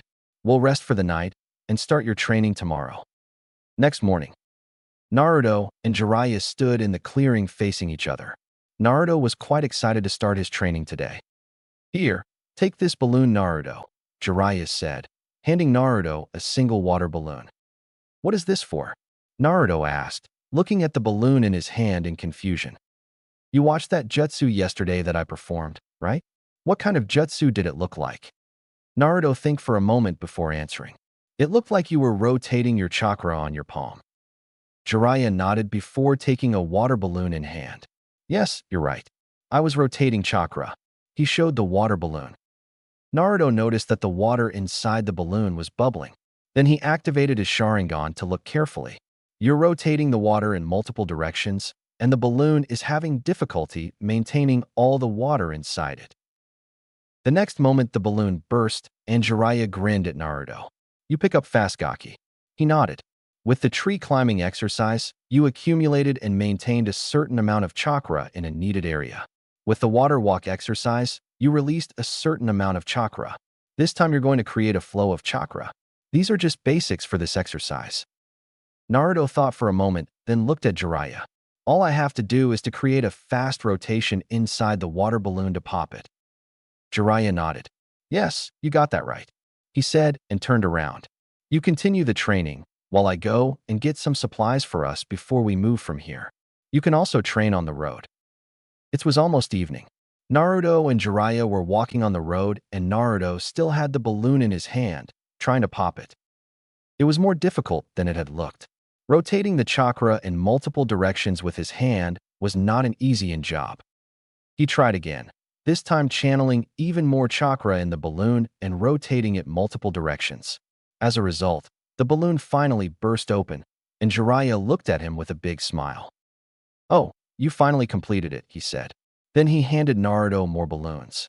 Here, do the exercise some more times to get a good hang of it. Naruto nodded and continued the training. After an hour, they rested. Naruto looked at Jiraiya. So what do I have to do next? He asked. Jiraiya smirked at him and spoke. You look excited, but the next step won't be easy.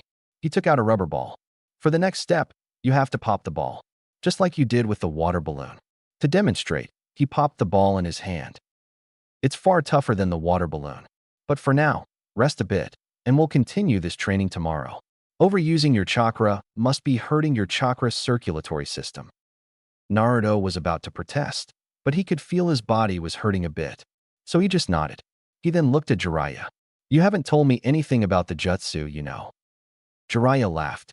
I was waiting for you to ask this. He spoke. It's called Rasengan. Your father was the one who created this technique. It took him 3 whole years to complete it, and it's a high A-rank jutsu.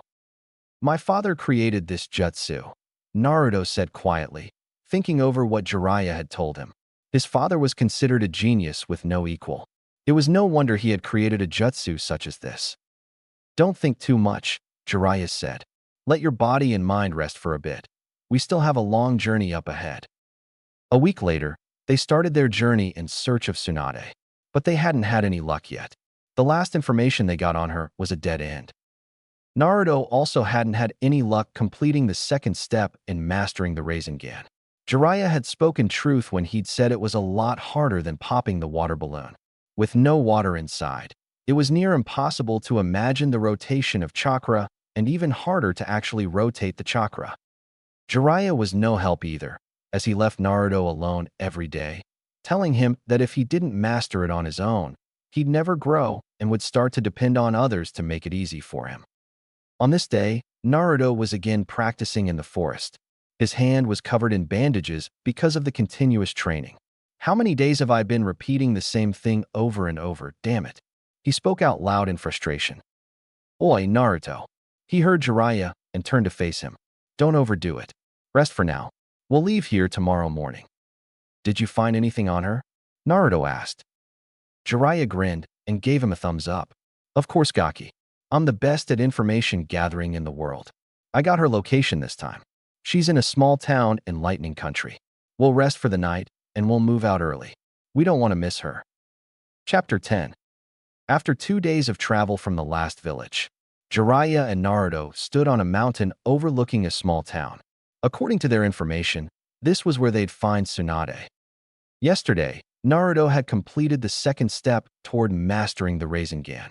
But in doing so, he had injured his right hand, which was now completely bandaged below the elbow. After that, Jiraiya had strictly forbidden him to do any more training and told him to take it easy until he recovered from the injury. He was disappointed, but Jiraiya had assured him that he would get it in time. After all, the technique was not easy to master. It had taken Naruto's father, who was considered a genius among geniuses, a total of 3 years to complete the jutsu, and Jiraiya had only mastered the same technique after 8 months. But Naruto was determined to master it soon. He didn't have that much time to waste on a single technique. And he was hoping they would find Tsunade soon. After learning that she was the best medic nin in the world, he was hoping she would heal his arm so he could start his training again. He looked up at Jiraiya. Are you sure we'll find her here? Of course, my intel is never wrong. And most importantly, we're in the country that makes the finest sake in the world. So knowing her, I am very positive that we will find her here. Well, if you say so, Naruto said. Come on, let's go, Jiraiya said cheerfully. We have to start somewhere. The following day, after hours of searching, they still hadn't been able to locate Tsunade, and it was already dark. Naruto had known it would be hard to find her, but he never had thought it would be this hard.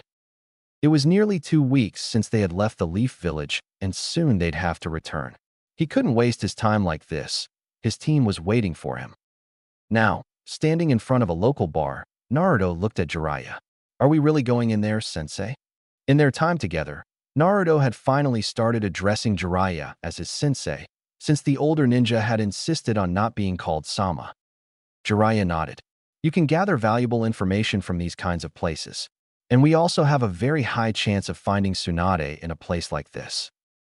Naruto shook his head and muttered, I can't even count how many bars I've gone to in a single day.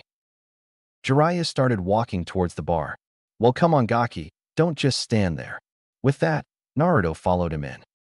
After walking inside, he almost crashed into the back of Jiraiya, who had stopped and was standing there with a blank look on his face as he stared at a woman in the bar. A moment later, his sensei yelled and pointed his index finger at the woman. Tsunade. Naruto looked at her in surprise. Her wide eyes mirrored the shocked expression in his. Was this woman Tsunade?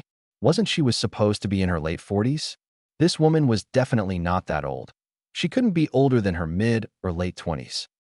The woman had brown eyes and straight blonde hair that was tied up in 2 loose ponytails. A violet diamond marking was clearly visible on her forehead. She wore a gray kimono-style blouse with no sleeves, held closed by a broad, dark bluish-gray obi that matched her pants. As Naruto observed her, he suddenly blushed as he noticed her large breasts. He also noticed a nervous-looking woman sitting beside her and a small pig sitting between them.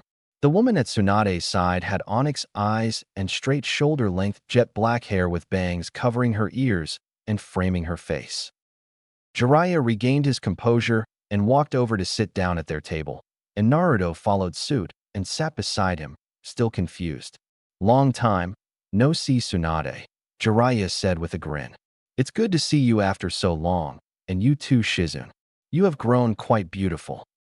By the look on both women's faces, Naruto could see that their pleasure in this unexpected meeting wasn't mutual. What are you doing here, Jiraiya? Tsunade asked in a voice that clearly showed her annoyance. Can't I simply come to meet my old teammate? Jiraiya said, sounding hurt. Tsunade didn't look impressed. Get to the point already. Jiraiya sighed. I got a message from Sensei for you. She only stared back at him with a blank face. He continued. Sensei has decided to step down from his position, and he wants you to be the next Hokage of the village. Naruto coughed, and the water he was drinking choked him as he snapped his head towards Jiraiya in shock. The same could be said for the two women, who both appeared completely stunned at Jiraiya's declaration. Tsunade narrowed her eyes and spoke in a dangerously low tone. Jiraiya, how dare? Before she could continue, Jiraiya started waving his hand in front of him and interrupted her. Okay, calm down, Haim. I was just joking, there is nothing like that. We were just passing by when I saw you. Tsunade calmed a little but still looked at him with suspicion and anger. Then her eyes finally moved toward Naruto, who was sitting quietly and nervously. He tried not to look at her. You. What is your name, kid, and why do you wear a leaf headband? Are you trying to play ninja? Naruto finally looked up at her and saw an expression of sadness pass across her face. He tried not to show his nervousness. She didn't know that he was her nephew, and he wondered how she would react after learning the truth. My name is Naruto Uzi dashed. Jiraiya quickly interrupted. His name is Naruto, and he is a Chunin. Also my apprentice. We're just on a small training trip. Naruto looked at his sensei in confusion, wondering why he had stopped him from giving his full name. He decided to stay quiet for now and let Jiraiya handle this on his own. Tsunade also appeared confused for a moment, but let it pass. She looked at Naruto. Chunin, seriously, he looks like a 10 or 11-year-old kid. Jiraiya smirked. Well, he is. He graduated from the academy at the age of 10. Even our sensei spoke very highly of him. Tsunade snorted at that. Then Jiraiya spoke again. But it's good that we came across you too. Shizune, can you please heal Naruto's hand? It got injured while training. Shizune nodded. Of course, Jiraiya-sama. She stood and came to sit next to Naruto, who extended his hand forward. Shizune unwrapped his bandages and started healing his arm. Her hand was glowing green, and the pain in Naruto's arm was quickly subsiding. While healing him, Shizune murmured, "What did you get yourself into? This isn't a normal injury. These are chakra burns. These can be dangerous." But when her hand stopped glowing, she said with a smile on her face, "All done. But don't put too much strain on it, all right?" Naruto looked at his hand in awe. He waved it carefully before he looked at her and said, "It feels much better now. Thank you, miss." "My name's Shizune. Nice to meet you, Naruto." Shizune smiled, and Naruto nodded in return, grateful for her help. "It's getting late, Naruto. You must be tired by now." Jiraiya suddenly said, "Shizune, can you please take him with you to the hotel? Tsunade and I will stay a little longer to catch up on the old times, you know." Shizune looked at Tsunade for a moment, who sighed but nodded. Shizune then looked at Jiraiya. "All right, Jiraiya-sama. Come on, Naruto-kun." Naruto glanced at Jiraiya, not sure what he was trying to do. They were supposed to find Tsunade, then tell her about him, then head back to the village. What was Jiraiya playing at? Jiraiya noticed his look and said calmly, "Just go, Naruto. We'll talk later. Just rest for now. We had a long day today." Naruto said nothing and only nodded before he got up to follow Shizune out of the bar. Jiraiya could handle things on his own. Jiraiya and Tsunade sat together and enjoyed some sake as they talked, just like old friends again. "You haven't changed a bit," he said, looking her up and down, his face red. "Still the most beautiful woman I have seen in my life."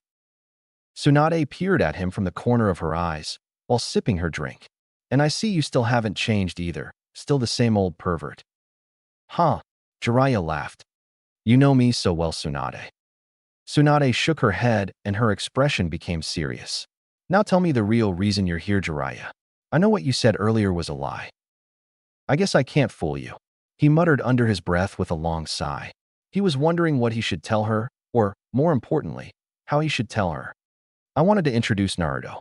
That's why we came all the way here in search of you." Tsunade narrowed her eyes.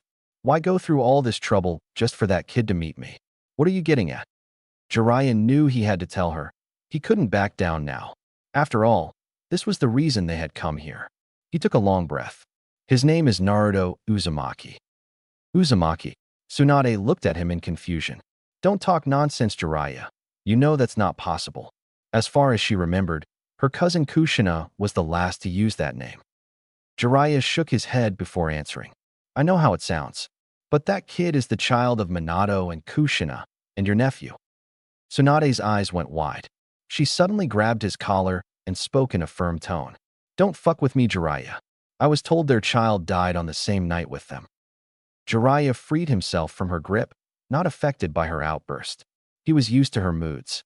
He spoke softly. I'm telling the truth, Tsunade. He is really their son. But. Her voice was trembling. She clearly hadn't expected this. She had been living her life alone, fearing the people she held dear would keep dying one after another. After losing her little brother and fiancé Dan in the war, Kushina had been the only family she had left. Tsunade had given her blessings to Kushina when she had married Minato, and when Kushina had become pregnant and asked Tsunade to be by her side at the birth, she had been overjoyed. But halfway into her journey towards the village, Tsunade had received terrible news. She remembered that day as if it were yesterday. An Umbu had come and informed her that the fourth Hokage and his wife had died in the Kyuubi attack with their unborn child. She had cursed the heavens that day for taking everyone she loved away from her. She had cursed the village and the position of Hokage for her loss. She had sworn that she would never again return to the village. But now here was Jiraiya saying that she had a nephew. She remembered Naruto's face, and she knew he was speaking the truth. How could she have missed it? The boy was the exact replica of Minato and Kushina. Why haven't I been told about this before? Why would that Umbu lie to me? Sensei tried multiple times to locate you, but you're a hard one to find. Also, I was told the same thing, but I decided to confirm it with Sensei. He told me that their child was still alive. Tsunade cursed herself. She should have done the same thing, instead of running away. I'm such a fool, she muttered under her breath. His heritage is fully kept secret in the village. Only people close to Minato and Kushina know about him, Jiraiya said. Tsunade looked at him in confusion. Why? Jiraiya hesitated for a moment. He is also the Jinchuriki of the Kyuubi. Minato sealed the beast into his own son to save the village. Because of that, people in the village don't trust Naruto. What? Tsunade was shocked. She knew how difficult life could be to Jinchuriki. She cursed Minato for doing that to his own son. He's a nice kid. I just met him recently. Not arrogant, and always ready to help others. He reminds me of Minato. He even graduated as the Rookie of the Year at the age of 10. They've already started calling him a once-in-a-generation prodigy. Jiraiya smiled. Looks like the world is going to see another powerhouse blonde running around the elemental nations, Tsunade muttered. Naruto had lived his life alone, without any family love. She should have been there with him. After all, she was the only family member he had left. Next day, Rasengan, Naruto shouted, and thrust his arm forward into the rock in front of him. Since his arm was fully healed thanks to Shizune, he was practicing again, but he was having difficulty maintaining its shape. It was a lot harder than he thought it would be, and he was already starting to feel burn marks on his palm again.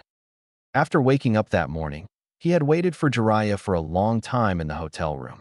Finally realizing that his sensei wasn't going to come anytime soon, he decided to go and train on his own. But he hoped they could talk soon. He wanted to go back to the village. Getting out of his thoughts, he tried again, and once more he couldn't get the proper result.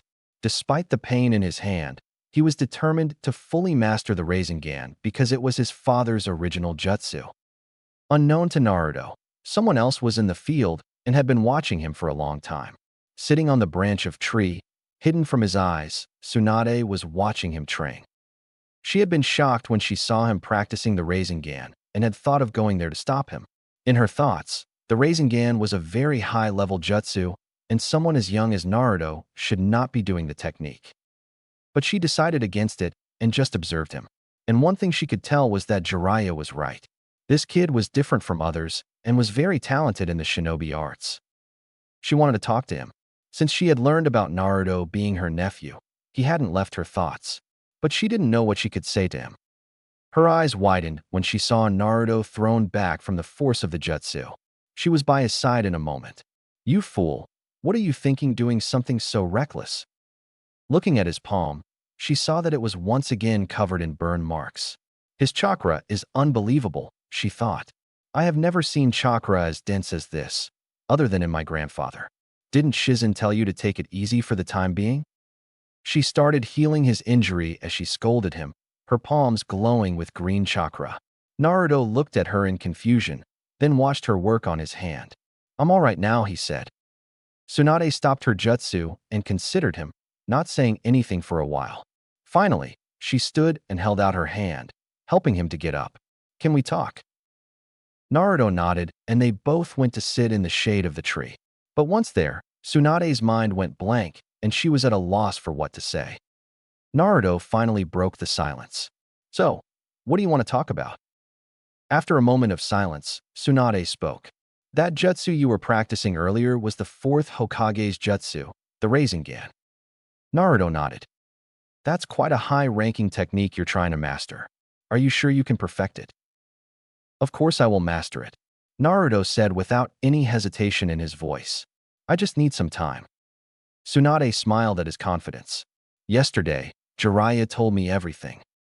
Naruto looked at her. So, you know about me? Tsunade nodded. Look, Naruto, I can't take back what I've done, but I'm really sorry. I should have been with you. Please forgive me. I was too much of a coward. Naruto was silent for a time before he responded.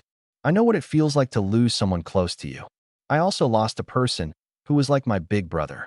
So I guess I understand what you felt that time. And it's not like I was completely alone in my life. There was Hokage always looking after me, even now. And I have wonderful teammates and sensei, though they can be idiots sometimes. Tsunade smiled softly. I see you're very mature for your age.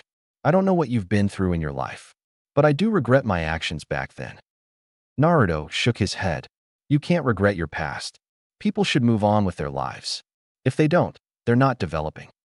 It's not that easy, Naruto, Tsunade said, amused that such a young boy was giving her life advice. Naruto nodded.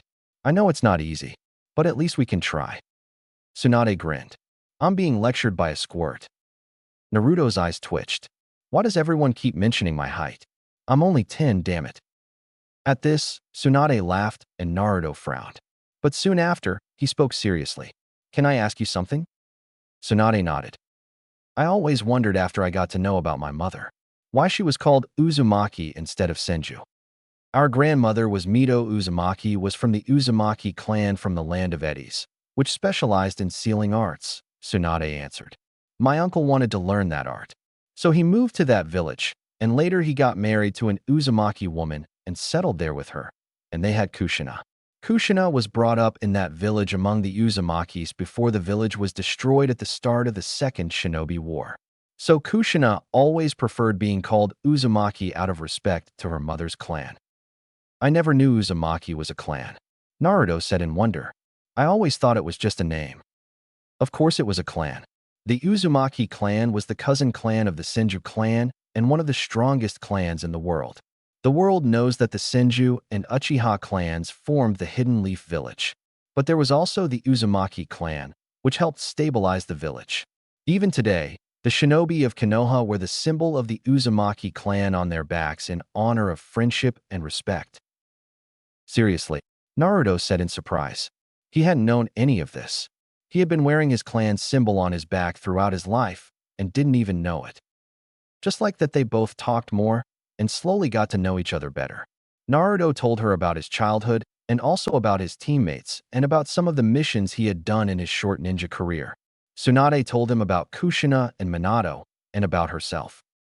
Finally, after such a long time, Tsunade felt happy.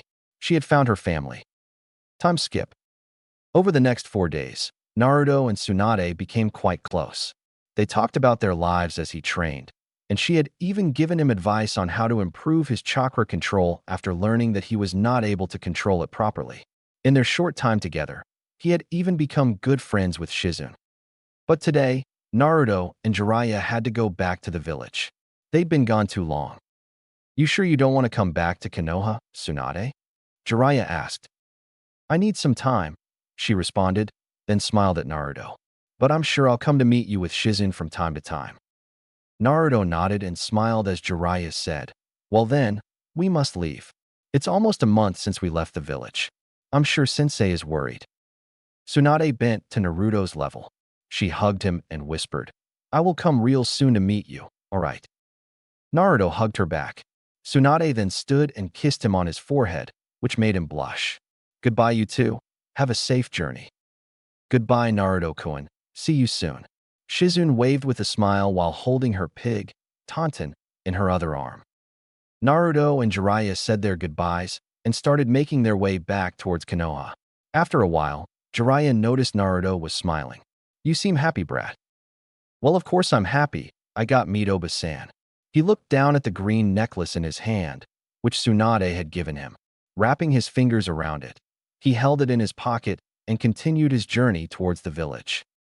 When they'd arrived home and Naruto had reunited with his teammates, he'd had to listen to Yugao's nagging for not telling her and Hana before he'd left the village. But he'd explained to them that he'd went with Jiraiya to find his Obasan Tsunade, and they had quickly forgotten their scolding in their interest to know everything. Jiraiya had soon after left the village to continue his mission, and things had quickly settled back into a routine for Naruto and his team. Because of the training and tips he'd received from Jiraiya and Tsunade, his chakra control improved daily, and he had finally completely mastered the Rasengan. Now, a month after his return to the village, Naruto was standing with his teammates at their usual training ground waiting for their lazy sensei. Shikaku had told them he had something important to discuss with them, and they were impatient to find out what it was. Finally, in a cloud of smoke, Shikaku arrived holding 3 papers in his hand. "What are these, sensei?" Naruto asked as their sensei handed the forms to them. Shikaku cleared his throat. "I have some news for you. Chunin exams are going to start, and I nominated you all to participate." "Really?" Hana said with wide eyes. "But are you sure we're ready for it? I mean, it's not that long since we became Chunin." Shikaku shrugged. "In my opinion, you're all ready for it. But I'm not forcing any of you. It's completely up to you if you want to participate or not. Even if you don't participate, you can try again in 6 months." "I'm not going to wait that long," Naruto responded quickly. "This is a good opportunity for me to test my abilities and rise up the ranks so I can take more challenging missions." "Naru is right. This is a good opportunity for us. Count me in," Yugao said. Hana sighed. "Well, I guess I could at least give it a try. I don't want to be left behind by these two." "All right, if you've decided, just fill out the form. You have to be at the academy tomorrow morning at 8 o'clock for the first round." "Tomorrow?" Hana asked. "You can take today off for rest," Shikaku said, and ignored their stunned glances as he left. Naruto turned towards them. "Well, see you tomorrow. And don't be late." With that, he disappeared with his crow Shunshin. Next day? The following morning, Naruto arrived at the academy where he saw his teammates waiting for him. Upon noticing him, Yugao folded her arms. "You're finally here. Weren't you the one saying yesterday that we shouldn't be late?"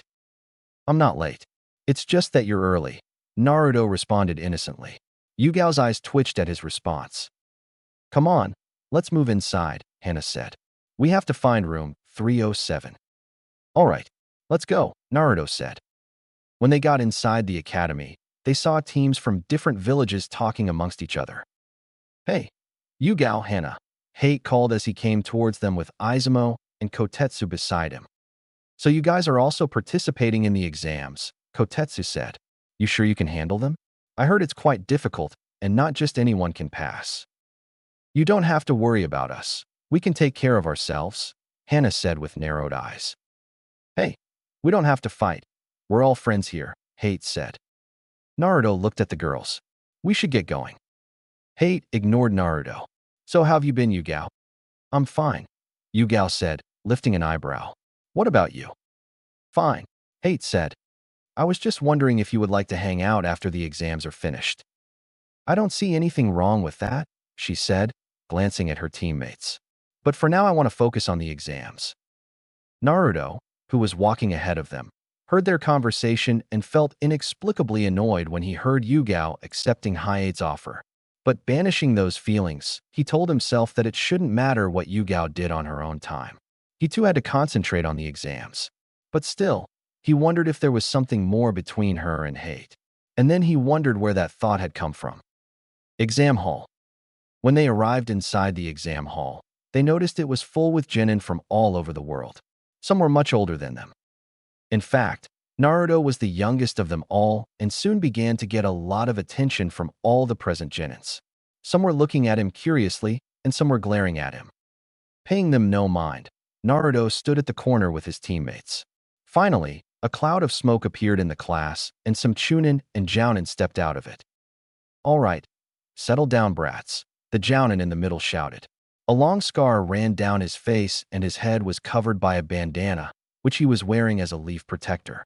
He was wearing a darker version of the standard uniform of the Intelligence Division along with a black trench coat and gloves. My name is Ibiki Marino, and I will be the proctor of the first round of the Chunin exams. Naruto listened to him closely. The first round will be a written test to gauge your intelligence. You will have 1 hour to finish your paper. If any of you are caught cheating 5 times, you will be disqualified along with your entire team. He then provided the question paper, and with that, the first round of the Chunin exams had started. For Naruto, the written exam was easy.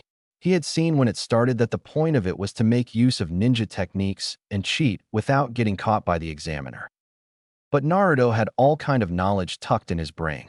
The history of ninja wars, alliances, treaties, laws of uniformity among the different lands, fundamentals, advanced techniques, practical strategies in fighting, theory on physical ninja arts, Kekkei Genkai, introduction to chakra, and many other topics. There was no need for him to cheat. A balance of brain and brawn was the most important element of Naruto's ideal ninja. When there was first a clear mind, superior physical abilities could be amply shown off. But no matter how skilled in the ninja arts the body was, if a ninja was unable to make appropriate decisions, failure was almost inevitable. And in the world of ninja, failure was directly linked to death. He put his pencil down. After finishing his own test, he observed the other examinees as one after another they were ordered to leave, suspected of cheating. Some were slipping into the minds of their targets. Others were watching the movement of hands. Still others traced out the answers from the sound of pencils rubbing against paper. They were all cheating with the techniques they were best at. Everyone there was his rival. Even his teammates would compete against him at some point. If he could study their skills, he would be able to choose the most advantageous circumstances when they fought. Time. The examiner for the first test called out. Put your pencils down. Everyone still here, go to the second exam. The result of the first exam will be announced once the second exam is complete. Question. One of the genin raised a hand. The supervisor nodded in permission to speak.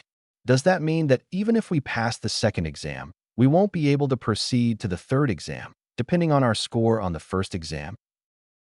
That is what it means, yes. At the examiner's response, the examinees all started to talk at once. Quiet, the examiner shouted. You are on the road to becoming Chunin. And once you are Chunin, you will be in the position of leading a team. Not all missions yield immediate results. There will sometimes be cases where you will turn all your mental energies towards the job at hand, while you are waiting on another result. During this exam, you should have expanded every effort. Trust in your abilities, and fight in the second exam with all your might. Naruto stood and went towards his teammates, the words of the Jounin in his ears. How did you do? The questions were difficult for Genin level, but I was still able to answer most of them. Hana responded calmly. Come on, let's go, Yugao said. We still have the second round to complete. Chapter 11. Training Ground 44. All the Genin teams arrived at Training Ground 44 where the second part of the Chunin exams were going to be held. Naruto was standing with his teammates observing everything around him. There were a total of around 25 to 30 teams that were going to be taking part in this round. He was also waiting for further information on what they were going to do in this round. He could see some Chunin and Jounin level shinobi standing there. But what got his attention were the Umbu officers that were present. One thing he realized was that this round was not going to be easy like the last one. He had heard quite a lot about this particular training ground. It was very dangerous and only Chunin and above level shinobi had the permission to enter the field. But he didn't know what made this training ground so dangerous. A red-framed sunglasses wearing Jounin called out, gathering everybody's attention. When everyone had given him their full attention, he started. Welcome to Training Ground 44, also known as the Forest of Death. My name is Aoba Yamashiro, and I will be your proctor for the second round.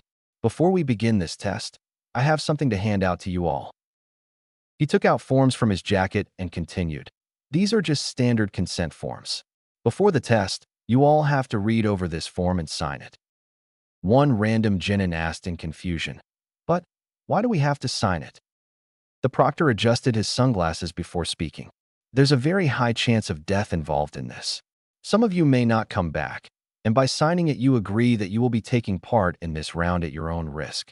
Neither me nor the Leaf Village will take responsibility if anything happens to any of you in the forest. All the Genins gulped after hearing him say that, and some of them were hesitating to continue the exams. Well, if you please hurry so that I can explain what you're going to do in the forest, the proctor spoke once again. Naruto had no hesitation on his face. He was not going to back down from it. He was fully confident in himself. He also had full confidence in both his teammates that they were capable of handling anything. He looked at them and asked, "Are you guys ready?" "Yeah," they both said to him with grins. They took their forms and signed them without reading them. After all the Genins had signed their forms, the proctor started again. "All right, listen carefully everyone. I'll explain what you'll be doing in this test. This will test everyone's survival skills. Each team will be assigned a different entrance gate to enter the forest. In the center of the forest, there's a locked tower located 10 kilometers from each gate. It will be a race to reach the tower. But to enter the tower, your team needs to have both these heaven and earth scrolls." He showed them the scrolls in his hand.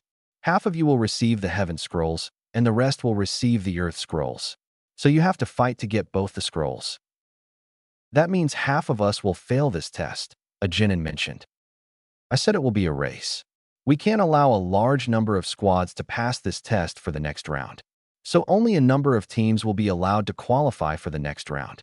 Also, the team has to pass the first round. If not, they will be disqualified and the team behind them will take their place for the next round," the Jounin mentioned, shocking the Genins. "What?" were the cries of many Genins present there. "You can't do that. That's totally unfair. Rules are rules. One more thing, the test has a time limit. You will get 5 days to finish this test, and if a team loses a member or is injured heavily, then you cannot continue the test. And the most important thing you should know is that you must not open the scroll before reaching the tower. If you open it, then your team will be disqualified immediately from the exams," the Jounin proctor informed the Genins. "All right, please take your form over there." He pointed behind him. "And exchange it for the scroll, and after that each team will be assigned a gate to be led inside." After finishing the whole process and getting a debrief, all the Genin teams were standing at their assigned gates and waiting for the signal to enter the forest. Naruto was also behind the gates with his teammates. He was deep in his thoughts. This test was very tricky and had a very high chance of failure. Only a number of teams would be allowed to move to the next round. This exam was very important for him, not only because it was the Chunin selection exams. It was important for him because he wanted to test out his limits, and there was no other platform better than this. He wanted to dominate these exams. "So how are we going to do this?" Yugao spoke, clearly seeing what Naruto was thinking. A moment later, all the gates opened and they got a green signal to enter the forest. Wasting no time, Naruto and his teammates flew into the forest at high speed. They were jumping through the trees when Naruto spoke. "We're not going to waste our time in searching for the teams to fight. We are going straight to the tower." "But Naruto-kun, we need the Earth Scroll. Without that we can't enter in the tower," Hana pointed out, not understanding what Naruto was trying to do with that. Naruto stopped and Hana and Yugao both came to stop beside him. Naruto took out the scroll from his pouch and dropped his eyes to it. Those who would become Chunin were all scattered around in this forest known as the Forest of Death. The scroll in his hand had the character for heaven written on it in bold black calligraphy. They had to take the Earth Scroll from another team. But the big problem was how they should know which team had what scroll. And what if they attacked a team and still couldn't get a scroll they wanted? Then it would be a complete waste of time, which they couldn't afford. "We can't afford to spend too much time in this forest. So we'll move directly towards the tower, and I will hold the scroll in my hand for others to see which scroll our team has. If the other team is carrying the same scroll as us, they will likely avoid fighting us to save their time. By this we can attract the team holding the scroll opposite of ours," Naruto said. "It's a good plan, but it's very risky at the same time," Yugao said. "This is the only option we have, if we want to finish in the top 4, Naruto stated and looked at Yugao. "Also, you're a very good sensor, so you can sense any approaching team." Hana and Yugao both agreed with his plan. After realizing it was the best option they had, they started moving towards the tower at normal speed. while Naruto was holding the scroll, clearly showing which type of scroll it was. After running for hours, Team 12 still hadn't encountered any other team yet, but they knew that it was just a matter of time before another team came towards them. Just like their team was in search for the Earth Scroll, there were other teams that required the Heaven Scroll as well, which Naruto was holding openly. While in the forest, they learned why this training field was forbidden and known as the Forest of Death.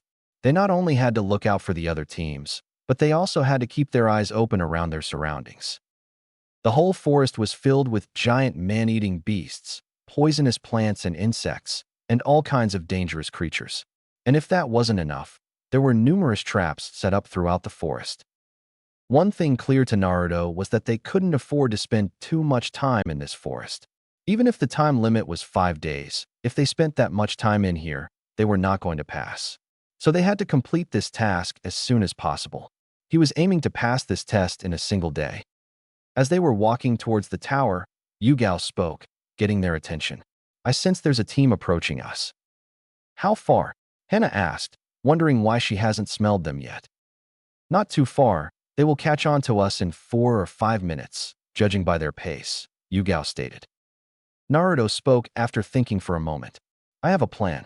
I will be bait to lure them. You two hide your presence and wait for my signal." "What's the plan?" Yugao asked, looking at him carefully. "I already told you go hide and wait for my signal. You will know when the time comes," Naruto responded. "Come on, Yugao. We don't have time to argue. Let's go with whatever his plan is." Hana spoke in between them and got a nod from Yugao a moment later. They both quickly separated from Naruto, hiding themselves by masking their presence with a genjutsu, as Naruto started to jump through the trees at a slow pace, waiting for the approaching team catch up to him. He was jumping through the trees when he quickly had to dodge a kunai, which was thrown at him from behind. He jumped and landed on the ground. Just as he landed, 3 Chunin surrounded him in a triangle formation. "Running alone in a forest like this is suicide, kid," a boy said with a grin from behind him. As the 3 ninja were spread out in a triangle formation around Naruto, he looked at each one of them and noticed that they wore the protectors of village Takigakure on their foreheads. "How can they even allow a kid like you to enter the exams?" This time a girl spoke in a mocking way. Naruto looked at the boy standing in front of him, the most assertive of the group, maybe 15 or 16. He seemed to be the leader. "If you hand over the scroll like a good boy, we won't kill you. But if you're going to fight back, then I can't promise anything," the boy in front said, as he was holding the scroll that clearly paired with the one in Naruto's hand, showing Earth written on it. It just as he had planned. Just as Naruto wanted the Earth Scroll, his opponent wanted the Heaven Scroll from him. They had fallen right into Naruto's trap. So, 3 against 1. Be good and dash. There's a requirement in the examinee qualification for this test. Naruto cut off the boy in front of him, that you have to participate in a 3-person cell. So why am I here alone like this? Poor kid, your teammates ditched you, the girl said from his left, like she was making fun of him. Turning his head a bit towards the girl, Naruto noted, "The other 2 are waiting in the ambush. Can't you anticipate that much, at least?" The careless smile slipped from her lips, and the girl's face grew pale. "What's the point forcing us to hide? If that idiot was just going to tell them?" Yugao muttered to Hana, as they were hiding in the trees waiting for his signal. "Calm down." "Well, yeah," Hana responded. "Relax. I'm alone here. My teammates went in search for a team with a scroll," Naruto said, and turned his eyes back to the leader. "The only conclusion you can come to from this 3 against 1 situation is that it's to your advantage.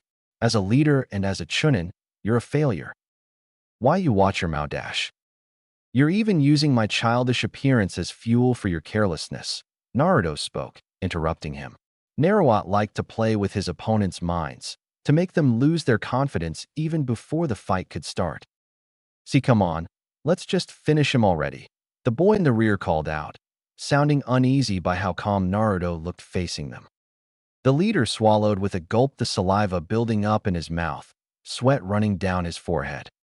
Naruto could clearly see how uneasy he was making them feel. This had always been his game plan. When a person stops believing in himself, that's the moment they lose their fight. "Why doesn't it make you uncomfortable that I'm here alone?"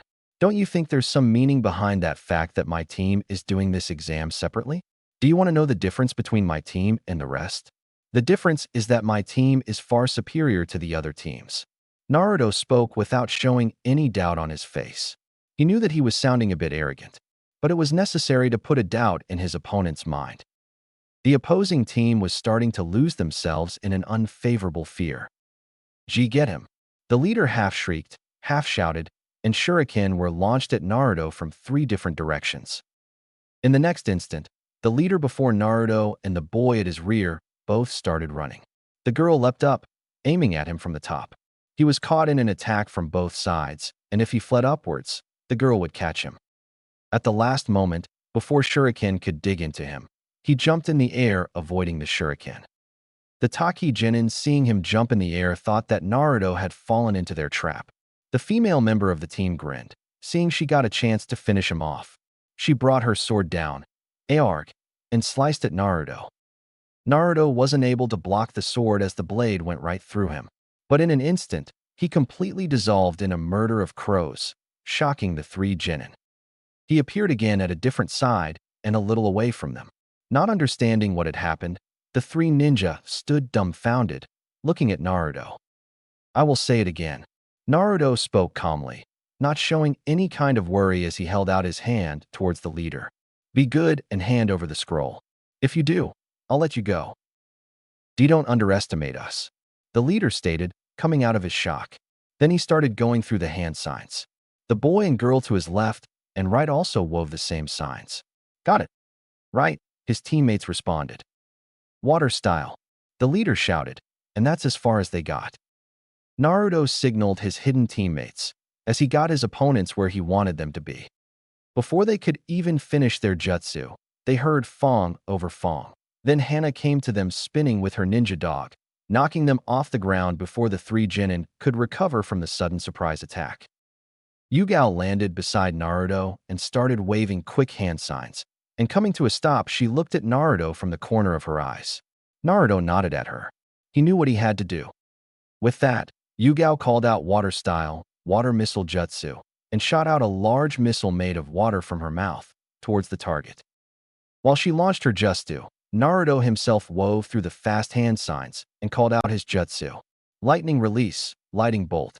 He thrust his palm forward, as a bolt of lightning current flew from his palm into the water missile. It was a combination of lighting and water that he and Yugao had come up with during their training sessions. As both nature elements complemented each other very well, it made their jutsu more powerful. As the electricity flowed through the water missile, it sped towards the fallen genins, who could do nothing other than watch in horror. The jutsu hit them, forcing them to cry out in pain because of the lighting current that went through their bodies. The jutsu died down, and the 3 genin were left heavily breathing on the ground. The jutsu was not dangerous or life-threatening. They hadn't put too much chakra into it because their goal was to just injure their opponents, not to kill them. This was a test. There was no need to kill or injure anyone. All they needed was to show their opponents their difference in power and make them lose heart. There were numerous cuts and bruises on the 3 Taki genins, but as they were still breathing heavier than normal, they slowly got to their feet. Fear could easily be seen on their faces. Their legs were trembling, almost giving out from under them from fear, but the 3 still managed to stay on their feet somehow. "You're outclassed from the start. You cannot continue to fight us in your state. But if you still want to go, I don't mind." Naruto closed the distance between them. "But if you do, then this time, me and my teammates will not go easy on you. Bastard, you had us cornered from the start. Your 2 teammates were waiting for your signal to attack." The leader spoke, gritting his teeth. "You made a mistake, jumping right into battle without thinking that it might be a trap, and you paid for it," Naruto stated, looking at them with his cold blue eyes. "So what will you choose now? Will you hand over the scroll, or do you want to continue fighting?" The female member of the group moved her pointed jaw up and down several times, wanting to say something, but couldn't speak because of the fear. The 3 of them were completely ruled by fear of death. Please let us go."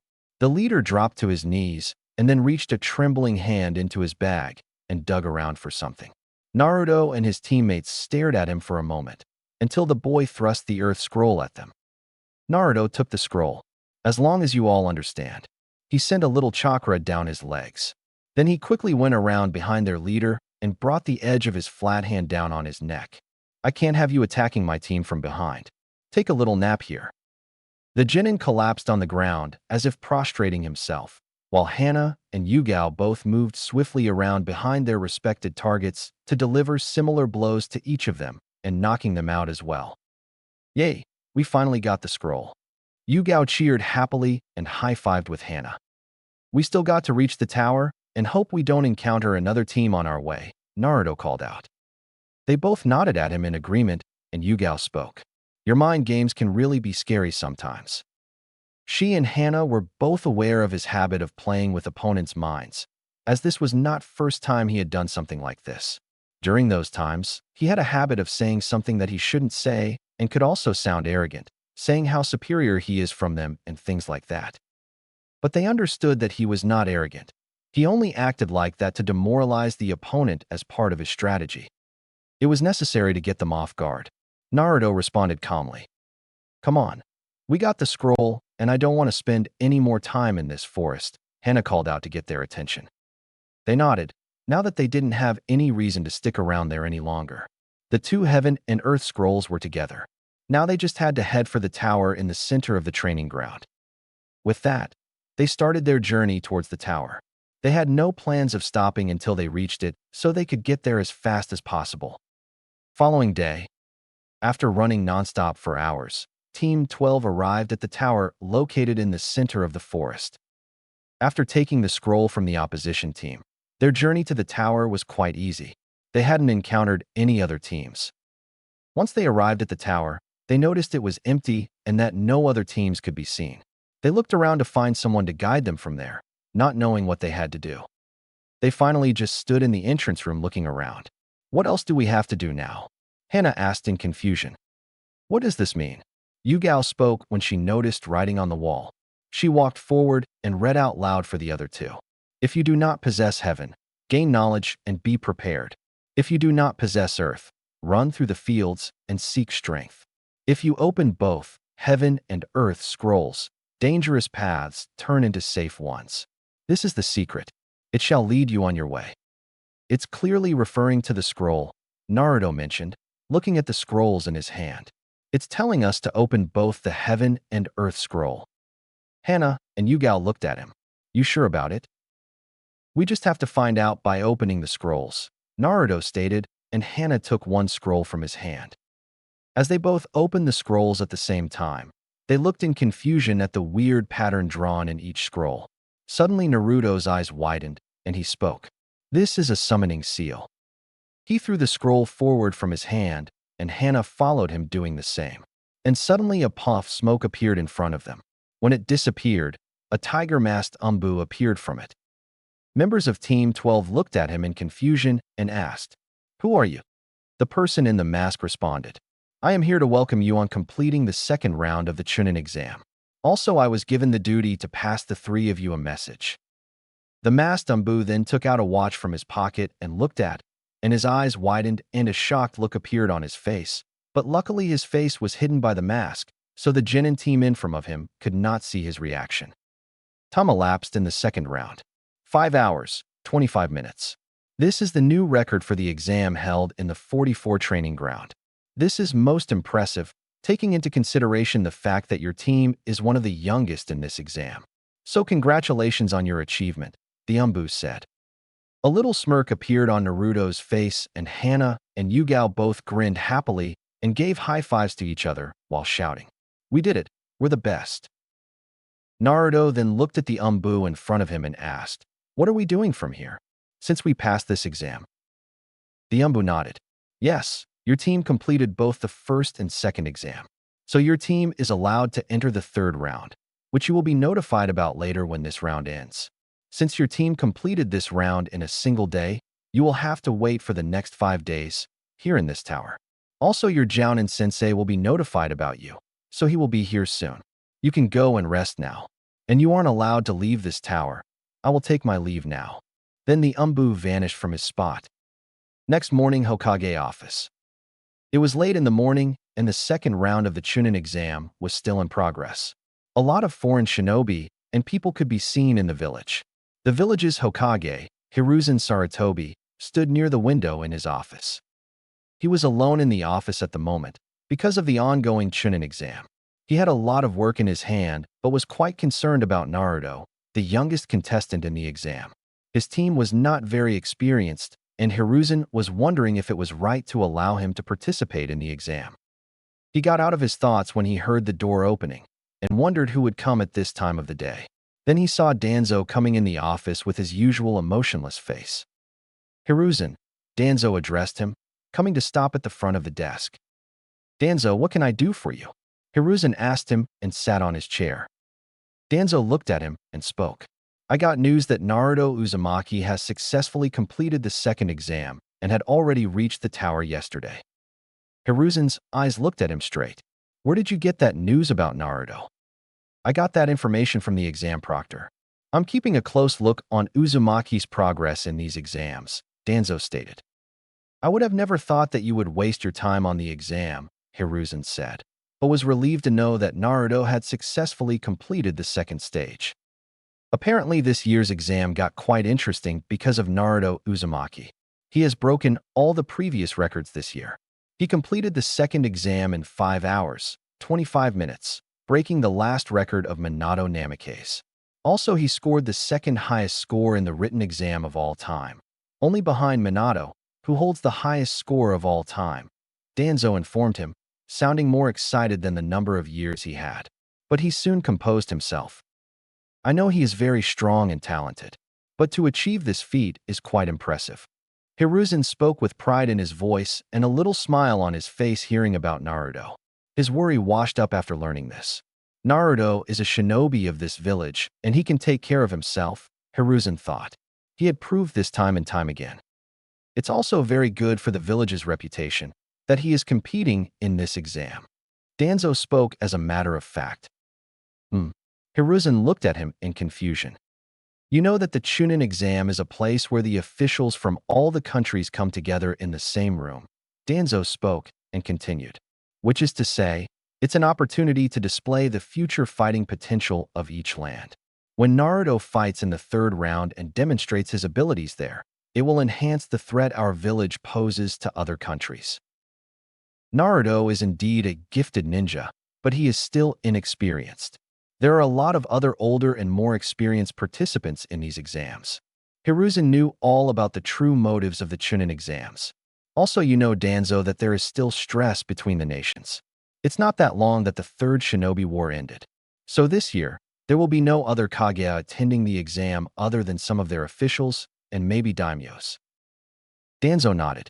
Indeed, that's true, and that's more reason to show that Konohagakure is still producing prodigies like Naruto Uzumaki. His performance will be really good for the village reputation. There's a lot of talk about him already among the villages, seeing as he is the youngest contestant in this exam. Hiruzen nodded and was wondering if it was good for Naruto to get too much attention on him. If he continued to gain attention, there would be a possibility that the secret about his heritage would come out, and he would have forces after his life because of it. He got interrupted in his thoughts by Danzo, who asked, "So when is the third round taking place? I am looking forward to seeing Naruto Uzumaki in action this time." Hiruzen looked at him and said, "You are showing quite an interest in Naruto." This was also a matter of concern for him that Danzo was showing so much interest in Naruto. He had no idea of Danzo's true intentions, but he was aware that Danzo had ulterior motives. On the other hand, even the astute Hiruzen would not realize just what those motives were. But he would not let Danzo use Naruto as he wanted, that was for certain. "Well, as I told you before, we're not having any Kage of other villages, only officials, and the daimyos will arrive in a couple of days. So we will start the third round in 3 days' time, after the end of the second exam." Hiruzen informed him and got a nod from him in return. Time skip. After 5 days, when the second round of the Chunin exams had ended, the teams that had passed both first and second rounds were standing in a huge arena with a platform on either side, and in front of the platform, the Hokage was standing with Jounin at his sides. Not many teams were able to pass the exams.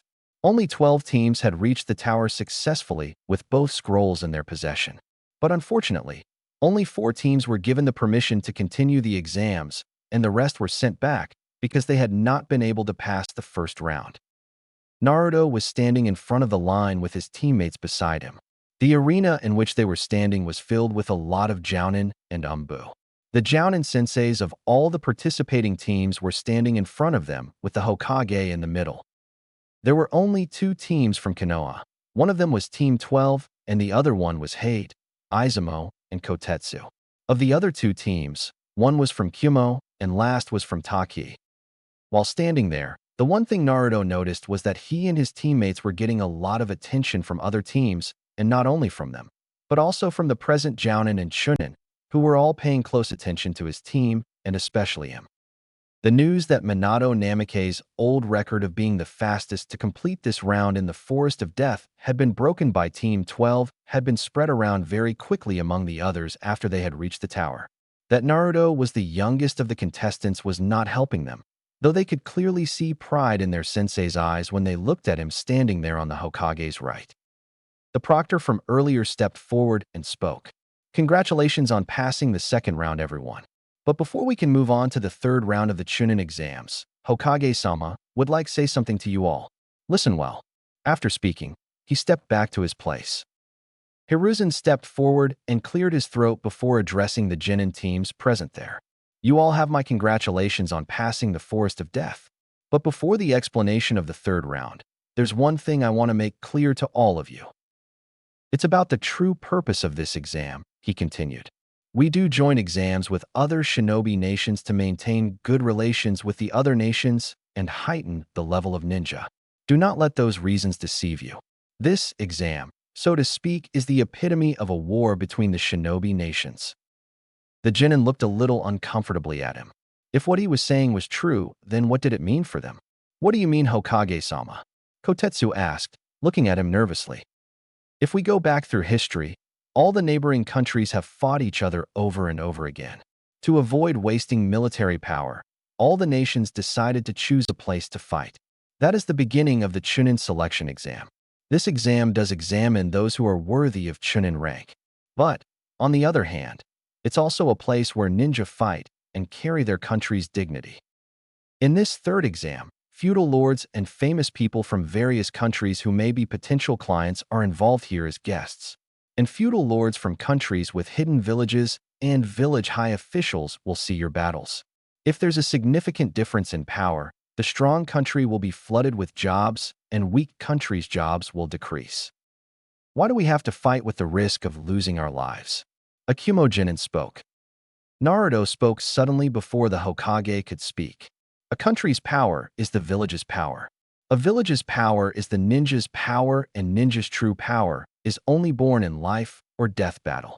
This platform is a place to show off the ninja's power of one's country. Right, Hokage-sama?" Hiruzen closed his eyes and nodded in agreement. "Yes, this is a life or death battle for your dreams and village's dignity," Hiruzen stated. "I wish you all the very best and hope you all will perform with best of your abilities." Hiruzen then signaled to the proctor to inform them about the third round. The jounin stepped forward and spoke. "The third round will take place in 2 days from now in the main arena of the village. You all will proceed as individuals from here. The third round will be one-on-one fights. So if any one of you want to forfeit from the exam, it will not affect your team." 2 hands raised from the same team from Taki. "We got injured in the forest and will not be able to fight. So we both would like to step down from this exam." The proctor nodded at them and looked around the genin for anyone else, then spoke. "All right, the remaining 10 of you will proceed, and the third round will be in 2 days from now. Get as much rest you want in these 2 days. We will see each other in the stadium. The lineup for your fights will be decided there. That's all." Chapter 12. The village hidden in the leaves buzzed with activity. Even though it was early in the morning, a lot of people could be seen walking the streets and chatting with each other. And they weren't only locals. Quite a few from other villages could be seen among them. Today was the day for the finals of the Chunin exam, where young genins would showcase their talent and skills in hopes for getting promoted to the Chunin rank. Because of that, a lot of people, such as clients, daimyos of the various nations, and village officials were in the village to see the performances, either for their future business or, in some cases, future threats. A single figure looked over the buzzing activities from the top of the Hokage monument. Naruto stood there, fully geared up in a high-collar black long-sleeved t-shirt with the Uzumaki symbol on his back, gray pants, and his black shinobi sandals. It was a very important day, one he knew he'd remember all his life. It was the opportunity for him to rise in the ranks and finally face more challenging situations. He was really starting to get impatient doing all those chores that they called missions. He knew that for him to get promoted, he would need to show the higher-ups that he had the abilities and mindset to reach Chunin rank. But he wasn't worried. He had full confidence in himself that he would be promoted. But that was not the only goal he had in mind. He wanted to dominate this tournament and win it. He wanted people to remember his name. He wanted to leave a mark at the end of this exam. But he knew it wouldn't be easy. Because of his age, a lot of people didn't think he should be allowed to continue in the exam. But he knew it wasn't the first time a genin around his age was participating in the Chunin exam. He didn't pay much attention to those kind of matters, though. He knew his Jichan would handle those things. The only thing that mattered to him was his village, and he wanted to see his village on top of these exams. That's one of the reasons he wanted himself to be the one dominating. He had been training alone with his sensei and had done everything he could to be 100% ready for the finals. He hadn't even seen his other two teammates who were busy in their own training with their families. Though he wondered if he should call them his teammates, since they were both going to be his opponents in the finals. He turned his head to look back and saw his sensei walking towards him. A small smile came to Naruto's face as he turned fully to face him. "Sensei, what are you doing here? I thought you'd be busy with the other clan heads." Shikaku smiled a little, but still maintained the lazy look on his face and shrugged. "There's still some time left for the finals to start, so I decided to check on my students." "So you already met Hana and Yugao?" Naruto asked. "I haven't made any contact with any of them in the last 3 days." Both troublesome women looked quite eager to fight in the finals. Shikaku added, and Naruto chuckled at his sensei at the mention of the word troublesome. "So are you ready for the finals?" Naruto nodded. Hi, I am ready. I have full confidence in myself. Though the only opponents I'm worried about are Hana and Yugao." Shikaku nodded in understanding. "That's understandable. They're the only ones who know about you using your Sharingan and fooling your opponent with Genjutsu. But Naruto, don't get too overconfident and underestimate other genins. Also, I advise you not to rely on your Sharingan too much. You have to show off your other skills for the judges to promote you." "I know that, sensei, and I am not overestimating anyone. I've worked on my other skills beside the Sharingan," Naruto insisted with a smile. "I'm only using it as a last resort. So don't worry about me getting overconfident." "Good to hear that," Shikaku muttered and patted Naruto on the head, which resulted in an annoyed look from him. Naruto hated when people treated him like a kid, and he knew Shikaku knew that. Shikaku only laughed at the look on Naruto's face. "Well, good luck for the finals, brat. I should get going now. I have to be with the other clan heads." Naruto nodded. "Thank you for training me, sensei. I will make you proud of me." "Ah, troublesome," Shikaku muttered in response. "Don't mention it, brat. It's my job. Well, anyway, I'll be taking my leave. See you at the stadium." Shikaku walked off, waving goodbye, and left Naruto alone. Naruto turned around and looked over the village once again. He had first thought of going to meet up with Hana and Yugao, but decided against it in the end in favor of being alone. Stadium. Sometime later, all the genin contestants had gathered in the middle of the stadium and were talking among themselves and waiting for the finals to start. Naruto knew each one of them had trained hard for this moment, and they were all here to represent their respective villages and wanted to make their village stand out from the others. Naruto stood with his arms folded and an impassive look on his face. Hana and Yugao stood at his side. As he looked around the stadium, he was impressed with the amount of people who were present in the stadium. A curving wall swept in and around the circular grounds, while the ceiling was rounded and open. The grounds were covered in dirt, and trees grew here and there. Scaffolding stretched out horizontally, protruding from the top of the walls where a large number of spectators were waiting for the matches to start. There were daimyos and people from the ruling classes in all lands, officials from the villages in the ninja world, Chunin, Jounin. There were no empty seats. Some were making bets on participating Jinins, and a buzz of excitement hung in the air. Which village would stand with the responsibility for the future of the ninja world on its shoulders? This place, where capable Genin from every village risked their lives in battle, was a microcosm of the battlefield. Not infrequently, the fights here were directly connected with the power structures among the villages, which was exactly why Naruto had to show off his true power. Naruto wanted to demonstrate such overwhelming strength that the adults gathered there wouldn't so much as think of laying a hand on Konoha. He had absolutely no intention of going easy on anyone, even if he had to fight against his own teammates. He was going to give this everything he had. "You better be ready, Naruto-kun," Yugao said, getting his attention. Naruto looked at her and raised a single eyebrow in confusion. "What do you mean?" Yugao faced him with a serious look. "I have trained hard for this, and I don't plan on losing to anyone, especially not you. Your cheap dirty tricks will not work on me, so you better be ready for me." Naruto smiled at her. He was not surprised by her attitude. He knew how serious and determined she was with her training, and that was the thing he liked about her. She wasn't like the other girls he had seen in the academy. Naruto had always secretly admired her, and he was kind of jealous of her. Her sword abilities were far better than his, and he knew he couldn't match her in that department. Also, battling against Hana and Yugao would not be easy because they knew his secrets and how to counter them. "I'm not here just to fight, I'm here to win," Naruto responded with a smirk. "So don't expect me to go easy on anyone." "I don't expect you to go easy on me," Yugao replied with her own smirk. "TCHH, hope you two idiots didn't forget about me. I'm also waiting to fight both of you." As Hana spoke, her companion barked in agreement. "I'll kick your ass anytime, Hana," Yugao responded smugly. "And who knows, maybe I'll end up winning this whole tournament." Naruto yawned as he listened to Yugao. This got an annoyed expression from her, and a tick mark appeared on her forehead. "Keep dreaming, you idiot," he said. "What's taking them so long? Why haven't the matches started yet?" Hana wondered, confusedly looking around. "The Hokage has yet to arrive.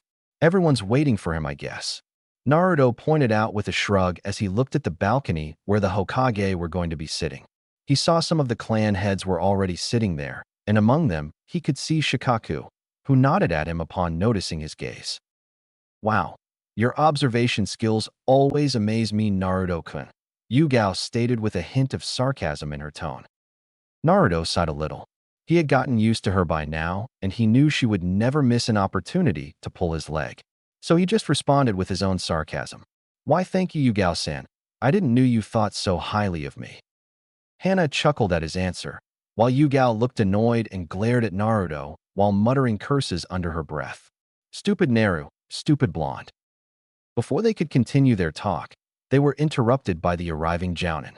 It was Aoba, the same Jounin who had been the proctor in the second round. He came to a stop before the group of Genin. "Welcome to the finals of the Chunin exam.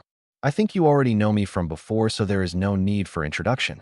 I'll be the proctor for the finals. Hokage-sama is going to start the proceedings, so please be quiet." Just as he finished, all the spectators started cheering, and Naruto noticed the third Hokage standing in the balcony. The Hokage raised a hand up, commanding the crowd to settle down. Immediately the crowd went silent, and he cleared his throat a bit before speaking. "Welcome everyone to the finals of the Chunin exams." Loud cheers went throughout the stadium. "We will now begin the main matches with the 12 Genin that have come this far. Please enjoy the matches, and I wish all the contestants the very best." The crowd continued cheering loudly after the Hokage's welcome speech, and Naruto could feel the anticipation in the air. Meanwhile, Aoba looked at the contestants in front of him and spoke. "Before we start, you need to check out who you're going up against. You're each going to participate as an individual." He pointed toward the display screen. "The pair-ups will be shown on the screens in a moment for the first round." All the contestants looked at the screens closely as they turned on, and then looked at their opponents. The first match was going to be between Naruto Uzumaki of Konoha against a Genin from Kumo. Naruto looked at the boy. He was from the Kumogakure village, and looked 4 to 5 years older than himself. If Naruto remembered correctly, this boy was one of the favorites in this tournament. But to Naruto, the boy looked average. But he also knew he should never underestimate any opponent. Aoba again called out to get their attention. All right, the first match will be Naruto Uzumaki versus Yoshiro of the Hidden Cloud Village. The rest of you need to go back to the waiting room. Both the Chunin stepped forward and looked at each other, while the rest of the Junins nodded and started to move. Hana and Yugao both wished Naruto luck before they left to wait for their turn. Now only the referee, Naruto, and his opponent Yoshiro stood on the battlefield looking at each other.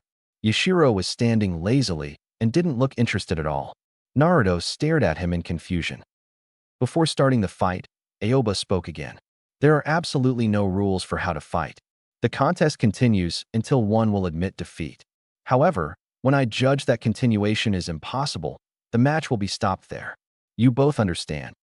Stands. The Hokage sat in the stands and waited for the fight to start. He was showing his professional expression, but on the inside, he was very excited to see Naruto show off some of his skills.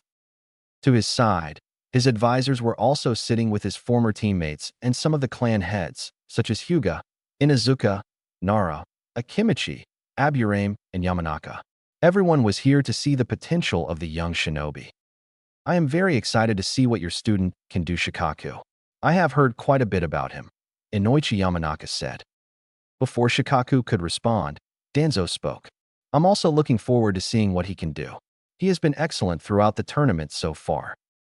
Everyone is looking forward to seeing him in action, Hiruzen said. Since the news of him and his team breaking the record of Minato Namikaze, they've been the center of attention, especially Naruto. He looked down on the battlefield to see Aoba explaining the rules to the two Genins. It'll not be easy from here for him, Hamura stated. His opponent Yoshiro is considered quite strong in his village. Also, the boy is much more experienced than Naruto. Some of the others in the room nodded. I can assure you all that my student can handle himself very well, Shikaku said confidently. Some often underestimate him for his age, and he just takes advantage of that. Well then, it'll be good to see what the prodigy of the Hidden Leaf can do up against the prodigy of the Hidden Cloud. Danzo spoke with a barely visible smirk on his face. This match was what he had come to see. Show me what you can do, Naruto Uzumaki, he thought. But he failed to notice the narrowed look from Shikaku Nara, who was keeping a close look on him. Field. Back on the field, the opponents stood facing each other. The whole crowd watched in anticipation for the fight to start. By this time, Yoshiro had yawned a number of times, to the point where Naruto wondered if he might actually fall asleep on the spot, and whether he would be able to fight like that. Maybe we should have them push our turn back, so you can get a proper sleep? Naruto asked his opponent. Yoshiro looked at Naruto, his eyelids hanging halfway over his perfectly round eyes. No need to worry, he said to Naruto, smiling, but even his smile looked sleepy. Naruto couldn't do anything other than nod at him. He wondered if his opponent was doing it on purpose. If he wasn't, it was apparent the boy was not taking him seriously. First round, third exam, Konohagakure Ninja Naruto Uzumaki against Kumogakure Ninja Yoshiro. Start, the proctor shouted. Ha! Yoshiro opened his mouth in a great yawn as the start signal was given. There was a smattering of whispered laughter in the venue. Naruto frowned. Yoshiro was insulting him with his behavior. Getting into position, Naruto leaned forward slightly and braced his feet. He had no weapons in either hand. He relaxed his entire body and set his awareness adrift, not concentrating on any particular spot. He was ready to react immediately, no matter what his opponent did. I'm so sleepy. Yoshiro stood up straight, arms dangling loosely at his sides, looking as though he was not in any kind of ready position, and then started to wobble from side to side. If you're not going to fight, then maybe you should give up, Naruto said, annoyed. But before Naruto's response had even been completed, Yoshiro's eyes closed and his stiff body pitched forward, like a stick falling to the earth. And suddenly, before he slammed into the ground, he was gone. Naruto's eyes widened in surprise, and he took a sharp breath. Where did he go? There had been